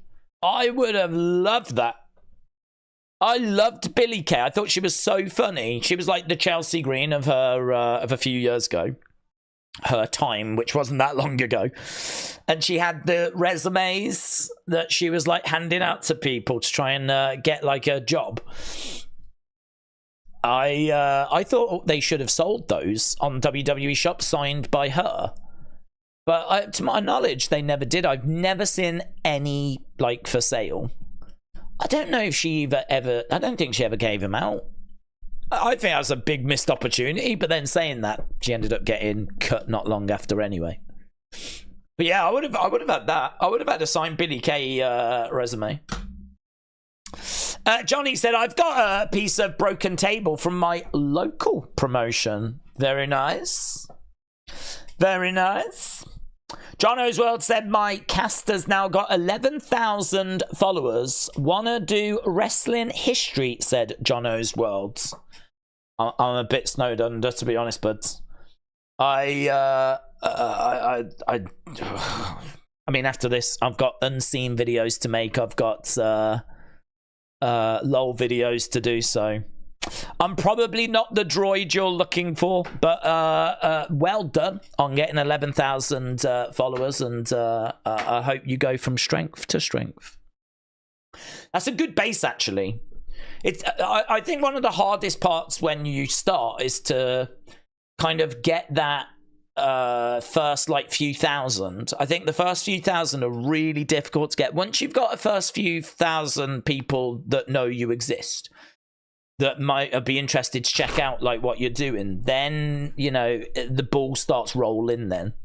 And I think from that point it gets not easier. It never gets easier, but I think you've broken like the back of it there, so I think you're in a good place. Will you go on a date with Liv? No, I don't date criminals. I've learnt my lesson.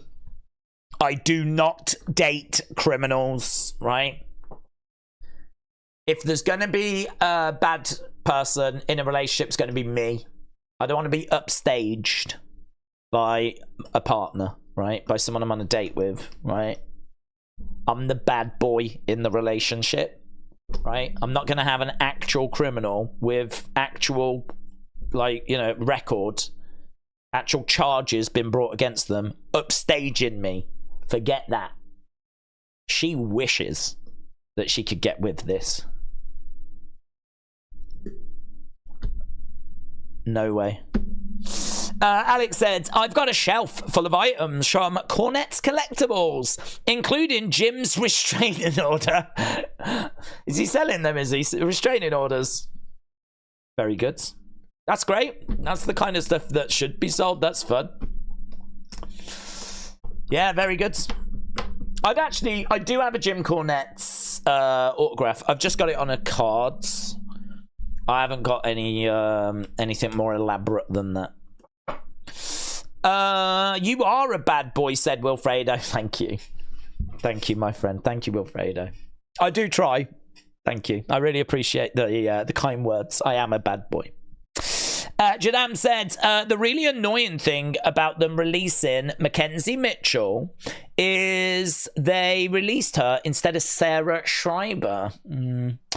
I don't like any releases, to be honest. I think it's one thing if a contract comes to an end, but it's another one to, like, cut someone. It was strange that she was the only one that was cut, though. I do wonder if there was more to it. Like, why did they just cut? There was no one else that was cut. There was backstage, like, you know, people in offices, but she was the only, like, on-screen talent. It's a bit strange, isn't it? Something going on. Don't know what's going on. I thought she was great as well. Yeah, I agree. I didn't get it. I don't get it. I would love George the Animal Steel signed turnbuckle. Oh, God. Oh, God. Yeah.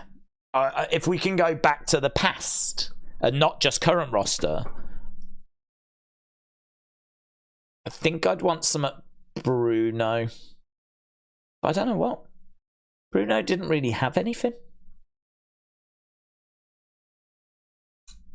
Trunks. They're laughing at JD.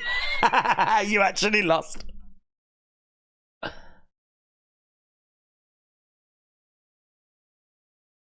That is real.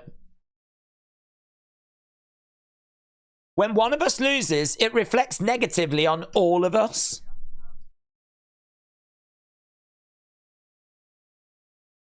He lost. You're out the Judgment Day? Even Finn's like, bye.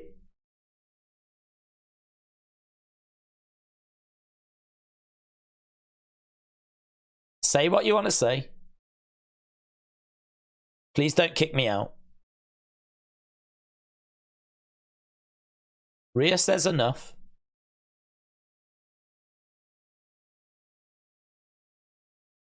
You're still in for now.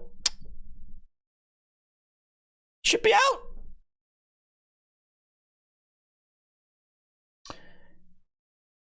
We need to make an example.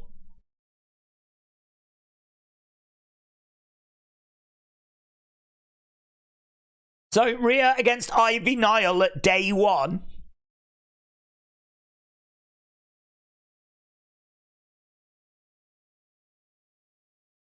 We'll deal with the creeds tonight, says Finn. Oh, so that whole thing meant nothing. I do like how she pushes him over, though. JD's like, I've still got splinters in my back. And Dom's like, listen, you're still in the Judgment Day. Yeah, shut up. Oh, right. How great was Sami Zayn in the Bloodline? Really good, but Sami should have dyed his hair black or blonde. Should he rejoin the Bloodline? No, that's done. Right, Becky against Nia on day 1. Becky, Nia. Tegan and Natalia take on Shayna and Zoe. We also have Rhea defending her women's championship against Ivy Nile. And we know that we've got Seth and Drew. 2 weeks. So next week's the best of. Again, we are here for it. And the week after that, we are day one in, baby. Right, here's the creeds in the main event of Raw. Wow. Wow. Wow, look at Ivy Nile as well. She looks stunning in that, whatever that is. Singlet.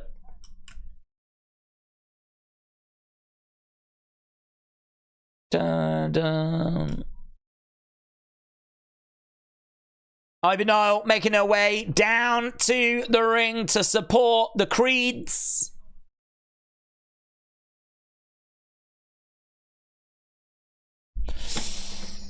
It's going to be a good match, man. This is going to cook. Creed Brothers versus Judgment Day. Game over, said K-pop lover. I love that emoji. It's a good emoji. R-Truth should be in the Judgment Day. He could be the funny one, said Wilfredo. No one keeps a straight face with Truth, says A. Jobson. She looks amazing. She does look amazing. Brony said, if Ivy Nile was a bit taller, she would look like a monster even more than she does. Yeah. Could you imagine if she was Rhea's size? Imagine that. Oof. She does not. She hasn't done anything. Not enough, said Source in Sam. Who? Ivy? Doesn't stop her look amazing here, though. Von said, Days, I've been thinking about this. Do you think it would be good if Cody used the character Stardust as a different side like Finn uses the Demon King? Yes, I do. It's one we've spoke about previous as actually, and I think there is a way of saving that Stardust character. I think you would have to make it dark. I think it is the mentally unstable side of Cody. I think you'd have to be very careful about the mannerisms. I think you'd have to be careful about the ring attire. I don't think I'd have him coming out like being all goofy. I think you'd have him coming down looking like some sort of dark prince, like, you know, some sort of like him tapping into basically his fiend, you know, as you say, his demon. Yeah, it's one that I could see people being a bit nervous about if Cody said that he needed to go to a darker place than where he's been before.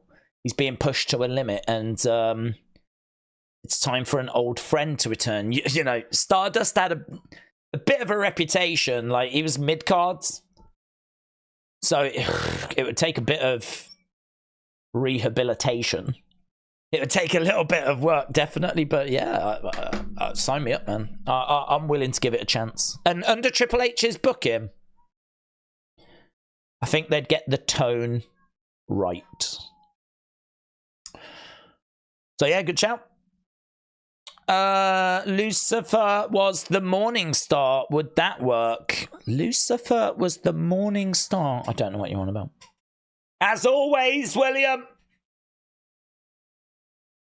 Hope you will. Right.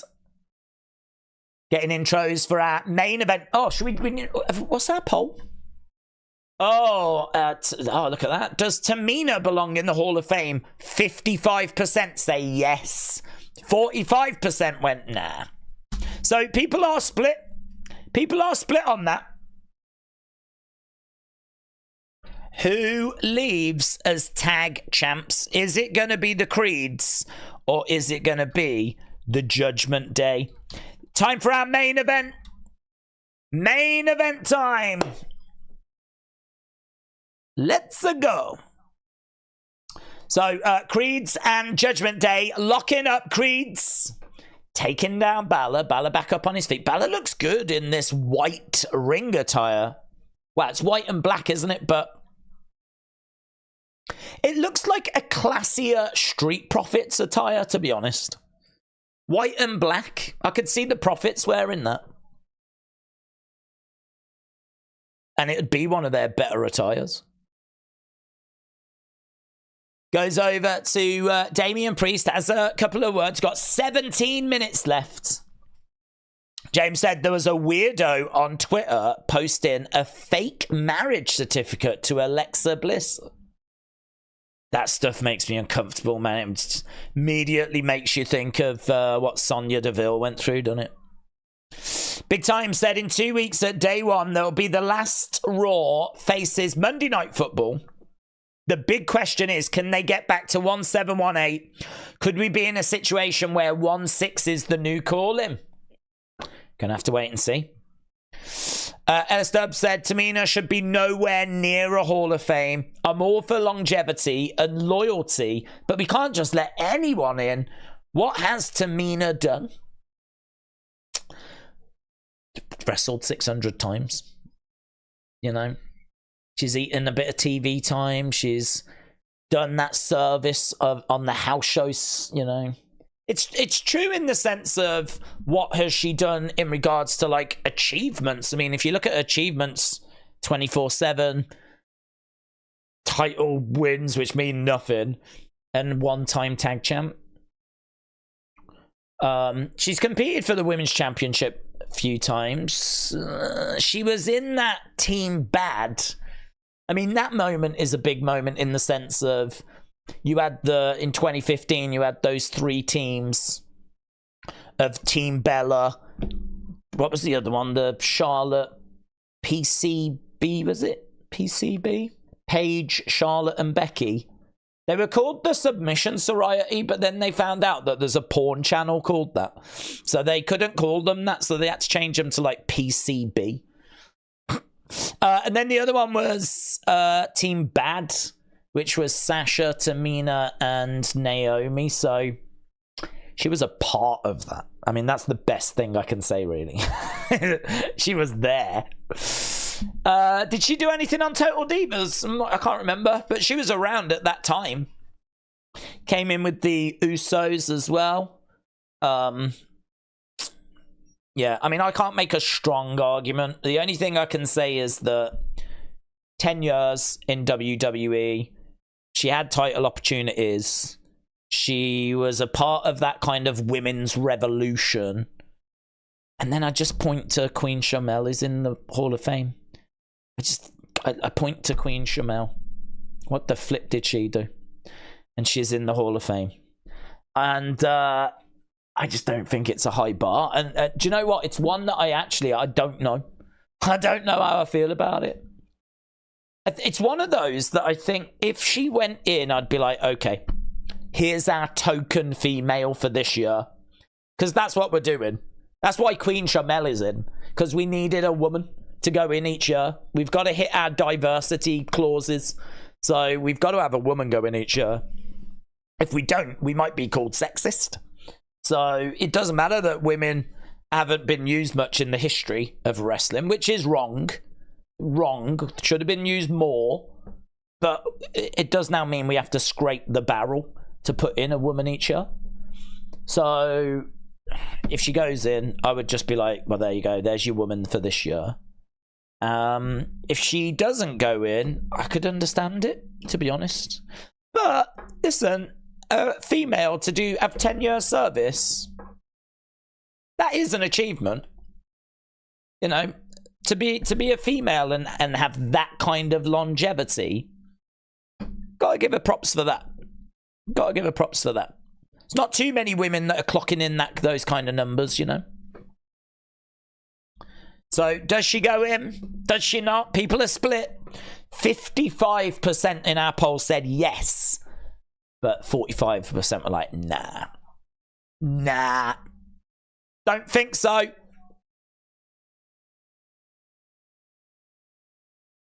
Right, here we go. We're back with the show.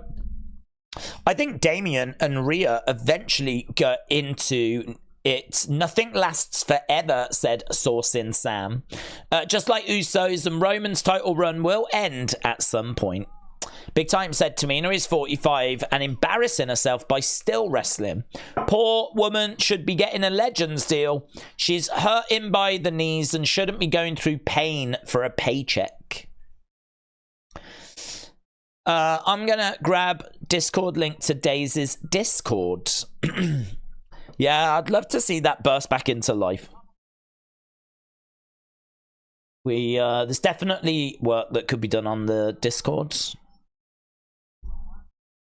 Right, clothesline on the outside as Julius goes down. Are we going to get new tag team champions? Julius goes into the ring steps. Rhea was quite close there. Oh, nearly got me. He nearly got me. So Damien hurling Julius into the ring steps. Just whistled past Rhea.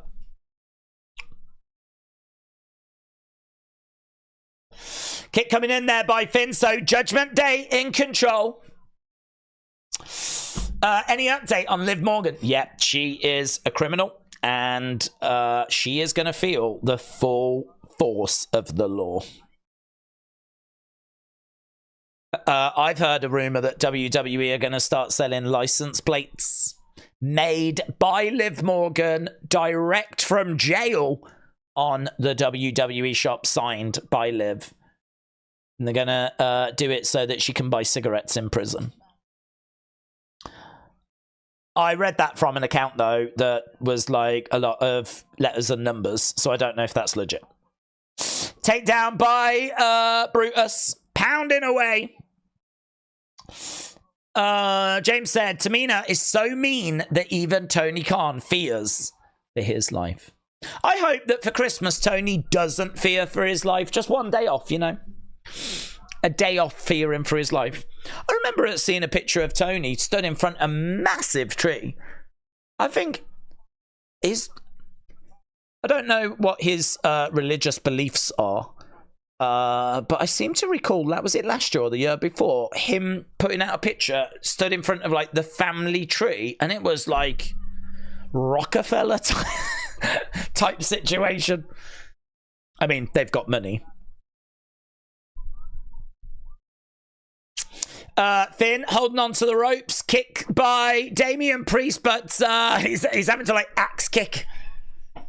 Using his long legs as Brutus goes to the outsides. Here's Damian Priest colliding into Brutus. Brutus goes over the commentary table.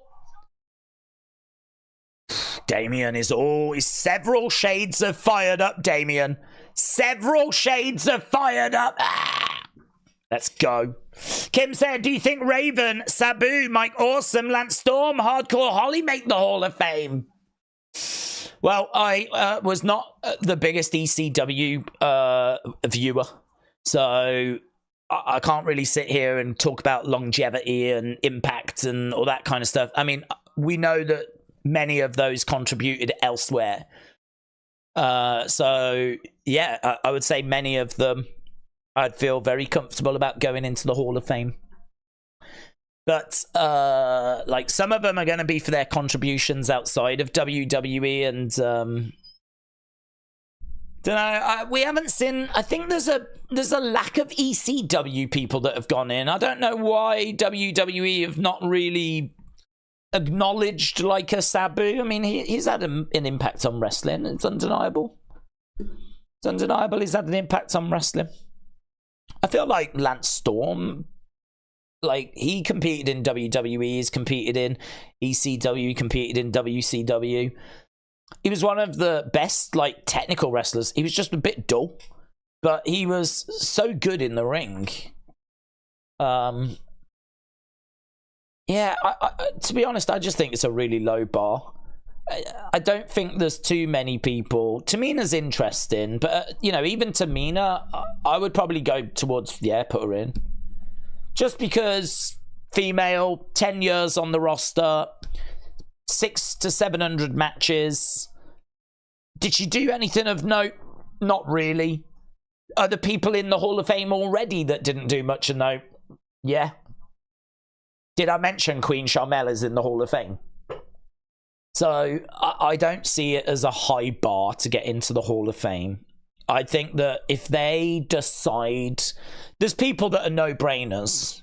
There's people that you go, yeah, it's a no-brainer. Of course they're going in, right? The Miz goes in the Hall of Fame. John Cena goes in the Hall of Fame, right? Sheamus goes in the Hall of Fame. Yeah? These are no-brainers, but... I think you've really got to not even have... I don't know, you've got to be hit row. You've got to be hit row. You've got to be maximum male models. Like, you've really got to be quite low down. If Bronson Reed got cut now, he doesn't go in the Hall of Fame. But, like, I don't know, to me, in the 10 years, I feel like there's a contribution there. And it might not even have been on TV. It might just have been house show matches. Might have just been that, you know, she just ate up time and on house shows. She was an opponent. She got beaten. She put over others, made others look good. It's why I don't mind the Brawler going in. Brooklyn Brawler should go in. The jobbers should go into the Hall of Fame. I don't think the Hall of Fame should be exclusive for just champions. I think, like, if you're a jobber, you should go in as well, as long as you've had longevity, you know. I think it's a low bar. I really do. Whether we change that now and we raise the standards now that we're starting to move into the post-Vince world, you know, I mean, I don't know how long he's going to be with us. I don't even know if he decides who goes in now. I mean, that was an interesting point that was made the other day. Who chooses who goes in the Hall of Fame now? Is that a creative decision or is it still Vince? I don't know the answer to that. I don't know. I genuinely don't know. Maybe we'll see a change in the standard going forward. Perhaps it will be a bit harder to get in. Brutus powering up Damien, planting Damien down. That was good. That was good. Brutus trying to get over to make the tag. Julius with his hand outstretched. In comes Julius. In comes Finn Balor. Balor goes down. And again, we're looking at the final 5 minutes. Final 5 minutes. Belly to belly. Boom. Kip up. Lovely work. Belly to belly. Boom. Kip up. Lovely work. Straps coming down. Julius is fired up. Oh. Standing shooting star by Julius Creed. Wade Barrett says, one of the most jaw-dropping athletes I have ever seen. He massively puts over Julius. Brutus gets dumped to the outside. 1, 2, pin on Julius, who kicks out.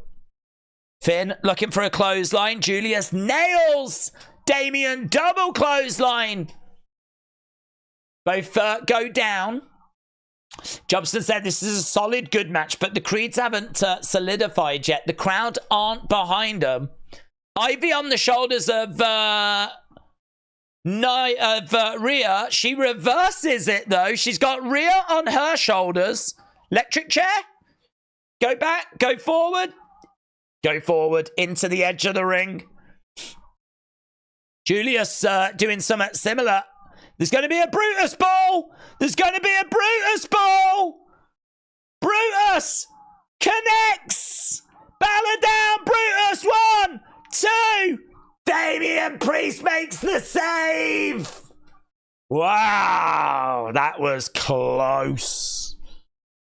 That was close. If we look at the poll, that was close. So, if we look at the poll, Creed's 58%, Judgment Day 41%.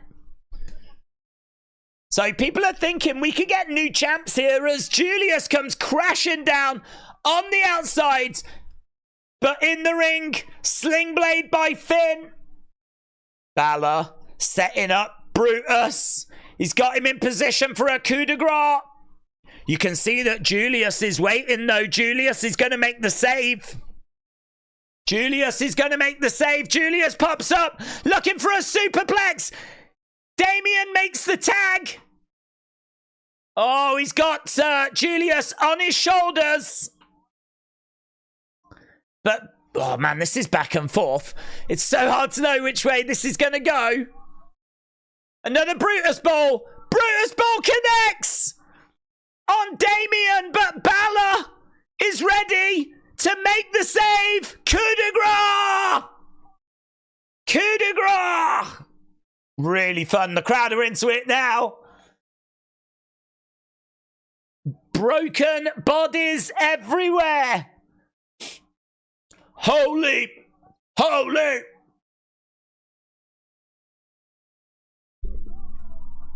Do you know what? I think this third hour maybe just had a little lull in it. I wasn't like blown away with the Jey Uso Ludwig match, but it's a good main event. 1, 2, 3. Oh, he got his shoulder up. I mean, it's 58 minutes, 59 minutes. So, Judgment Day have won, but Julius, like, 1, 2, he gets his shoulder up.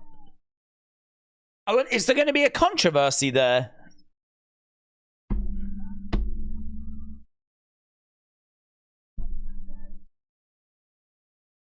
I'd like to see the replay of that. That might be one where people are like, he got his shoulder up. Julius kicked out, said Daniela. His shoulder was up, said AR1. He kicked out. Well, let's look at the replay, shall we? I had the Creeds. I really wouldn't have minded a Creeds victory, said Ellis Dub. Yeah, they're a great team. Michael Cole said they will be champions one day. Show us the pin, you cowards.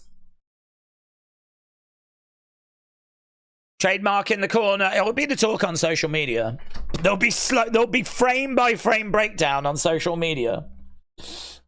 So, did Julius get that shoulder up? Julius Creed. Lots of praise, saying he's an absolute machine. He is a machine. You can see him going solo as well. I mean, he will break away from the Creeds, I'm sure, at some point, but right now, their next few years, he's definitely in this tag division, getting a run with these tag belts. But I'm looking to see the finish. It's not. People haven't put clips up yet. Julius kicked out after the finish on instinct, says King Josh. So this person thinks it was after. Well, we'll have a look. We'll have a look. I want to have a look at the interviews as well after, because they do Raw Talk, don't they? A little bit of the old Raw Talk. See where the I want to know what Chelsea has said as well on Twitter about her loss. Have they said who they're doing Raw Talk with? Sometimes they announce that, but I don't think they did. Surely the new champs. Maybe the old champs. Maybe like a Drew or a Seth as well. Julius Creed is an effing human. Am I crazy, or did Julius kick out slightly after the 3 and Priest whispered something to him? It looked odd.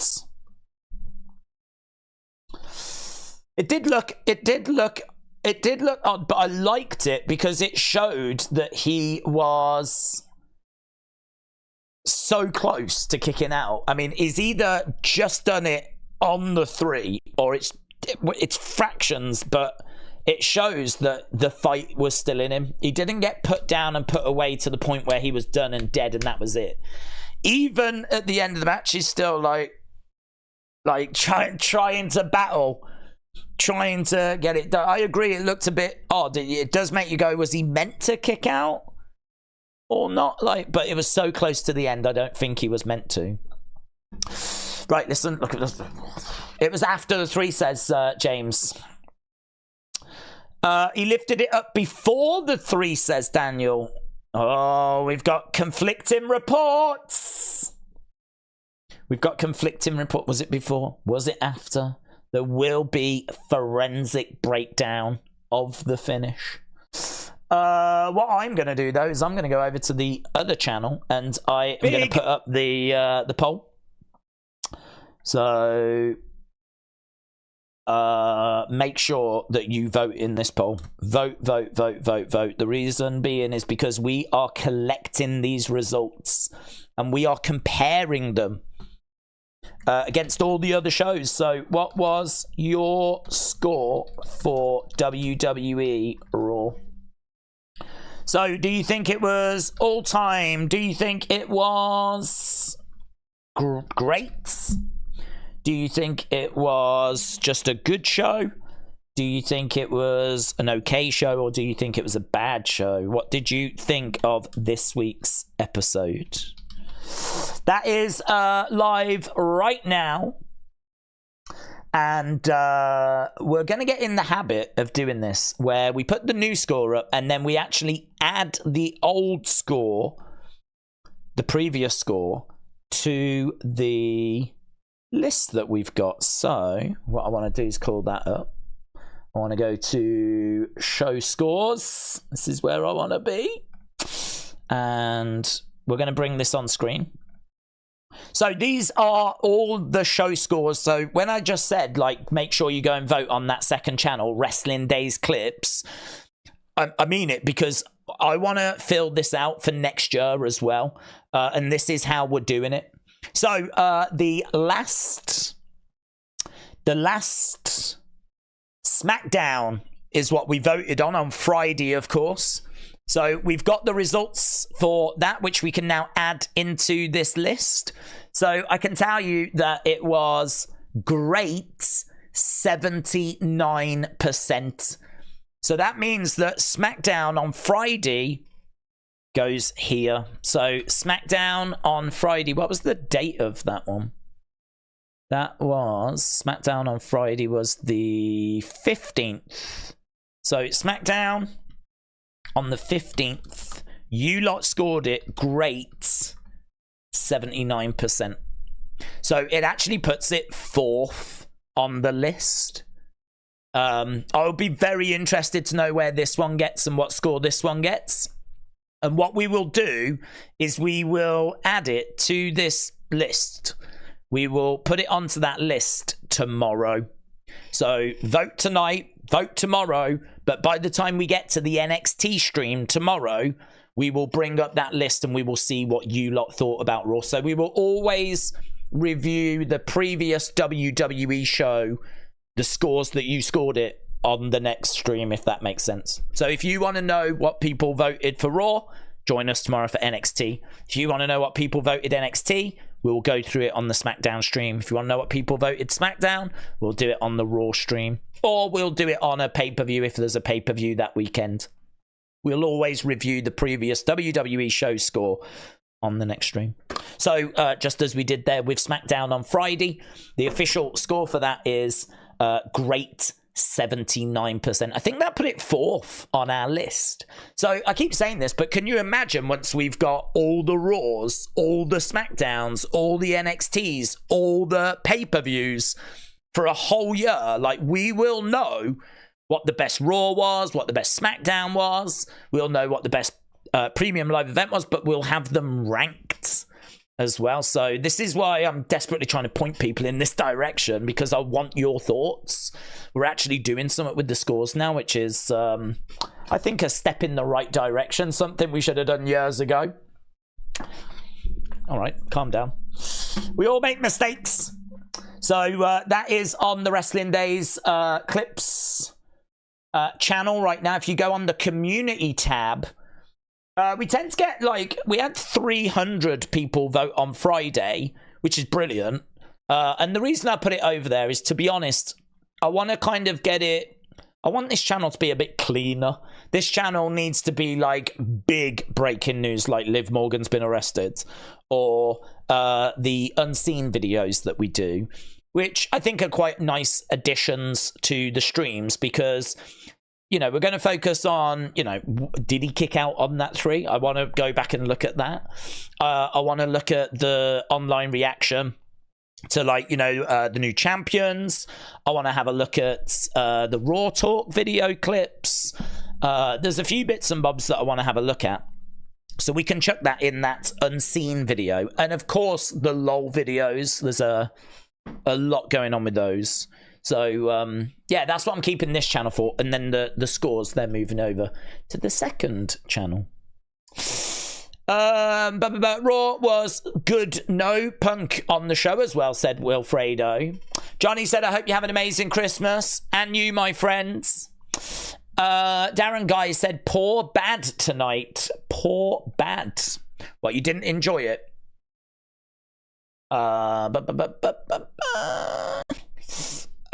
It is a genuine botch, then it's a bit of a downer, but if it's going to be used as a story going forward, then it could be interesting. Well, yeah, I mean, if it's going to be that he did get up before, and there's conflicting reports on that, then they've got an argument to get a rematch. If it's a case that he got the shoulder up after, then I've got it here. 1, 2. It's damn close, you know. It's damn close. I've got it here. Hang on. 1, 2. 1, 2. You can't really see. I mean, the ref's hand is kind of hitting at that point, and he starts to move the shoulder, but I can't see. I mean, look, this is the final one. This is the 3. So it's coming down, coming down, coming down, coming down. That hand does not hit the mat yet. And that shoulder is starting to move. I would say it's hit about there. I would say that the ref's hand has hit there, and there is no way of knowing if that shoulder is up. I don't know if there's not an alternative angle. I genuinely don't know. I genuinely don't know. I definitely don't want the sound. If you look at it in real time, it feels like it's after. Yeah, if you look at it in real time, it feels like it's after. 1, 2, 3. But then if you look at it there, he's starting to move it. And that hand hasn't come down yet. And he's definitely starting to move. It's very close. I think, it's very close. The fact that you can't see because of the referee is making that very difficult. Very difficult. I think if he was adamant he got his shoulder up before the 3, I think, to be honest, I'd be like, you didn't quite do enough. I think you can be upset about it, but I think you've got to look at that and say, you didn't do enough for it to be beyond doubt, you know? And actually, you could look at it and go, it was just after. It might have just been on the 3. 1, 2. It might have just been at that exact moment. It's not before or after. It's actually bang on. Don't know, it's close. It's really close. Really, really close. I'd like to see a different angle, to be honest. I'd like to see a different angle. I think he definitely starts moving before the hand comes down, but whether he actually got the shoulder up by the time the hand's down. Yeah. There's a few people talking about it, you know. I mean, they could potentially make something out of it.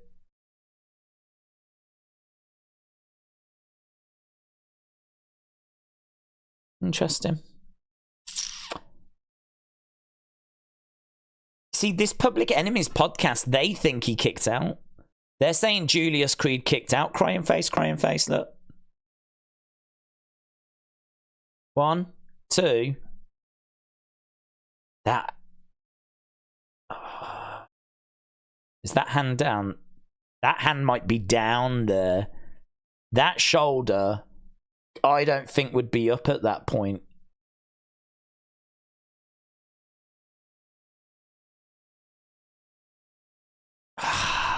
I said it'd be frame by frame. I wasn't lying. So close. 2, 3.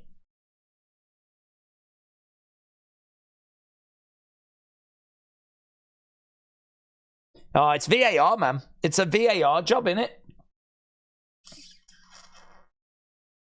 Julius Creed kicked out. That has got to be an angle.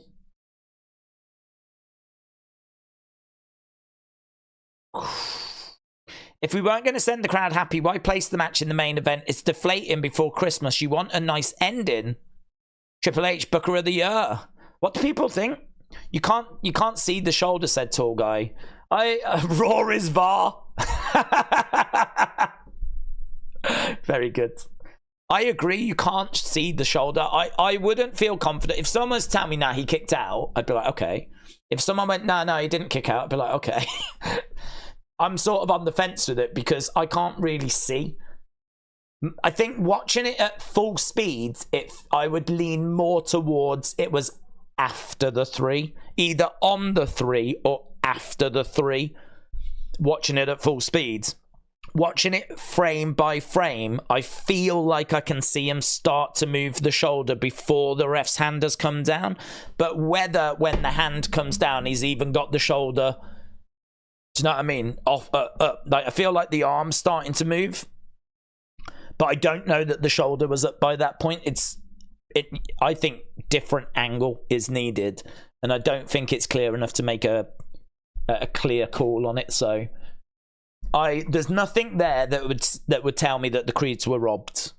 There's nothing there that says the Creeds were robbed to me. I don't think they were robbed. I don't think you can look at, and the ref is in the perfect position as well. So I don't think the Creeds were robbed. I think it was damn close.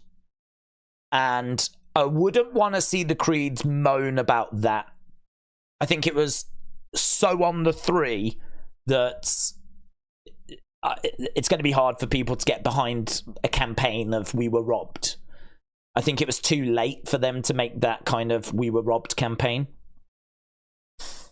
I like the we were close. We were close. I was just a milliseconds, just milliseconds, you know. They got by with the skin of their teeth. I'm totally behind that. But if this is going to lead to a campaign of we were robbed, I don't know how I feel about that. It's too close for me for that sort of a thing. I'm not sat here thinking that the wrong people won, you know. But to each their own, and I'll be interested to know what people thought. He came up just a touch late, says William. Priest was legit peeved at the Brutus Ball. The Creeds might need to alter the finish as they keep landing on people's heads. Julius just wasn't aware of the time, says Cosmictron.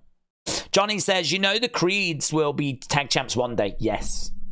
Big Time said, rumor has it they ran out of time on a 3-hour show. We still couldn't manage to fit it in. Well, I thought it was a great episode. I thought it was a great main event as well. And to be honest, that finish, it doesn't take away from the match for me.